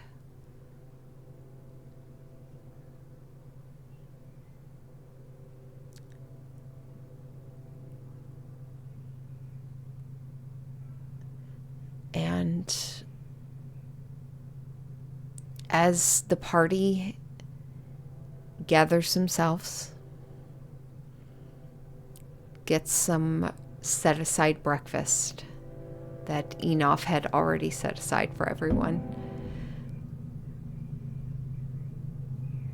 Parsoness and Chara are downstairs as well. They have already set it all up for everyone. You all partake.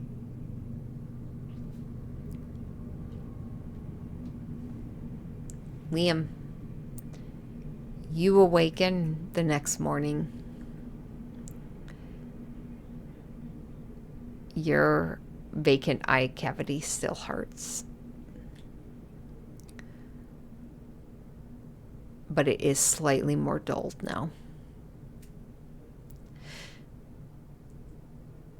You keep having this phantom feeling of, I just need to open my eye.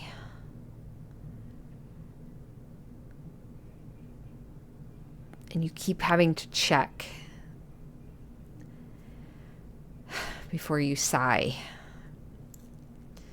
and stand. Where does Liam go? What are his plans? And if it would change anything, I think Nina is up first thing in the morning, like new Nina is not sleeping in, and would message Liam to check in. Through the earpiece? Mm-hmm. All right. You hit the earpiece. What does Nina say? Liam, it's me. I know what you're going through must be incredibly difficult, but I need to know if you want us to come help.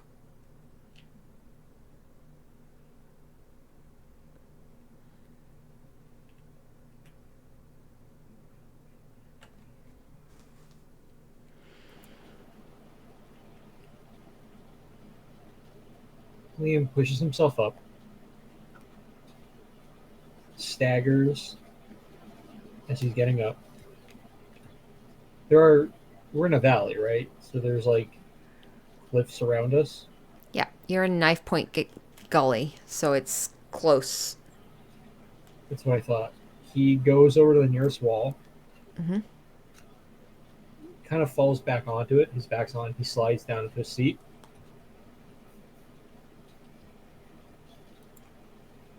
And he touches the earpiece. And he says, I'm alive. I can do this at least. And he takes off the earpiece and puts it in his pocket. And then he gets up. Pain, exhaustion, definitely not at his best. And he keeps walking towards the I'm forgetting the cult's name, but I was headed towards the stone cult before, right? That's where we're at? No? You're at the entrance to the Howling Hatred Temple. I don't know why, but I thought we were at the stone cult last time. Liam just thinks, I'm gonna finish this. And dirtied in swamp, eye missing, rag wrapped around his head. He's going to complete his mission. Which is what? Infiltrate the cult, get any information he can, anything that can help. He's not going to be a burden anymore. Do you pick up your items? He picks up Talon.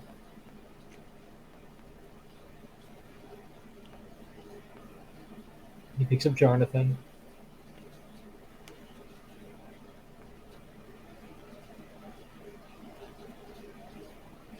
Out of curiosity, because I thought about this about an hour ago, right? The rope, the helm, all that stuff was never taken off me, was it? It was just my daggers. Yeah. So yeah, with the stuff he has on him, and Talon and Jonathan, he just goes. Slow walk, one foot in front of the other. He's not rushing, but also he's not stepping away from this. You pick up Talon, put him in. Pick up your other dagger, put him in. You pick up Jonathan and let him kind of crawl along your belt line and drop into his little catcher. And as you're walking towards the entrance of the Temple of the Howling Hatred, you hear every few seconds a little clicking sound. And you finally kind of pause and look as you're walking. And you see Jonathan is just slowly spitting out these pebbles that he has swallowed. And as you stop, he kind of looks up at you, mouth still wide open. And the two of you just stare at each other. And the little pebble just shoots out and drops to the ground.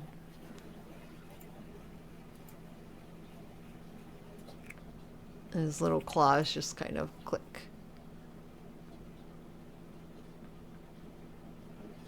Liam pets Jonathan's head. We got work to do, buddy. You continue down. You continue to hear these little pebbles. Just an aside before we continue, just because I feel like I do got to clarify this. I don't have Windvane in my inventory. If it was given to me, I might have forgotten to add it, but I don't remember it. Was that given to me? It was put in Jonathan, yes. Okay. Then I failed in adding that in. Grab of holding. Okay. I think the better question is it still in there, DM? Liam checks to see what's still in Jonathan. Was the shard taken and is Windvane still in there? Windvane is still in there. The shard is not.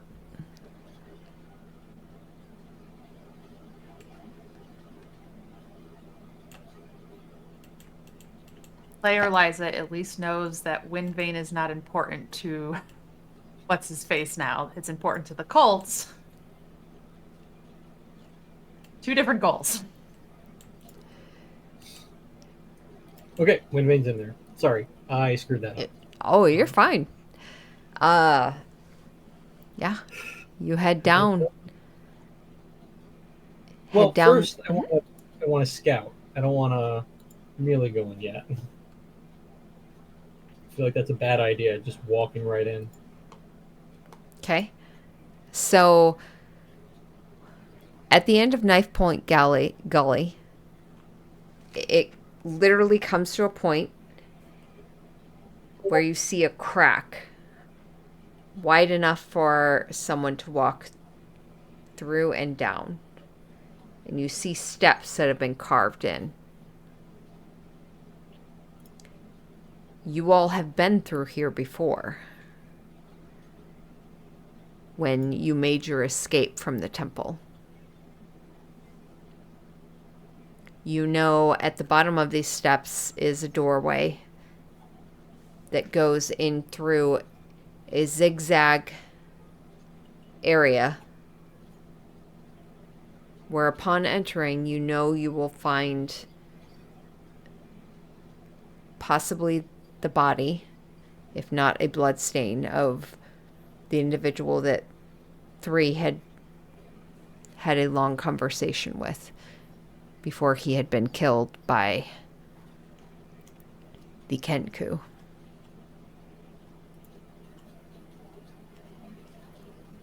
But this is absolutely the entrance to the Temple of the Howling Hatred. Are you wanting to, when you say scout, are you wanting to see if you hear anything on the other side of this doorway? I want to, from a place of hiding for a bit, and by a bit I mean a long bit, watch the temple, the comings and goings, and see if there's any information I can get from there. Okay. You would be able to gather in this gully, there is nowhere to hide. It is this crack between the canyons that leads outward into the Sighing Valley. And it is a straight shot, straight walls up along the sides. One entrance, one exit. If you wish to hang out here, you absolutely can. However, there is nowhere to hide.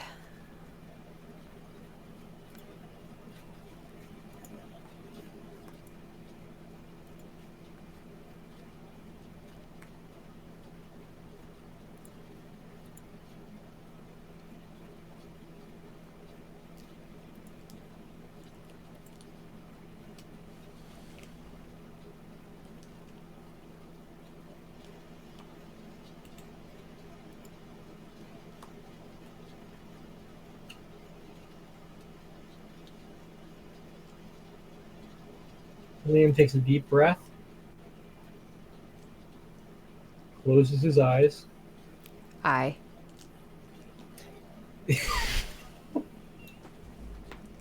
closes his eye, thinks of Chara, Nathan, Rowan, Nina, Enoch, walks up to the door, pulls out wind vane, and knocks.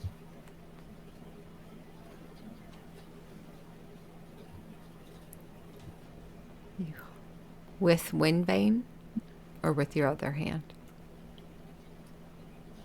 With my other hand. I'm not going to be disrespectful to the artifact that the cult wants.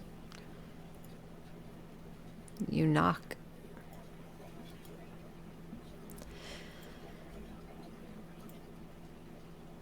Shifting over to the Manta Rose.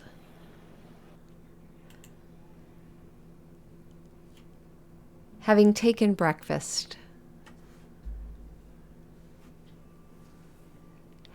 discussion had, what are the next steps for the Voluntols? Yeah, I think after hearing from Liam, Nina would immediately go find everyone else. So she was outside of the ship, running through just like some basic, like moves and stances and everything like that, and then would go back in.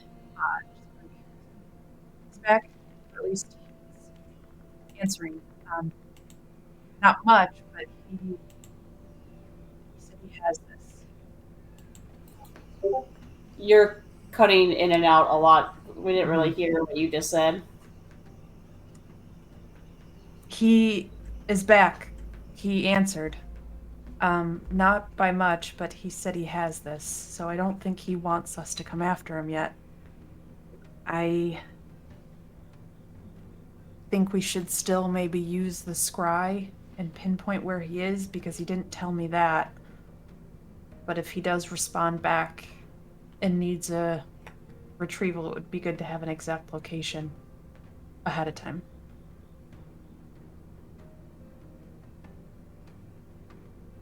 Makes sense.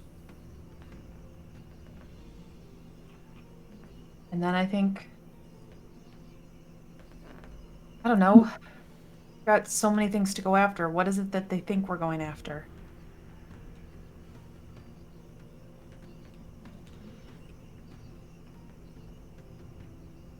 Okay. At this point, then, who do we feel is the biggest threat? The cults or the demon?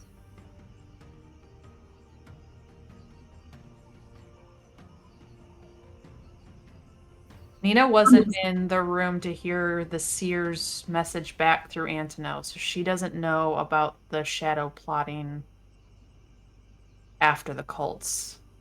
But player Liza says it's the larger picture, not the cults. I think Nina would go, I still don't understand what his ties are to all of this. Why he let us take out Heian. Why he is doing things against the cults. Are they at odds? That's what it feels like, right? Like they are not necessarily working together. He's utilizing them to what end, right? Just the way that he's utilizing us to what end? The hag to what end? I mean, everything's about deception, isn't it? But those gems, the 3, the gate gems, what? And I would kind of like look to Chara for like in her information that she had from the Fey Queen and everything. Yeah, the gatekeeper gems. Right. He wanted those, right? The deceiver? Yes. Yeah. I think we start there. They're the important piece, right? Just need to figure out what he's doing with them. Like why he wants them and how it ties in.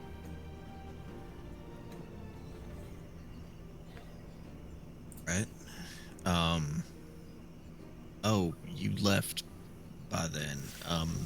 I sent we got a message back from the ancient elf seer lady, and he'll just like recall the whole message about going into the depths further than anybody else, find the princes there, all that kind of stuff. I don't know if that helps with all the information you guys have, but I don't think we've heard of them being referred to as princes, but we do know that there are the 4.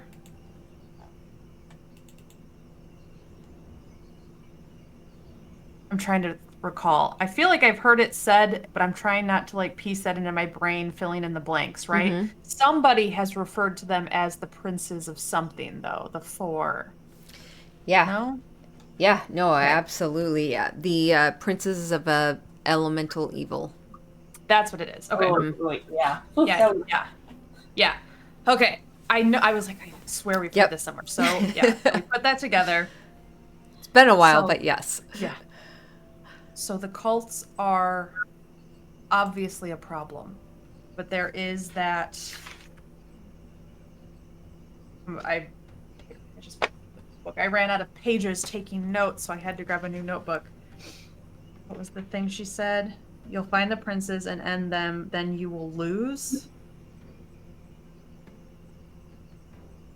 yeah. And everything will change. Everything will unravel. That's. The hag said something to me about that once, unraveling. It's how she kind of tricked me into believing that she was going to help me. She promised to make it stop. I mean, that's his other name that he goes by, right? The Unraveler? I thought that was the evil god, though, not the deceiver.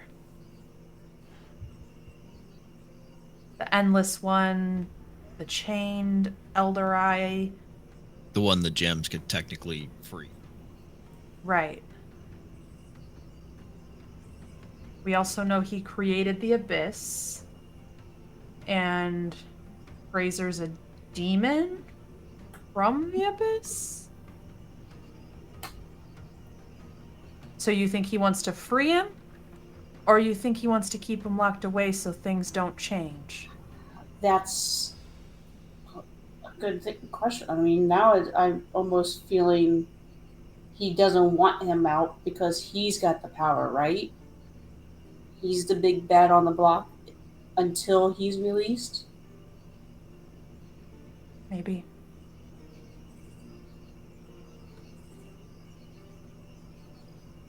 Regardless, I think it's the gems. I think we have to go after the gatekeeper gems.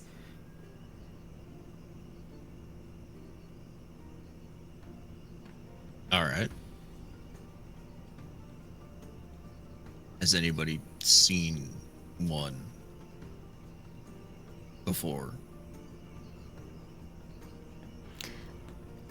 I kind of saw one. I mean, kind of like was shown one. Enough to recognize it and visually see it in your head? One of them. But I mean, there's like 3 of them, right? So they all fit together. They kind of have to have similarities. So yeah, I could probably.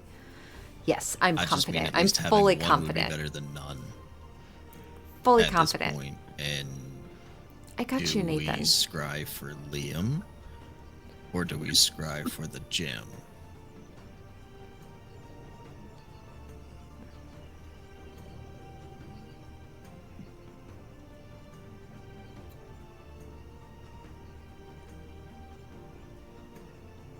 Liam said he had this. How many times can you do that, Chara? Once a day?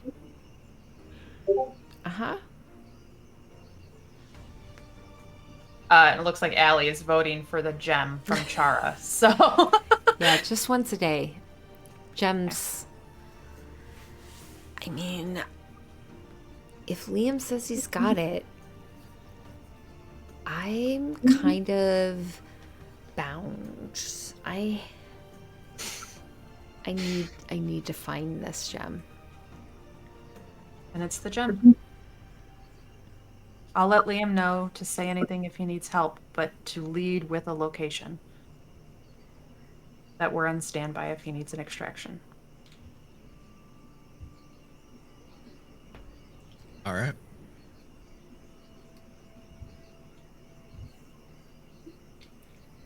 We do know the location, like, or rough. Like, Char, you had one from the Fey Queen, or had seen it from the Fey Queen at one point. Mm-hmm. Apparently, Heronius had one. Yeah. Or has one. That's correct. And we also know one is by some big black gate type thing, or some gate. Hellgate. Can you really not say Hellgate? I can say Hellgate. Okay. I was just making sure. Yeah, you look like you were struggling a bit. I couldn't remember. We've dealt with a lot of gates and gems and shards, and is a gem Yeah. a shard? Shard a gem? Is a. It's okay. You're doing great. Thanks, Shara. Anyways, the third one is at Hellgate. Keep. That's where it was last seen. Yes, roughly. I guess I have a question, if that's all right with you all. All 3 gems are needed for the magic of them to work, correct? Yep. If Heronius has one, then why do we care? Is Heronius not a god? Had one is all I know. I don't know if it's still in his possession. Oh. Okay, well, that answers my question then. Which I technically could ask that question now. I mean, I do have the ability to. Remember that one time we did that, like, 5-question thing? Uh-huh. I am capable of doing it again today. So that could be a question that I'd ask, is if it's in his possession. Oh, you prepared your spells this morning? I took the time to make sure. Nice. Such a smart ass. This entire room is full of smartasses. Maybe that should be our new name. The Smartasses. It would actually probably be a little more fitting. When did we really do what we're told? Smartass voluntold. All right. I figure asking the questions, great idea, and I think it's definitely a road we should take. Scrying the other gem, what that you've seen, because you have to have seen the object to be able to focus it into that spell, right? If I remember, you mentioned it last time when we did it to find Rowan. Oh. Or not Rowan, the other guy. Oh shit! I closed it. Hold on. Let me look. It's I think for scry like on a person, the target must make like a wisdom saving throw, and the DC is adjusted based on how familiar you are. So Yeah, secondhand, how first-hand, well you familiar, know. connected, likeness, possession, or a garment. But that's a person. I don't know how this would work for a object necessarily. Right. yeah. It scries on a particular creature, Okay, so it's so we'll not make on that an object. Okay. But you do have a scroll. But I think locate So objects it only only within works a up to, like, 1,000 1,000 feet. feet. Mm-hmm. Yeah.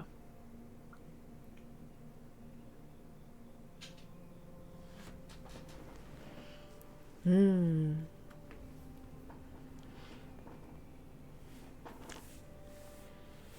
Muted. I did just think about, we do have the 5 questions. Maybe that helps us narrow down our focus of where to start. It's a long shot because I'm still trying to figure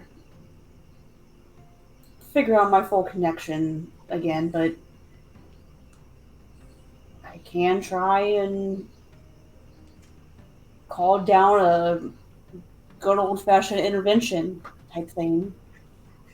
But chances of that working are very slim. But like I said yesterday, if you don't try, the answer is no. Yep, that's fair. Right. I mean, if it isn't his hand, well, I guess you could start with the 5 questions because I understand what you're saying. Of if he has it, is it an issue? Well, how about this as a side suggestion? You do your 5-question thing. We figure out to narrow down where to find the stones. 1, 2, or 3. However you want to word those questions out. At least Nina's here this time and can think of better questions than I can. Scry, on the other hand, we do have access to. And you still want to know where the hell Durkin is. Yeah. Oh, Because the last time we did see him, them, if they're whatever, nonetheless, yeah, he wouldn't even look at me and wasn't a fan of Nina. But he, for some reason, did have knowledge of what we needed. He also,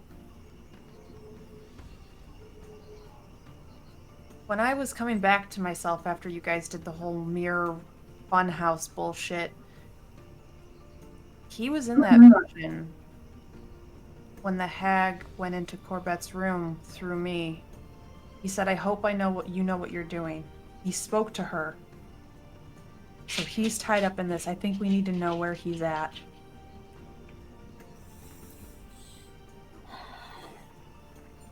I would agree. It would at least answer your question of where he is. And based on location, it might reveal whether I've been played this whole time or not. And if he's wearing a different face than you normally see him in, Char should know that too, so we know what to look for. Or who to look for, rather.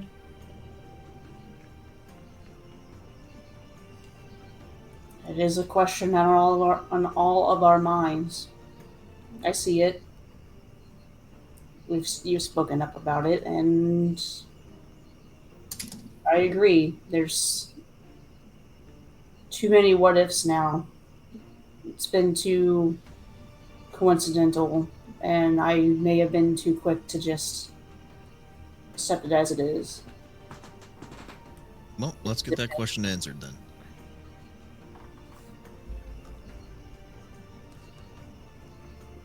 Scry on Durgan. Talk to Heronius with 5 questions to find the gems. Try and retrieve said gems. Await Liam's communication. Yes? Yep. Try not to die. Does it count if it's already happened? No. Chara sits down on the ground, reaches behind her, sets a platter in the middle with some leftover cheeses, and come on, sit down. We're doing this. And holds her hands out as you all take a seat. And she grasps hands. 1, 2, 3, 4. She pauses for a moment. You see her counting. And she leans back, pulls the door open, and you just hear, Barzad! I need you, please. Can you please come here? And minute or two later, you see the blue-haired individual come into the door frame, look at all of you. He just steps inside, pulls the door, walks around, sits down next to Chara, crosses his legs, holds his hands out. Nina takes his other hand, because she was sitting next to Chara, and just bows her head and goes, wrapped around her finger.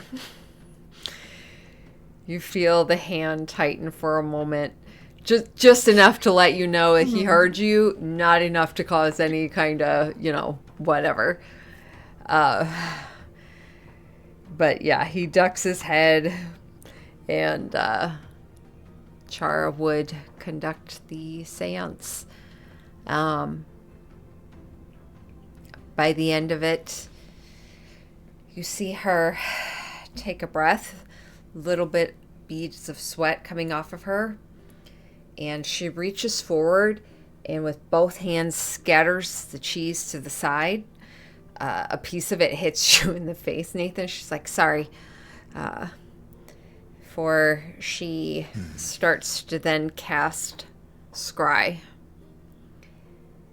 And over this wood platter. And you watch as she pulls her hand up and her eyes kind of glow a little bit and go distant, almost like a shifting of spirits before her eyes. And you see her kind of part. And she looks forward.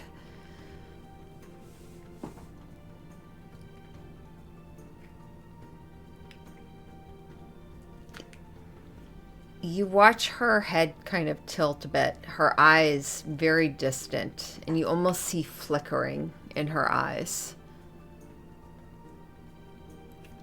as she sits and just watches. And the rest of you have kind of, pulled your hand back, sat, but you notice like Parsoness has kind of reached over and taken one of her hands and is just patiently waiting.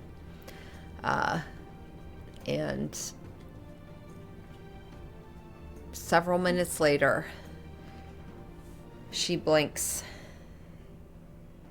and looks up at all of you.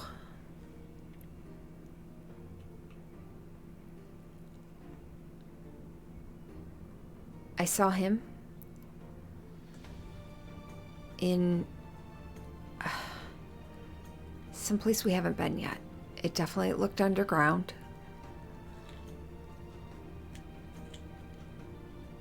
He was running after someone.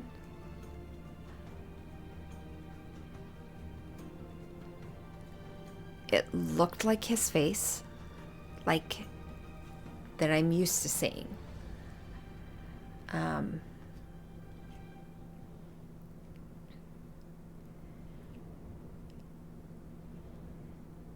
It was weird. He was chasing after someone. And he looked like he was trying to be very quiet. It reminded me of when we went under the Earth Cult. Like where those worms were. But I don't know. It seemed like maybe it was down further. Well, I think that was the last time we heard he was, right? Like the people we rescued from there said that he was running past them. That's why he didn't let them out and lead them back. But he's been in there this whole time. What did Heian say about where they're taking these gems, where it's all going down? Something about a great worm in underground somewhere, right? Wasn't that a thing? Mm-hmm. Yeah. Yeah, it was through some doors, through an area. If you were like him, hold your breath. Something to do with going through the mouth of a great worm or something to go deeper to the nodes or whatever. Right.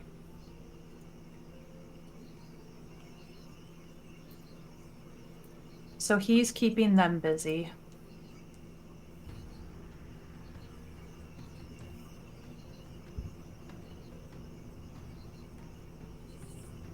I guess we know where he's at, in a sense. You didn't see who he was running after? I feel like I saw it. At one point, it didn't look like he was chasing after them so much as he was trying to hide. And there was like this group of people going past. Definitely cultist. Definitely cultist. Though they looked like they had like fire on their robes or something. Definitely was following them. Okay, so he's gathering intel. He's Fraser's eyes in the cults. Maybe. Or Maybe. he's someone's eyes.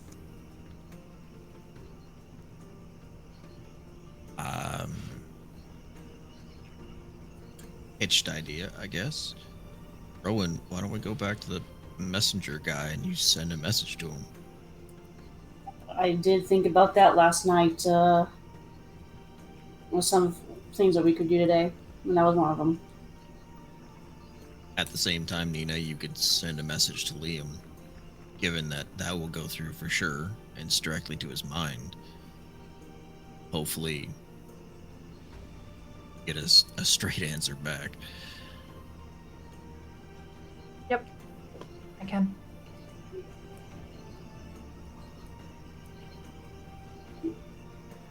Well, there might be someone I also thought about sending a message to last night that not everyone needs to hear. Okay? But you're still going to tell us, right? Doesn't need to hear through an earpiece.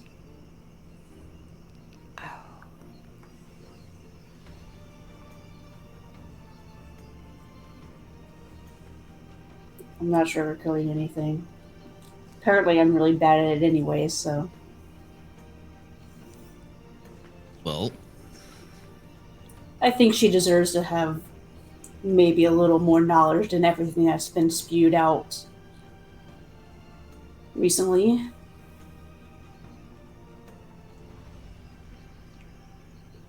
well, I say it's better now than never. Let's just get to it. You see Parsonus's brow furrow.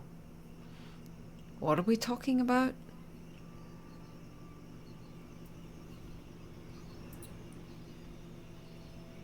Oh, buddy, let's go get a drink. And he'll actually grab him by his arm, pick him up, and start walking out.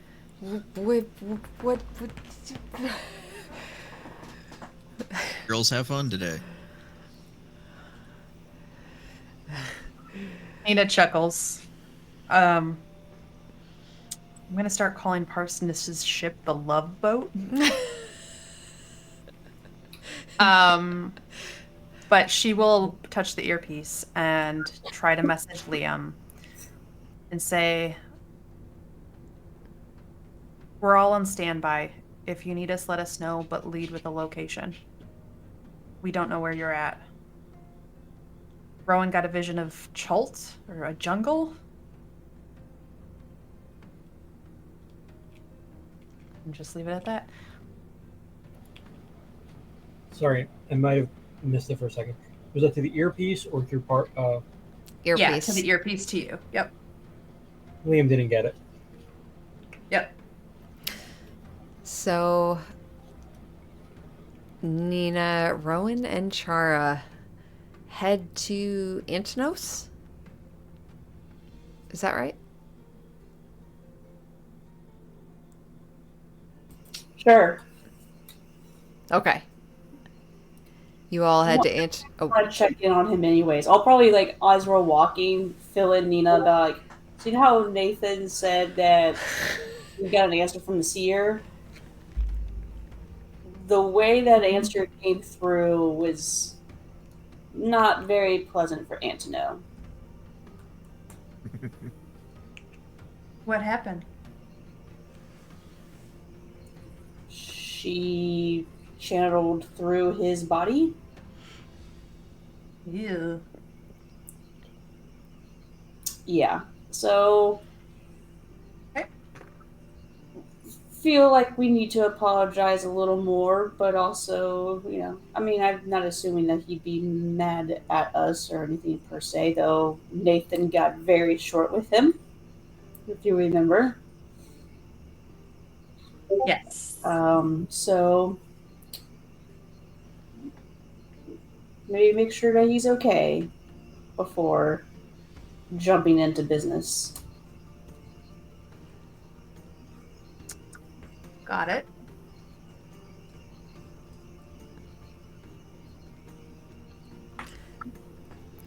Great. Okay. And Chara would lead the way. So, how much sleep did you get, Chara? She turns and kind of flips her hair. Why do you ask? Do I look tired? No, actually, I was going to say you have a glow. I always have a glow. Very true. And she continues to stride forward. You all get to Antinos' shop. And you see him writing in a journal. Seems to be counting up. Has a lockbox open. And he hears footsteps approaching, closes the box, finishes his writing, looks up. Oh, hey. How's it going? Morning. Morning, Antonia. How are you feeling this morning? Better. That's, yeah, that's nothing. It's not my first experience with something like that. It's unpleasant. You know, a little forewarning is always nice, but I'm sure it is. I didn't know what to expect, so I'm sorry I couldn't forewarn you. I'd warned him it could have been weird. I Wow. couldn't. Bro, yeah. I'm also sorry for being grumpy, bitchy yesterday. You were bitchy? I just mistook when you and Rowan were talking about lost friends. I read into it in a different way. You see his eyes kind of drift to the side and thought, okay. I Great. mean, no hard feelings. I didn't even notice. Woman's allowed to have a bad times, you know. Right. Yeah. so with that said, you're okay with us utilizing your services again then? Of course. Of course. No, no. Like I said, that was. It's just part of the job. You know. I don't get to know who I'm messaging aside from what's given to me, the energies and everything, and the connection beforehand.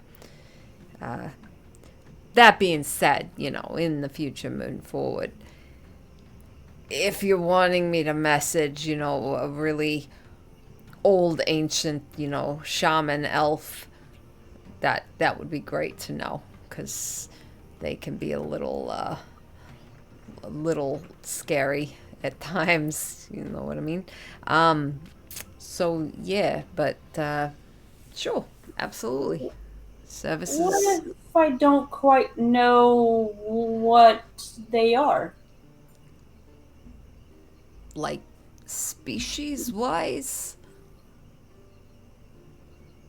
Level of being?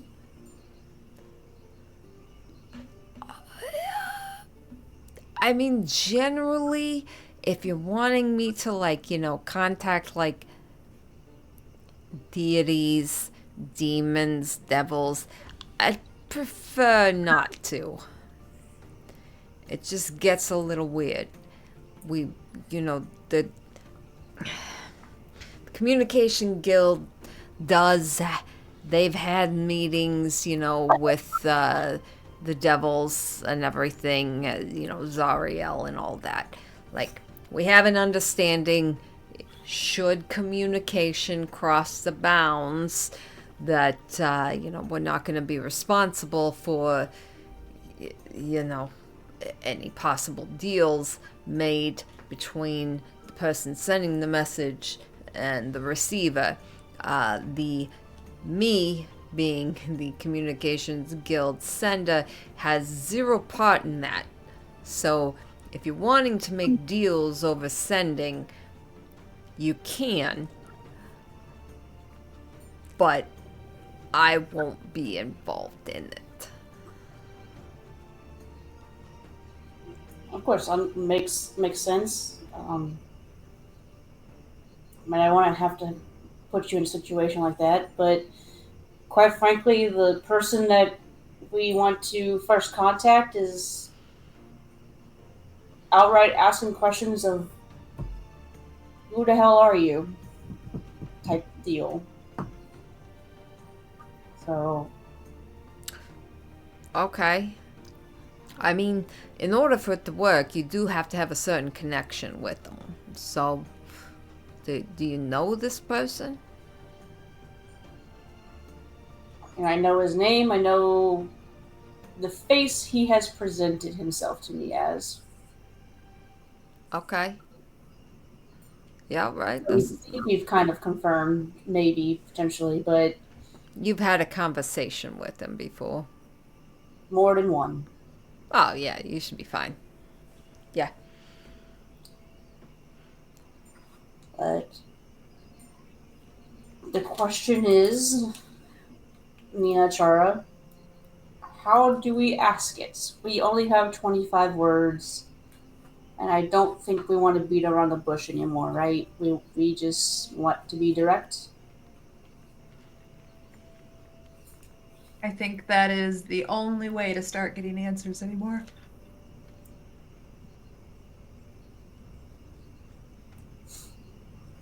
So like phrasing is potentially really important because you remember Durgan tends to speak in not really riddles but broad statements.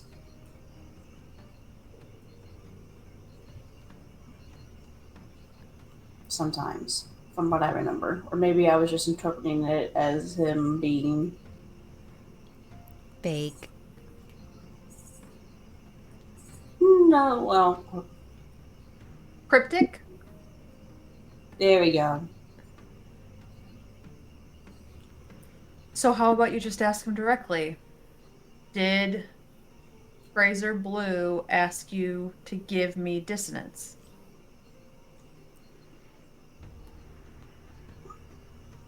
Okay.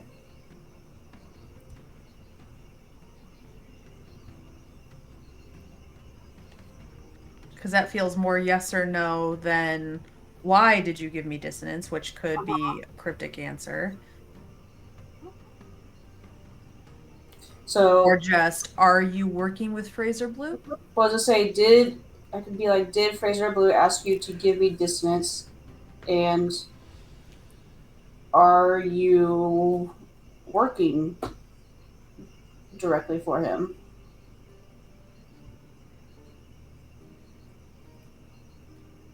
Or if you want to know, that could work. I like that too. There's also, Are you working towards his goals? right. Because it could be less about what, like, who he's working with and the goal that he's after. But if you want to try and play him, you could also be a little vague on your own and just ask, what do you know about Fraser Blue and his part in all of this? Do you want to, I guess, do you want to give away the fact that you're suspicious of Durgan?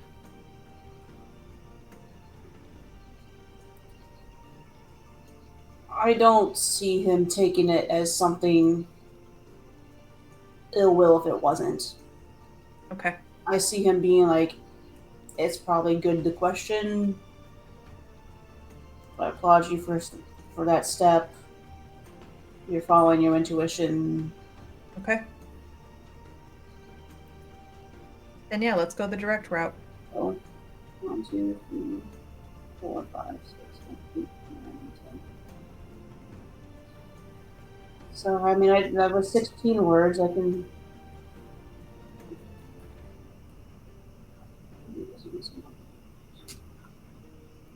I mean, I could follow up with. You Oh, might need to say it's from you. I don't know if that's going to be obvious with Antono's voice, but oh yeah. Antono would speak up. I mean, a part of the sending is always at the beginning. I announce Connections Guild message. Okay. Like, it's an announcement. It kind of tags onto it. Okay. that's useful. I know. This is the message we're trying to send out to everyone. Feel free to please, advertise further for us. I could say also very curious of your reaction to Nathan. Mm-hmm. Or just, how do you know Nathan? True, because it was a more like, I know you look, wasn't it, or something? Or did you want me to ask that about the hag? Eh. I mean, that's just selfishly me wanting to know. If I remember correctly, he refused to look at Nathan or interact, like acknowledge him. I can't remember if there was like a knowing. He looked at me knowingly. That's why, like, Nina's just like, what the fuck's your problem? But now I know that that's because he has interacted with me in a different way. But I think, if I remember my notes, he refused to like look or acknowledge Nathan. So I just say, why? Just that blank question. Why did you refuse to acknowledge Nathan? Sure.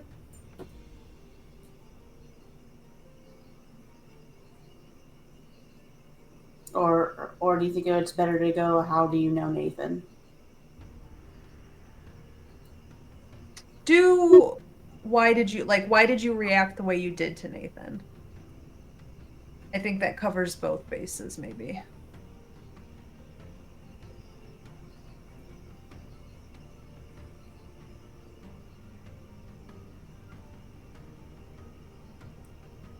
See, 1, 2, 3, 4, 5, 6, 7, 8, 9, 10, 11, 12, 13. Wow. It's 25 right there. Hell yeah. Master crafters. Okay. Yeah. Hero? Freaking Appa right now is pissed that I'm still in here. Alright. So, it's a gold, correct? Yes. 2 silver. Well, isn't it? silver. Okay, 2 silver. Okay. He'll take any coin above 2 silver too, like Nathan gave him. But Here's 2 silver for you. Mhm. His name is Durgan. okay. Did Fraser Blue ask you to give me dissonance? And are you working towards his goals? Why did you react to Nathan the way you did?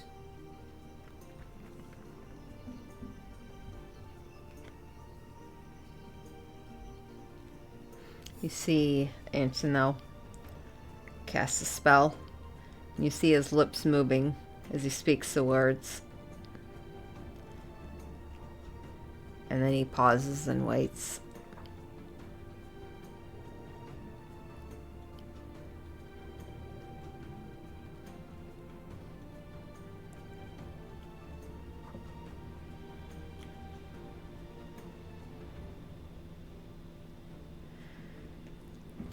And he looks up at you.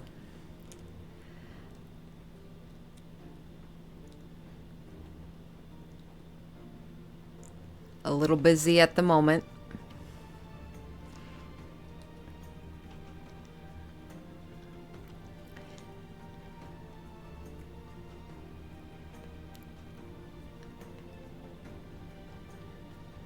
Disappointed you even had to ask.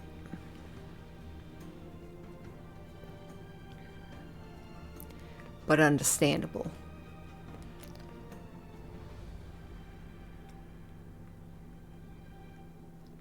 And lastly,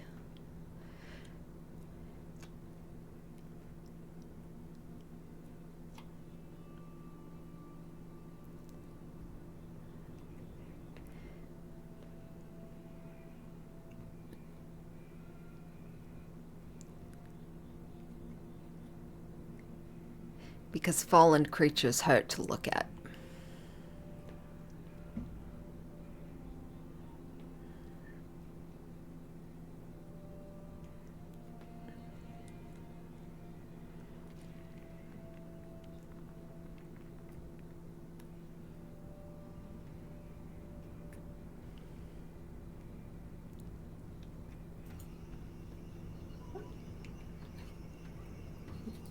Well, he kind of answered. Antono holds up a finger. Huh?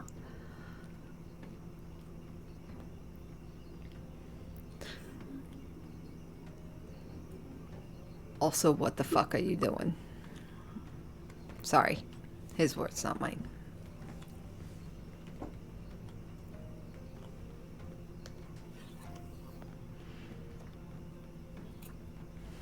Isn't that kind of the second time he said that to me?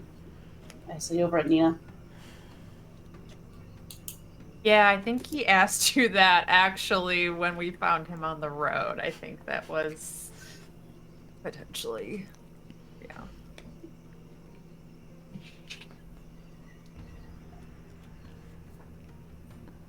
It doesn't really necessarily prove the point, right? I mean, you could be against me, like, I'm playing you fully, I'm disappointed in you, using that. See, this whole deception thing is really. Yeah. Can we insight this at all? I mean, we're not hearing his voice. It would be, there's no way to insight that. You Yeah. could, yeah, at disadvantage. It's going to be a really high DC, though. I'm gonna roll just to see if I can nat 20 this shit, but Okay. What was the inflection Antino said it in? 2 11s, no. Yeah, no, I mean, That's the closest we can get is just when he said like the inflection of that beginning part. I mean, I can tell you he sounded out of breath. yeah, that coincides with what we know.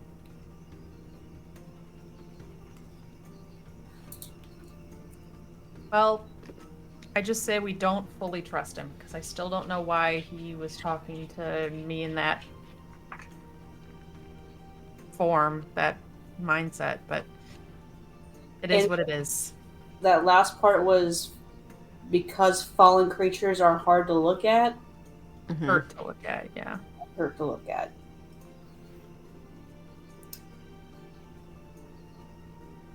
Which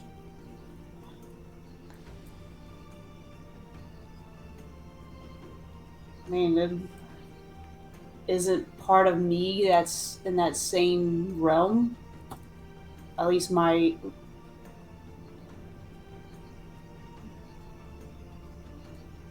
the awesomers in general that I come from. Awesomers, they're kind of Well, well, you're celestial blood. I mean, I think what Nathan learned back at the library when he was looking into Eastgard and everything, I think his background's a little bit different from yours. So whatever immortality his was, I think it's just different. I mean, he did specifically use the term creature instead of like humanoid.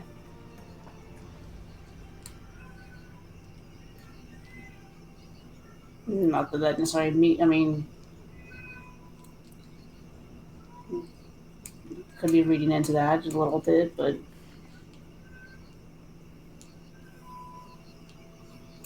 Look, we could pick apart this message a dozen other ways, but I think it's still just as cryptic as we expected it to be, so...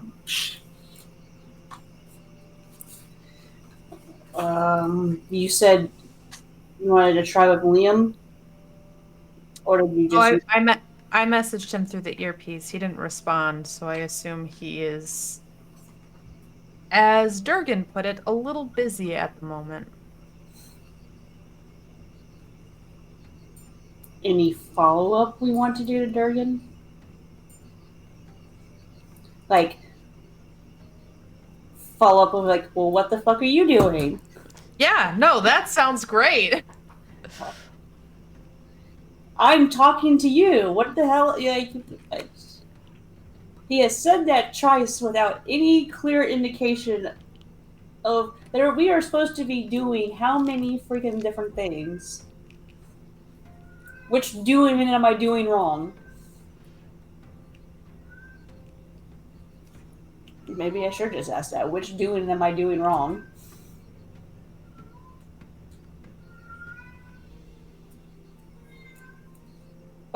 I mean, you, Appa. You could say, what, like, I'm looking into everything. I've got my next steps planned. What are you telling me I'm doing wrong? But he's just gonna say asking him dumb questions. Because that's what I would say if I were in his place.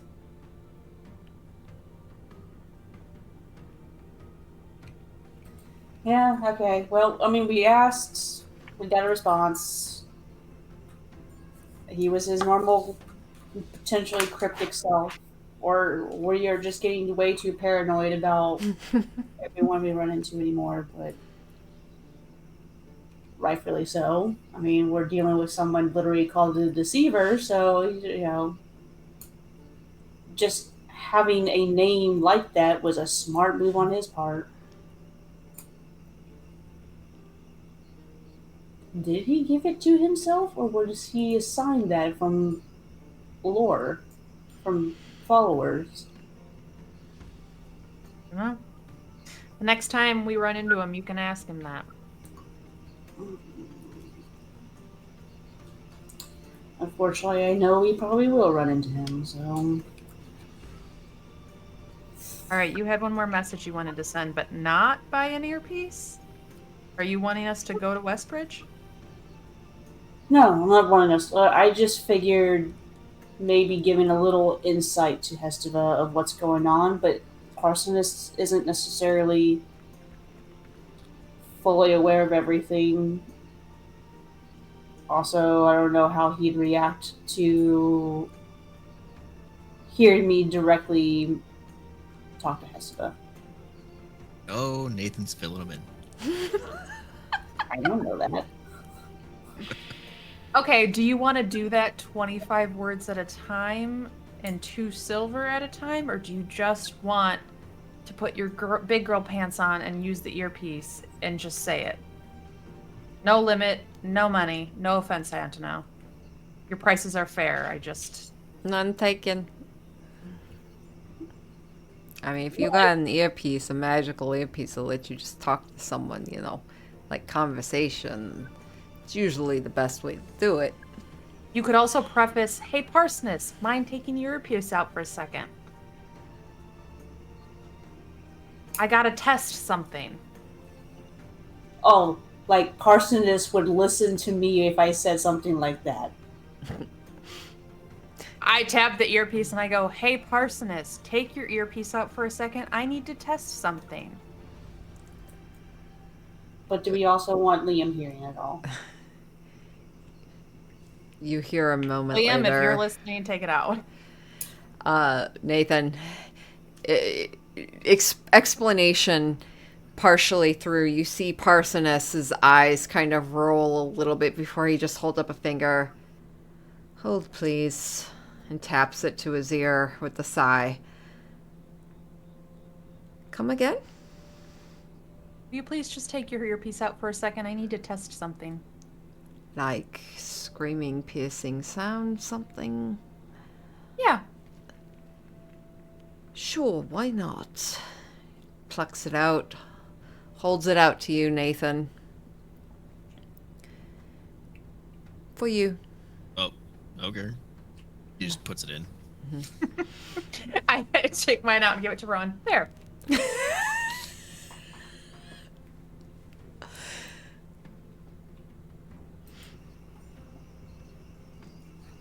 I will be looking at you with slitted eyes almost, like this is what friends are like, huh? I'll put it in.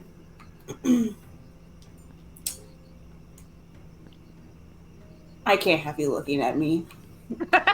Do you walk a little ways off?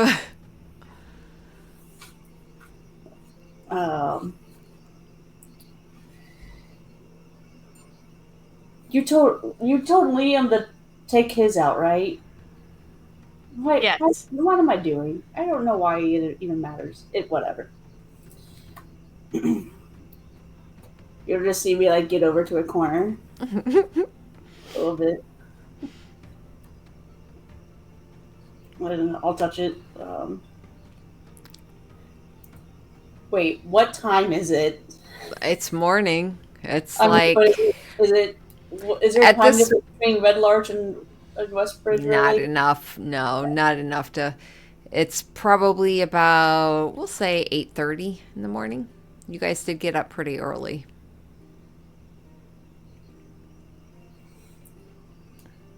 All right. I was sorry if this is waking you, Hestava.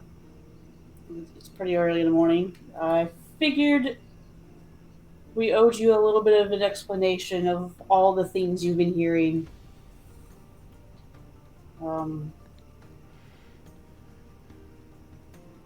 We've had an incident where we've lost Liam, and you may have heard some screaming. But you probably also heard his response about that he's okay. But we are taking action on that.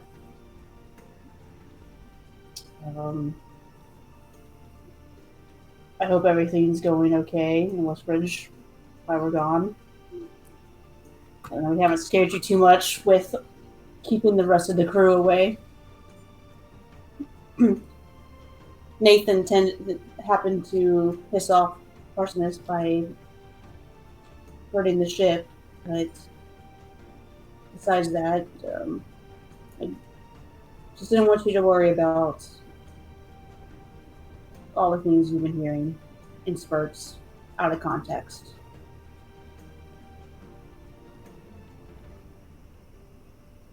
I hope everything's been going well there, and Gulliver hasn't been too much of a pain in the ass.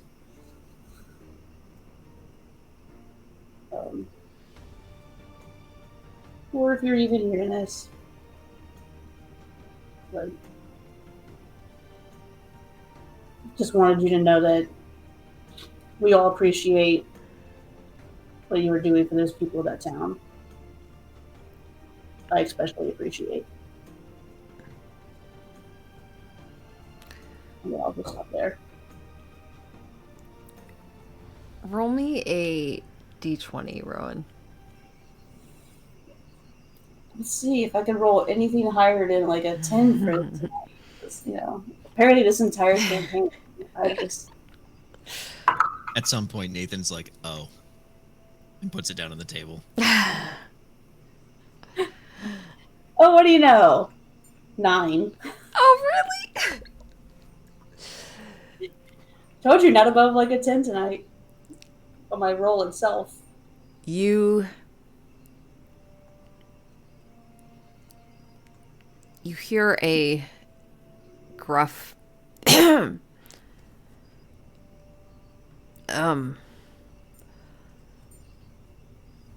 hello, Rowan. Yes, Hestava gave me the earpiece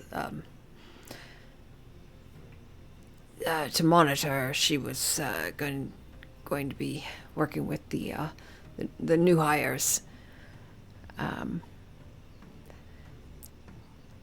Duly noted. Must have missed the screams. Apologies. Hope everything's all right. And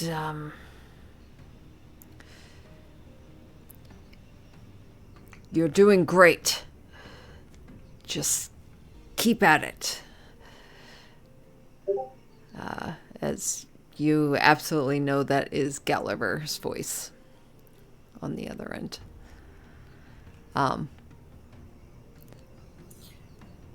Nina, you probably, if you're watching, which I'm assuming you're like daggers to her back.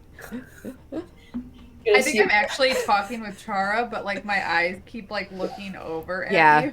Chara's like kind of leaned in, kind of next to you. Both of you kind of leaned back against the counter watching.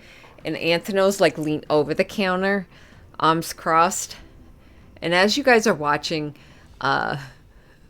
eyes all zeroed in on Rowan, Anthony just kind of leans over and How do you know you have all the earrings? I've always wondered that with those magical earrings. I guess we don't. I feel like I'd be freaked out someone else had one, you know? Without knowing how many pairs there are. That's true. Just about as freaked out as I am of you listening to all of our conversations and being able to tell anyone. Ah, come For your on. creed. You know the creed. I'm an honest man. All of a sudden, you see Rowan take out the earpiece for a sec, go, shit! And put it back in. Antono's like, oh, that doesn't look good. That doesn't look good. Kind of steps back a bit. And now she just says it like normal speaking levels, like, well, good to hear from you, Gulliver. Glad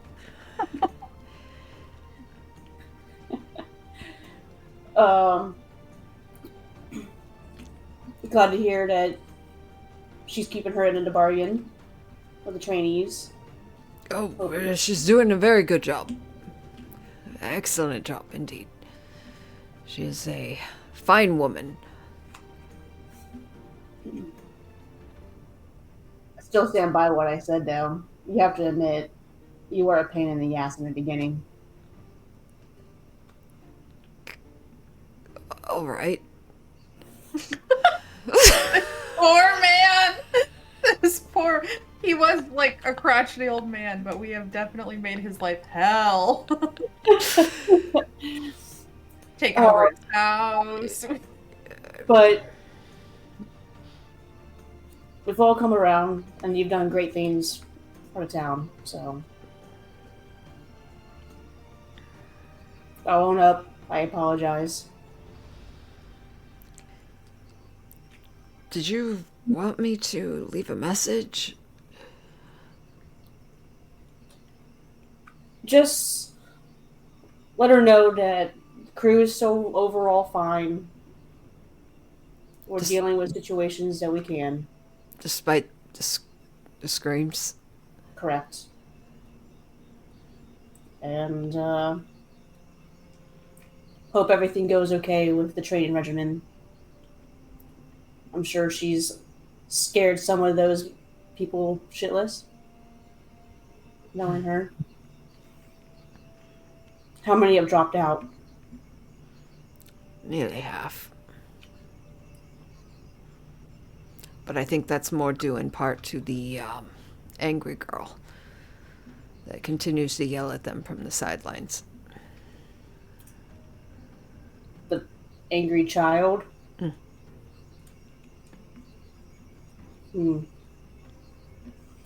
Well, she's weeding out the weak then. Anyways, sorry if I disturbed you this morning. I know it's early, but... Not at all. Early riser. Take care of everyone there. You do the same. I'll be sure to give the earpiece back to her, so you can speak with her later. How long have you had the earpiece? I don't know, it kind of gets lost in there after a while. I think after you all left, she handed it to me. Something about she has a way to communicate with Parsoness on the side, so she was, I think, getting reports that way.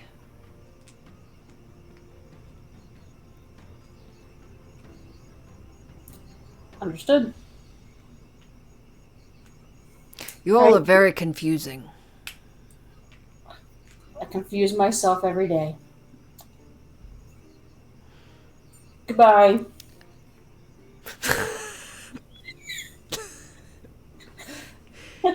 Antono's like, And then I take it out again. He's Y'all take it out again. Like, shit. Turn around. I think Nina just laughs and goes, "Oh, my charming little duckling." Chara's like, I just love this. This is the best. Moments of joy, right? Do you Would I have picked up that the way Nathan said, "Come with me," he was about to say anything to Parsonus? Or do you think I'm totally in a... Oh yeah, I literally I said, mean- "Oh, I'll fill you in." Come Yeah, with me." it was a pretty obvious like So the second shit is basically that uh-huh. Parsonus has a way of talking to Hestava. Mm-hmm. That is not necessarily a good thing in Rowan's eyes. And you also know Parsonus has given you the stink eye Oh yeah. since you and Liam. I'm gonna turn around like, you're taking this. Take it. Hmm? Take it. I take it. Okay. So you Like, didn't put it ask out if there. you didn't ask if she was available. She was busy training the new hires. Oh. What is that supposed to mean? Nothing? Hey, You know how Antonov just told us that when he does ascending, he announces himself or the call first. Maybe next time just say, "Hey Hestava, are you there?" I'm going outside. Chara like kind of still leaned half back, just kind of looks up. Okay.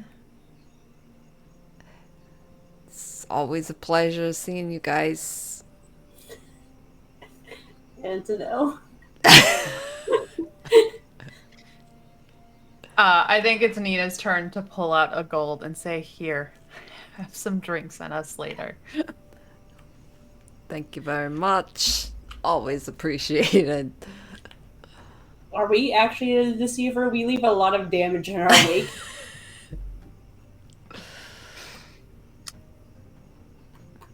But yeah, I mean, I don't know. I think we gotta ask Heronius about the gems, right? It's just your fancy little ritual.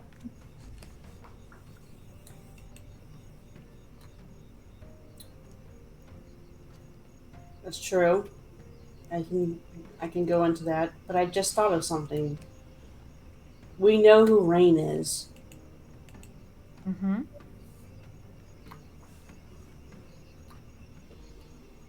Flick's mom, right? Yeah. We know the area, at least that Liam was in, is related to where Flick was from. Should we reach out to Rain?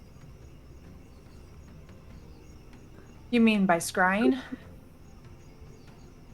Or we can send a message about exactly where that is.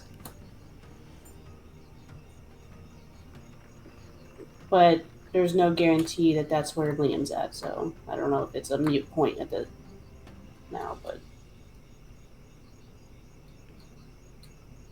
it is just a thought for the future that we do know or have met more people than we may think of. Right. And Rain was helping. I mean, the Flick's letter talked about that they were separating their ways to tackle the issues from different angles.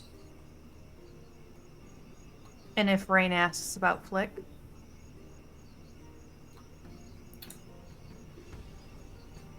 Knowing how they were, she probably already knows. Okay.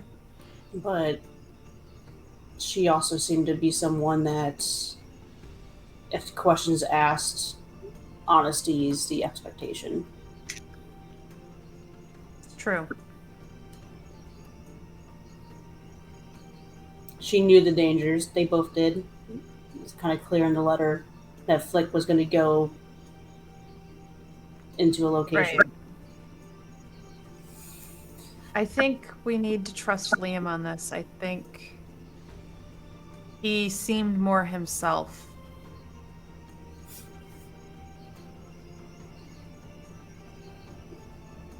Fair enough. Just wanted to make sure. I could be wrong, but I think we should give it a shot. I support that. So let's go talk to your god.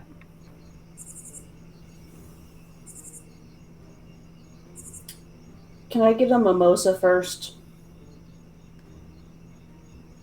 Drunk dialing a god. Now that I can get No, behind. not getting drunk, but after that experience I just had now, I don't want to jump straight into that. I kind of put my arm around Rowan's shoulder and start steering her towards the tavern then. And I say, okay, well then when you're conducting the ritual, you start with, hey, it's Rowan, instead of rambling right out of the gate.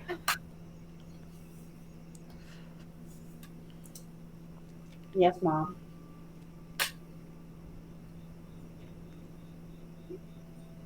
And we head to the tavern to get Rowan a mimosa before she drunk dials her god. The three girls order a lovely mimosa for each of you. Just one. Just one. And 90% champagne with a splash of delicious. I think Nina actually forgoes it this morning. oh, Clear head. Rowan has actually not been drinking most of the time. The last couple times you bought stuff, so this is actually a switch up. Mm-hmm. Mm-hmm. yeah. Sour taste out of her mouth. Roll me perception checks. Oh boy.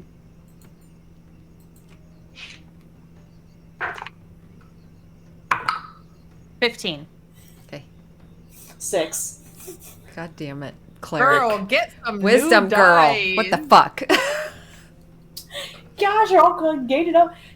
Nathan would have been worse, okay? All right. Okay. So mimosa knocked back, Rowan. The three of you kind of settle off in a corner by yourself. How would you like to do this?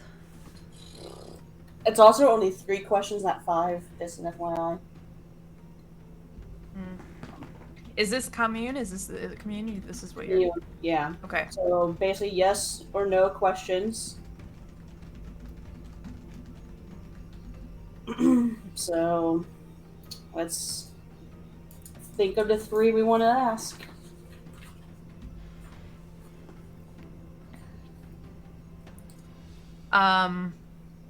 Do you still have the gem, or do we know what they're called? The gatekeeper gem. The gatekeeper gems, yeah.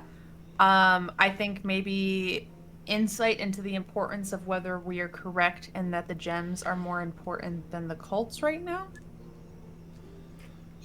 So starting with you have it, then should we be focused on them? Sure. Do you still have one of the gatekeeper gems? If the answer is yes, I guess if it's no, either way, but should our focus be on getting the gems back above the cults?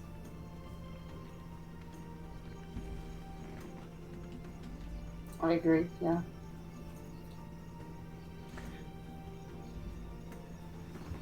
Before dealing with cults? Yeah.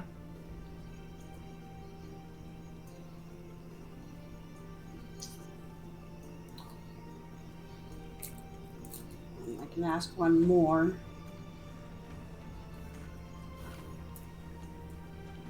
Is Durgan working for you?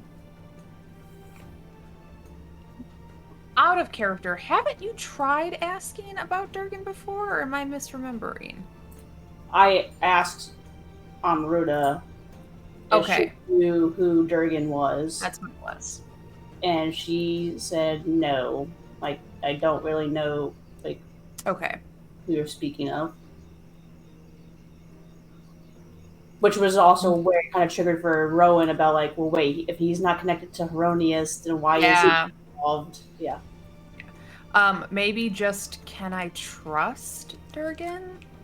Because, I mean, I guess asking if he's working for him, if the answer's no, that still opens up to whether or not you can trust him, right? Whereas if you ask if I can trust him and it's a yes or no, you know it doesn't matter who he's working for. Your God said to go with it. Can I trust the man that goes by the name Durgan?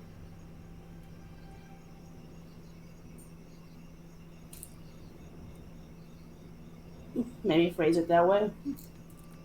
Yeah.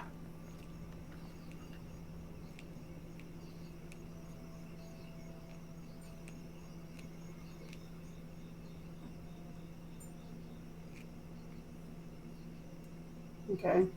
Are you okay with that, Chara?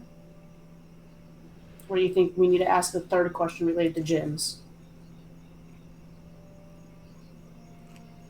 Gotta be a yes or no. So the only other thing we would care about the gems is location.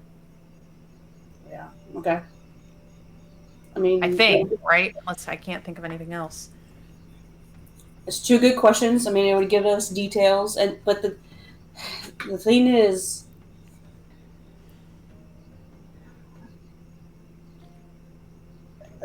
they don't have to answer straightforward, per se. So everything, of course, would have to be, I guess, in a sense, taken with a grain of salt. Though my relationship with him is different than, say, a evil deity.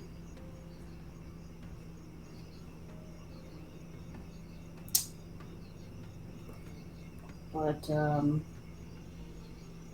it still just needs to be understood that they are Sure. not beholden to giving full truths. And they don't always know them. Correct. Because you may not anymore. All right. You know what? Would you be willing to do this by the pond? Sure. There's just something, I feel drawn to that it's kind of where things took a little bit of a different turn for me, so it seems fitting to be peaceful by the water. I've always liked the water anyways. All right.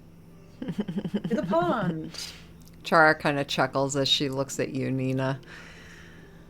And then would stroll off behind Rowan.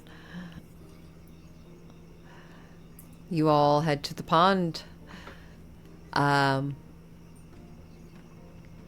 Yeah, scenic as ever. It's a lot colder than it was the first time you were here. You still see some frost just on edges of the grass as you see the flat rock that you had sat upon before when you had first met Durgan. You set down your incense and your holy water. Light it. Let the smoke and the scent begin to fill the air. Chara's like, I know. God, I hate sandalwood. Worst one. Just kidding. You just hear a big, sucking of air. Yeah. Roll that out. Sorry. I've been carpenter. The holy water seems to evaporate into the incense. And you speak your questions. Start with one. Do you still have one of the gatekeeper gems?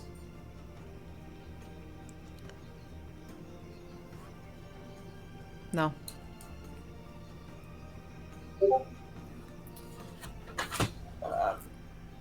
Should our focus be on getting the gems back before dealing with the cults?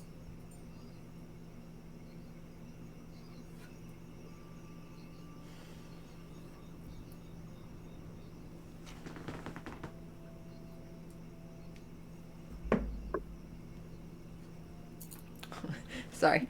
I rolled before I put my determinators in my head. Hold on.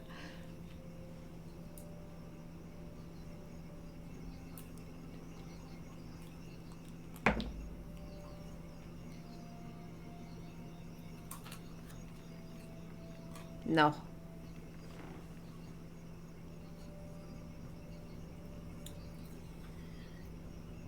Can I trust the man who goes by the name Durgan?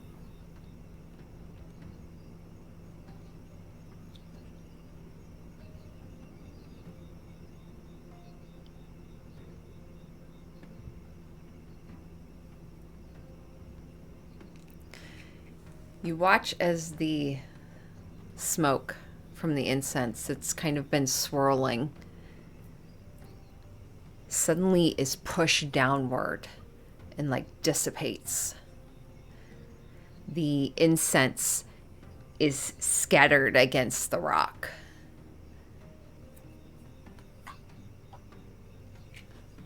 And you just hear I don't know.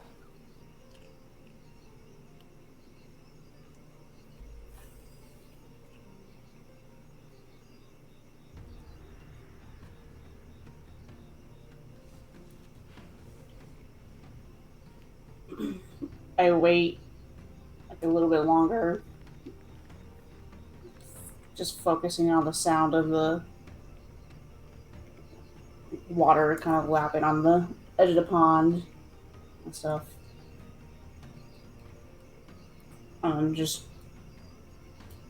in that moment, think back to when I first met Durgan there and try to really remember that moment of,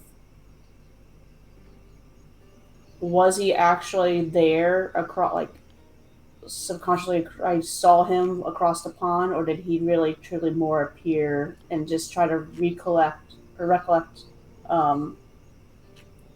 details that my mind may not have been paying attention to as clearly of. Yeah, roll a history check.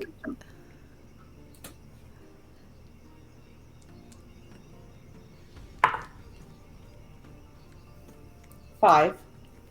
Do you have guidance? Like, can you guide yourself, ma'am, in the future on these rolls? You are a cleric. Or a saved inspiration from at some fucking point. I do have an inspiration, but I find it hilarious that the dice are telling the tale. You look across the pond and you remember what you want to remember, which I will let Rowan tell me. What is it she wants to remember of this individual?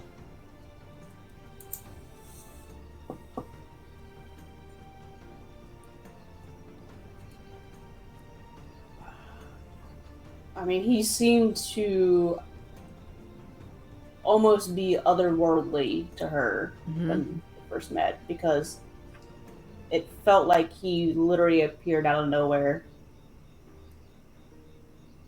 And then once approaching him, the amount of knowledge that he had of her, or what she perceived to be him talking about her, was like him almost. I would say Rowan almost thought that he was maybe potentially some other Deva. or like that kind of level. Just not truly assigned for her, but working alongside. So that's why once she heard that Umber was like, I've never even heard of him, that really threw her off.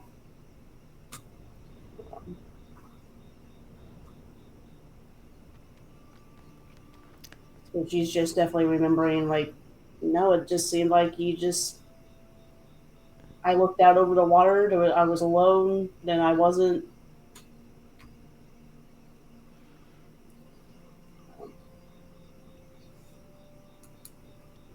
Do we just see Rowan standing there? Because we didn't hear anything. She conducted the ritual and heard all the stuff. So we're just kind of standing back watching her. Yeah. Okay. Out of character, I just had the thought that maybe he's a person for your other god now, while you've got Amruta for Heronius. And anyway, Nina will just be like, Rowan, you okay? How'd it go? Kind of like refocus to the present, and I got answers.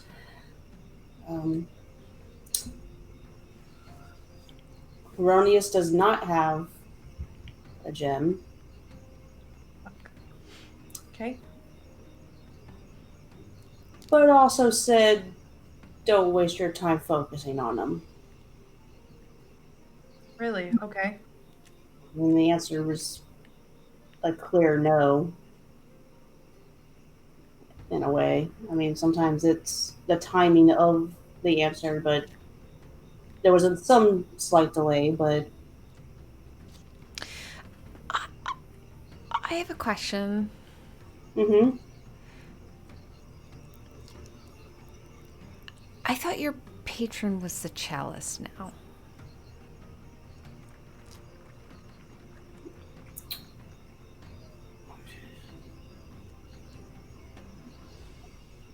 I guess it's still not necessarily exact. They're kind of intertwined as far as Oh, okay. my understanding. I mean, I still have things that I feel like I can do that were bestowed to me through Herodias, but I also have things I feel I can do under the chalice. So this is all new to me, Chara. I wouldn't have considered myself a high ranking anything even when I just had one person I was following. Oh, it's totally fine. I'm just asking because I'm now a high priestess. So I just want to understand the process. I was also thinking that I can always potentially do this again and then ask 3 questions to the chalice instead. Yeah. But on the 3rd question, at least, can I trust a man that goes by the name Durgan? And it was an I don't know. Of course it was. Yeah. That's disappointing.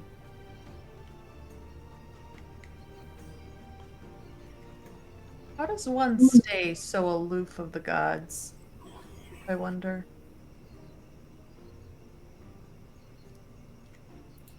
Now, as far as how that question was answered, it wasn't. I didn't feel like it was said in a more ominous way of I don't know. It just a matter of fact. Not like I don't know warning bells per se.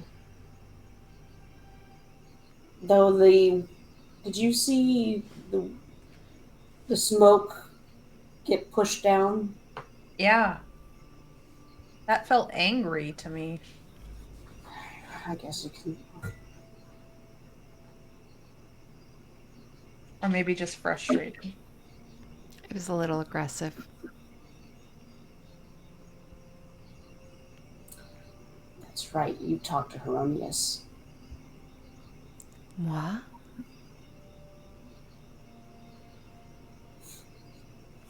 Yes, you.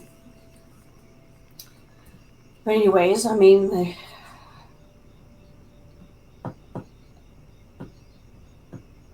I guess Yeah, I mean, I think the not going after the gems kind of pushes us back to where we were, right?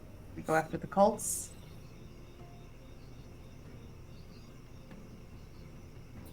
if you want to bring it up with Nathan and everyone and just see if everyone agrees. I mean, I'm not gonna force that answer onto any of you if you don't agree. I think we can all talk about it as a group. As much as I want to know what the bigger plan is,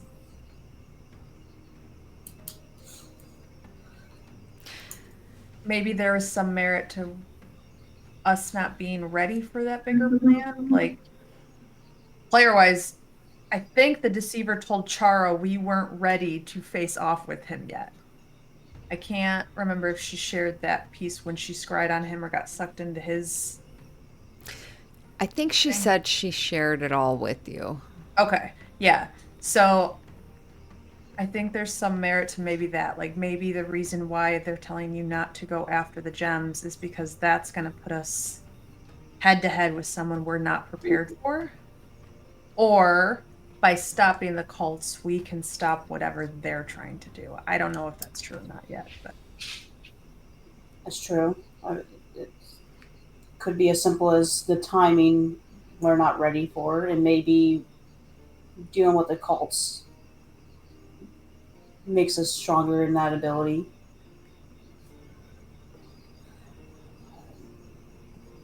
well, let's head back to the Rose. Fill them in, since I think they still probably have their earpieces out. Also, it wasn't Heronius I talked to previously, just FYI. Who was it? Oh, I mean, it's not like I actually talked to the god themselves. Oh, I thought that's what we're trying to do. Well, no. I mean,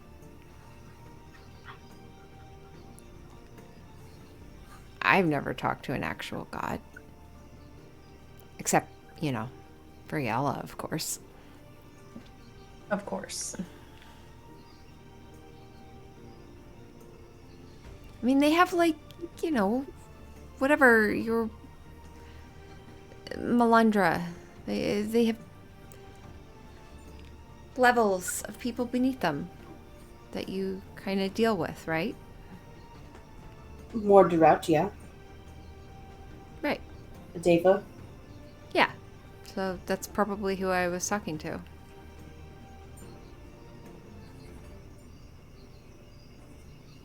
Fair. Do you Yeah. actually talk to him?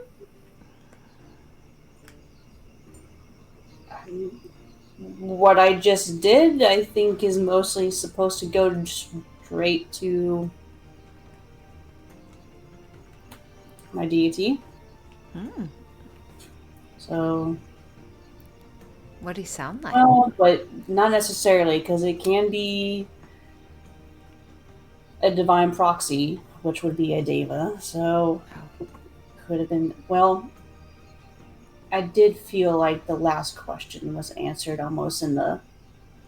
It almost felt like Buddha's voice to me. So, That would explain the frustrated huff on the incense, because you've already asked her.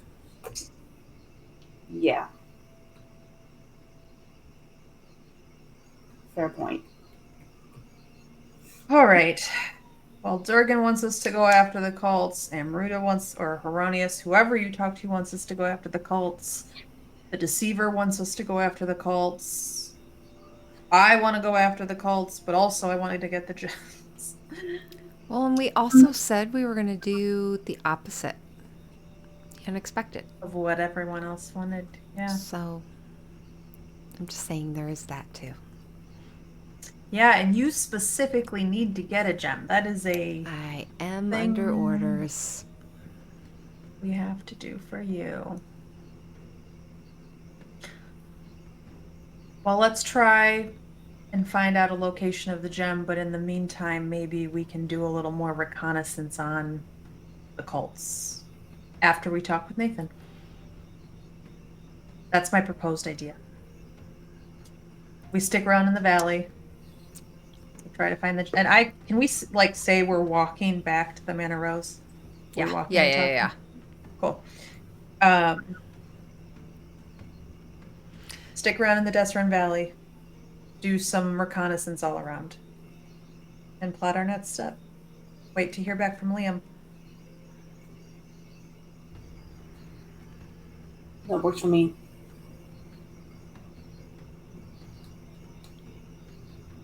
All right. There is still one more thing I can try of if you really want the gem. I can attempt to do some sort of divine intervention of he may not have one, but he may know of where one, say the one that you need, Chara, could be. What does that mean, divine intervention? Now that would be basically directly getting my god to basically intervene in a moment. Which one? She kind of smirks at you. Whichever one feels like picking up the earpiece at the time. I mean, As if my life wasn't complicated enough. how would that work? Like, I mean, can you just do it? I mean, I basically need to do what I did, get in to a moment of focus,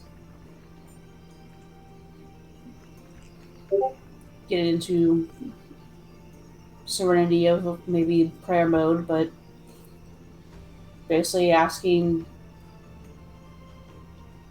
that we need you to get involved on a level never done previously. Of almost literally, we need you to make the gem appear and drop into our lap. I mean, that would shortcut, I feel like, a lot. So yeah, I we also should do think- that. Okay. Oh, I don't think that's gonna not happen, but what I'm saying is it can be something that of high significance, but or we could wait because I've never, like I said, it's never been successful before. is it dangerous? I don't think so. Okay. Why don't we just do it when we're all together then?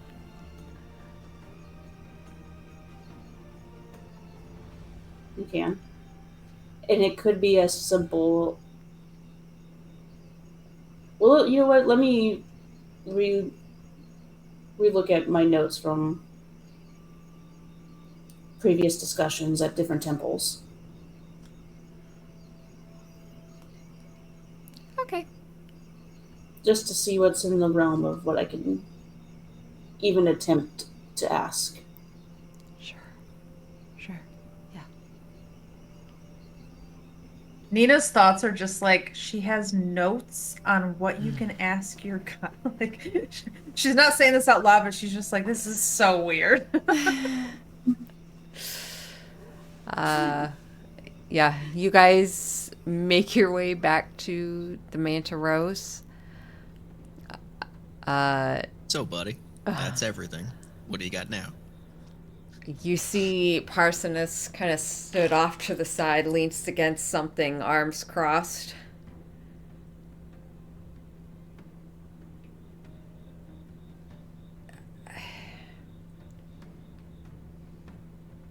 I mean, yes, sure. I don't really have a say in any of this. My friend, you absolutely do. I'm kind of speaking on behalf of everybody, but you're a part of this as the group, just like the crew is your family. Shara is obviously taking a very large liking to you. I consider you a friend. You absolutely have a horse in this race. What? A horse in the race. Oh. You're a part of this. Mm-hmm. And in all honesty, you have experience. You have traveled. You have wisdom, I think. Except when it comes to letting, us on board, but that's a whole different story. Nonetheless, I prefer to hear what you have to say. Honestly. And I meant it when I said I consider you a friend. If you need something, just ask me.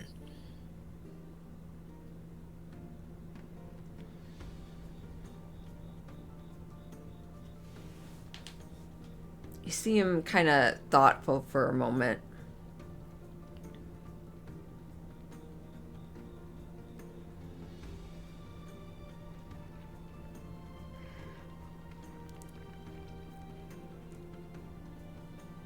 Has she talked to you about this deal, this contract she's writing herself into? You're going to have to be more specific. I've met a couple girls in the last couple of months with contracts to weird people. Okay.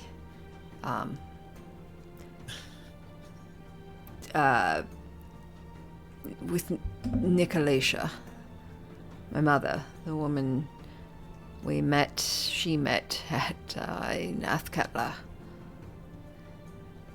Oh, I think I've heard something about this. Right. Are you concerned about something?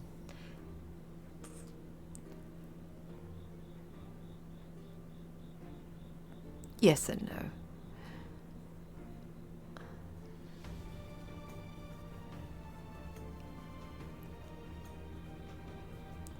You all are deep in to something, and we do surface level, honestly.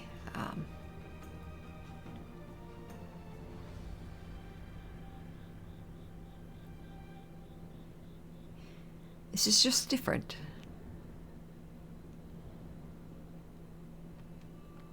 And perhaps I'm learning to deal with caring about someone that throws himself into danger on a daily basis.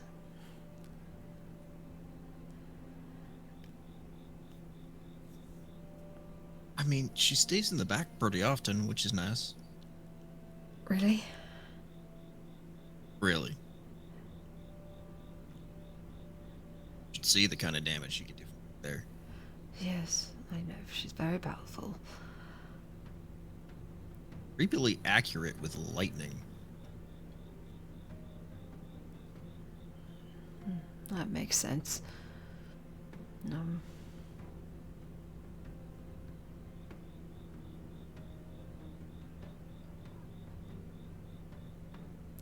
The whole Hestava thing, though, it's just, Nicolacia's my mother, but like Hestava.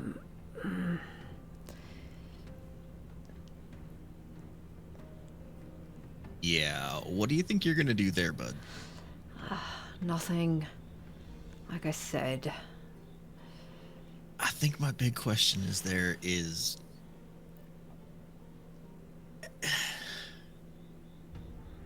would Hestava let you step in if necessary?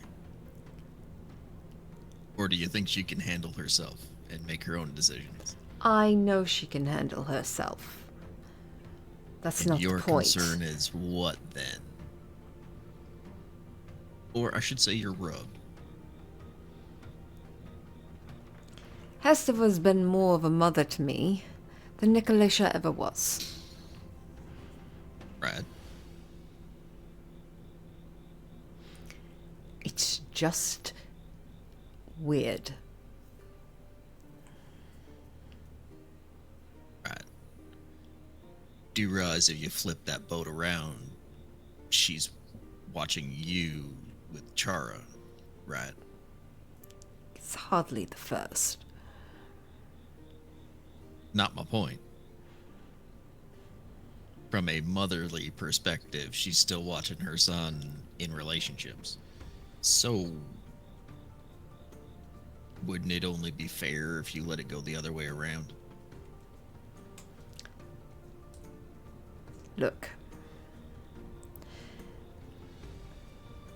Had I known I was being drawn into a conversation of logic, probably would have passed.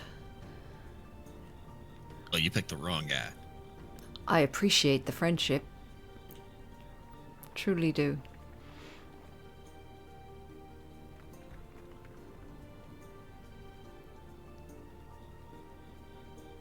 Do you know your parents?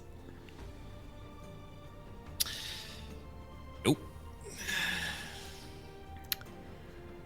I'd say you're fortunate, but I'm also not in your position, so that would be careless.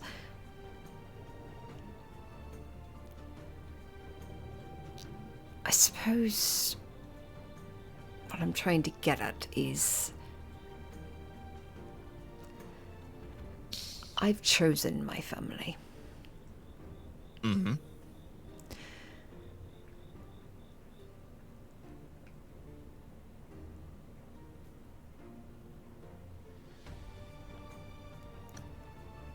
You all have become a part of this.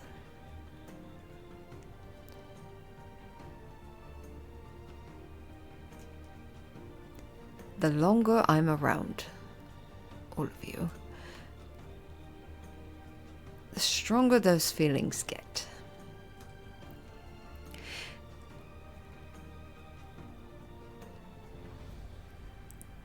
My father has given me a side of him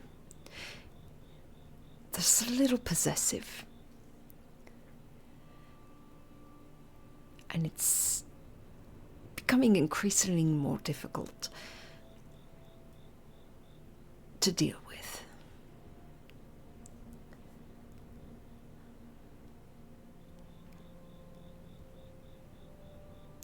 All that to say, Hestava is usually the one that is here to help align me. Right. And you notice, like, this entire time he's kind of talking, he's a little twitchy.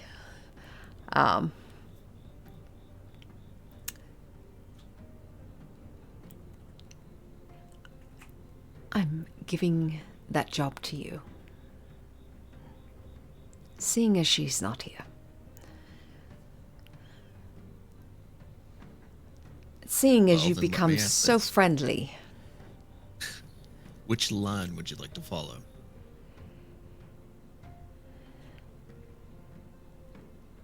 I don't follow. Said she keeps you in line. Oh, yes. Which line would you like to be on? The line where 'Cause I if I don't know where to hold you. don't hurt the people I care about. Oh, okay. Well, you're the... I want to say third person now that's told me to protect everybody around here. So, So you'd be Already very on. good at it then. so far I've been alright. Sans past day and a half. However, that was kind of his choice. Sort of. He wasn't hurt prior. Anyways. Working on getting him back. When he wants to.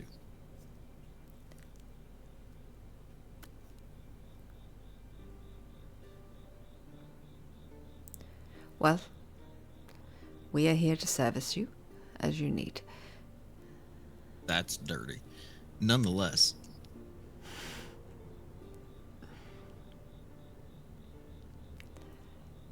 I thank you for that. Truly. It has been appreciated.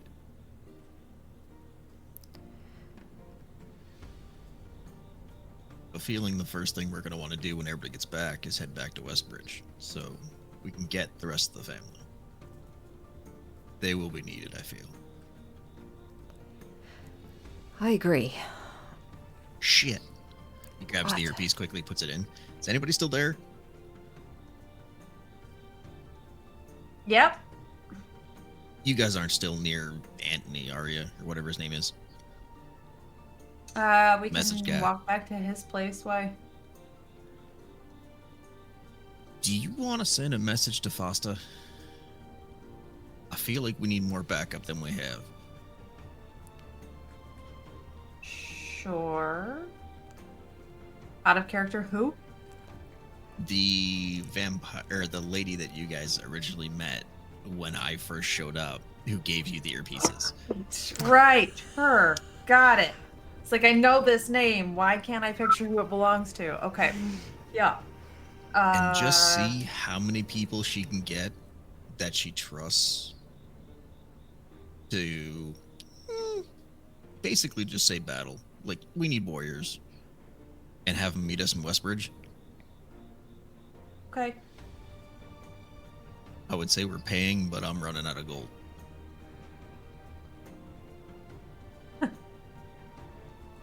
Yeah, you've been paying for everything a lot lately. I'll figure it out. Sweet. You guys doing okay?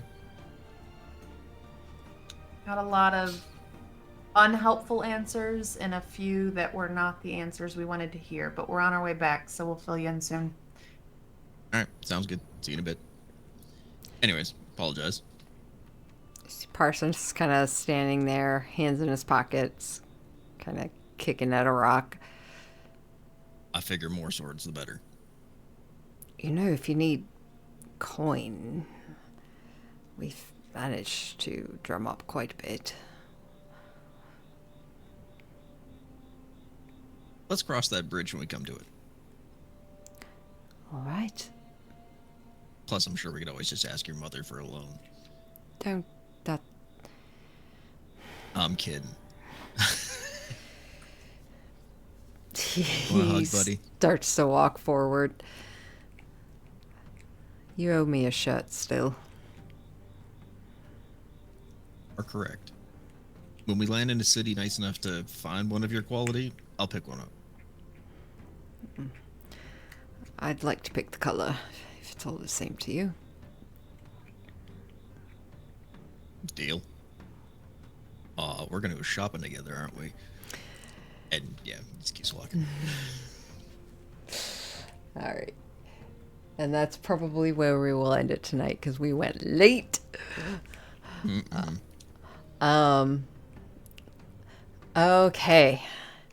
We are looking at, is everyone good for another 2 weeks? Sorry, I gotta look at the 14th. August 14th. I am good for that. September? September 15th. 14th? Yes. Oh my god. It's late. It's not good. It's not good. Yeah, September 14th. Wait, who should be the 7th? Yep, that would. Yep. Yes, it would. Wait, what? Oh, Wait, yeah, I'm Um, sorry. I was looking at the third. Yep. 7th. I was like, what time period am I in right now? September 7th, guys. We'll be there. All right, sounds good. Y'all have a good night. Good game as always. Thanks. Yes. Great Thank you session, very Cam. much. looking forward to seeing you guys in 2 weeks. Yee. Have a good 2 weeks. Voice for Fraser Dew. Blue, whatever. Yeah. Voiceover gives us chills every time. Yay! I do appreciate that Alright. one of you called him Fraser Doom. I don't remember who said it, but it made me so happy. Probably me.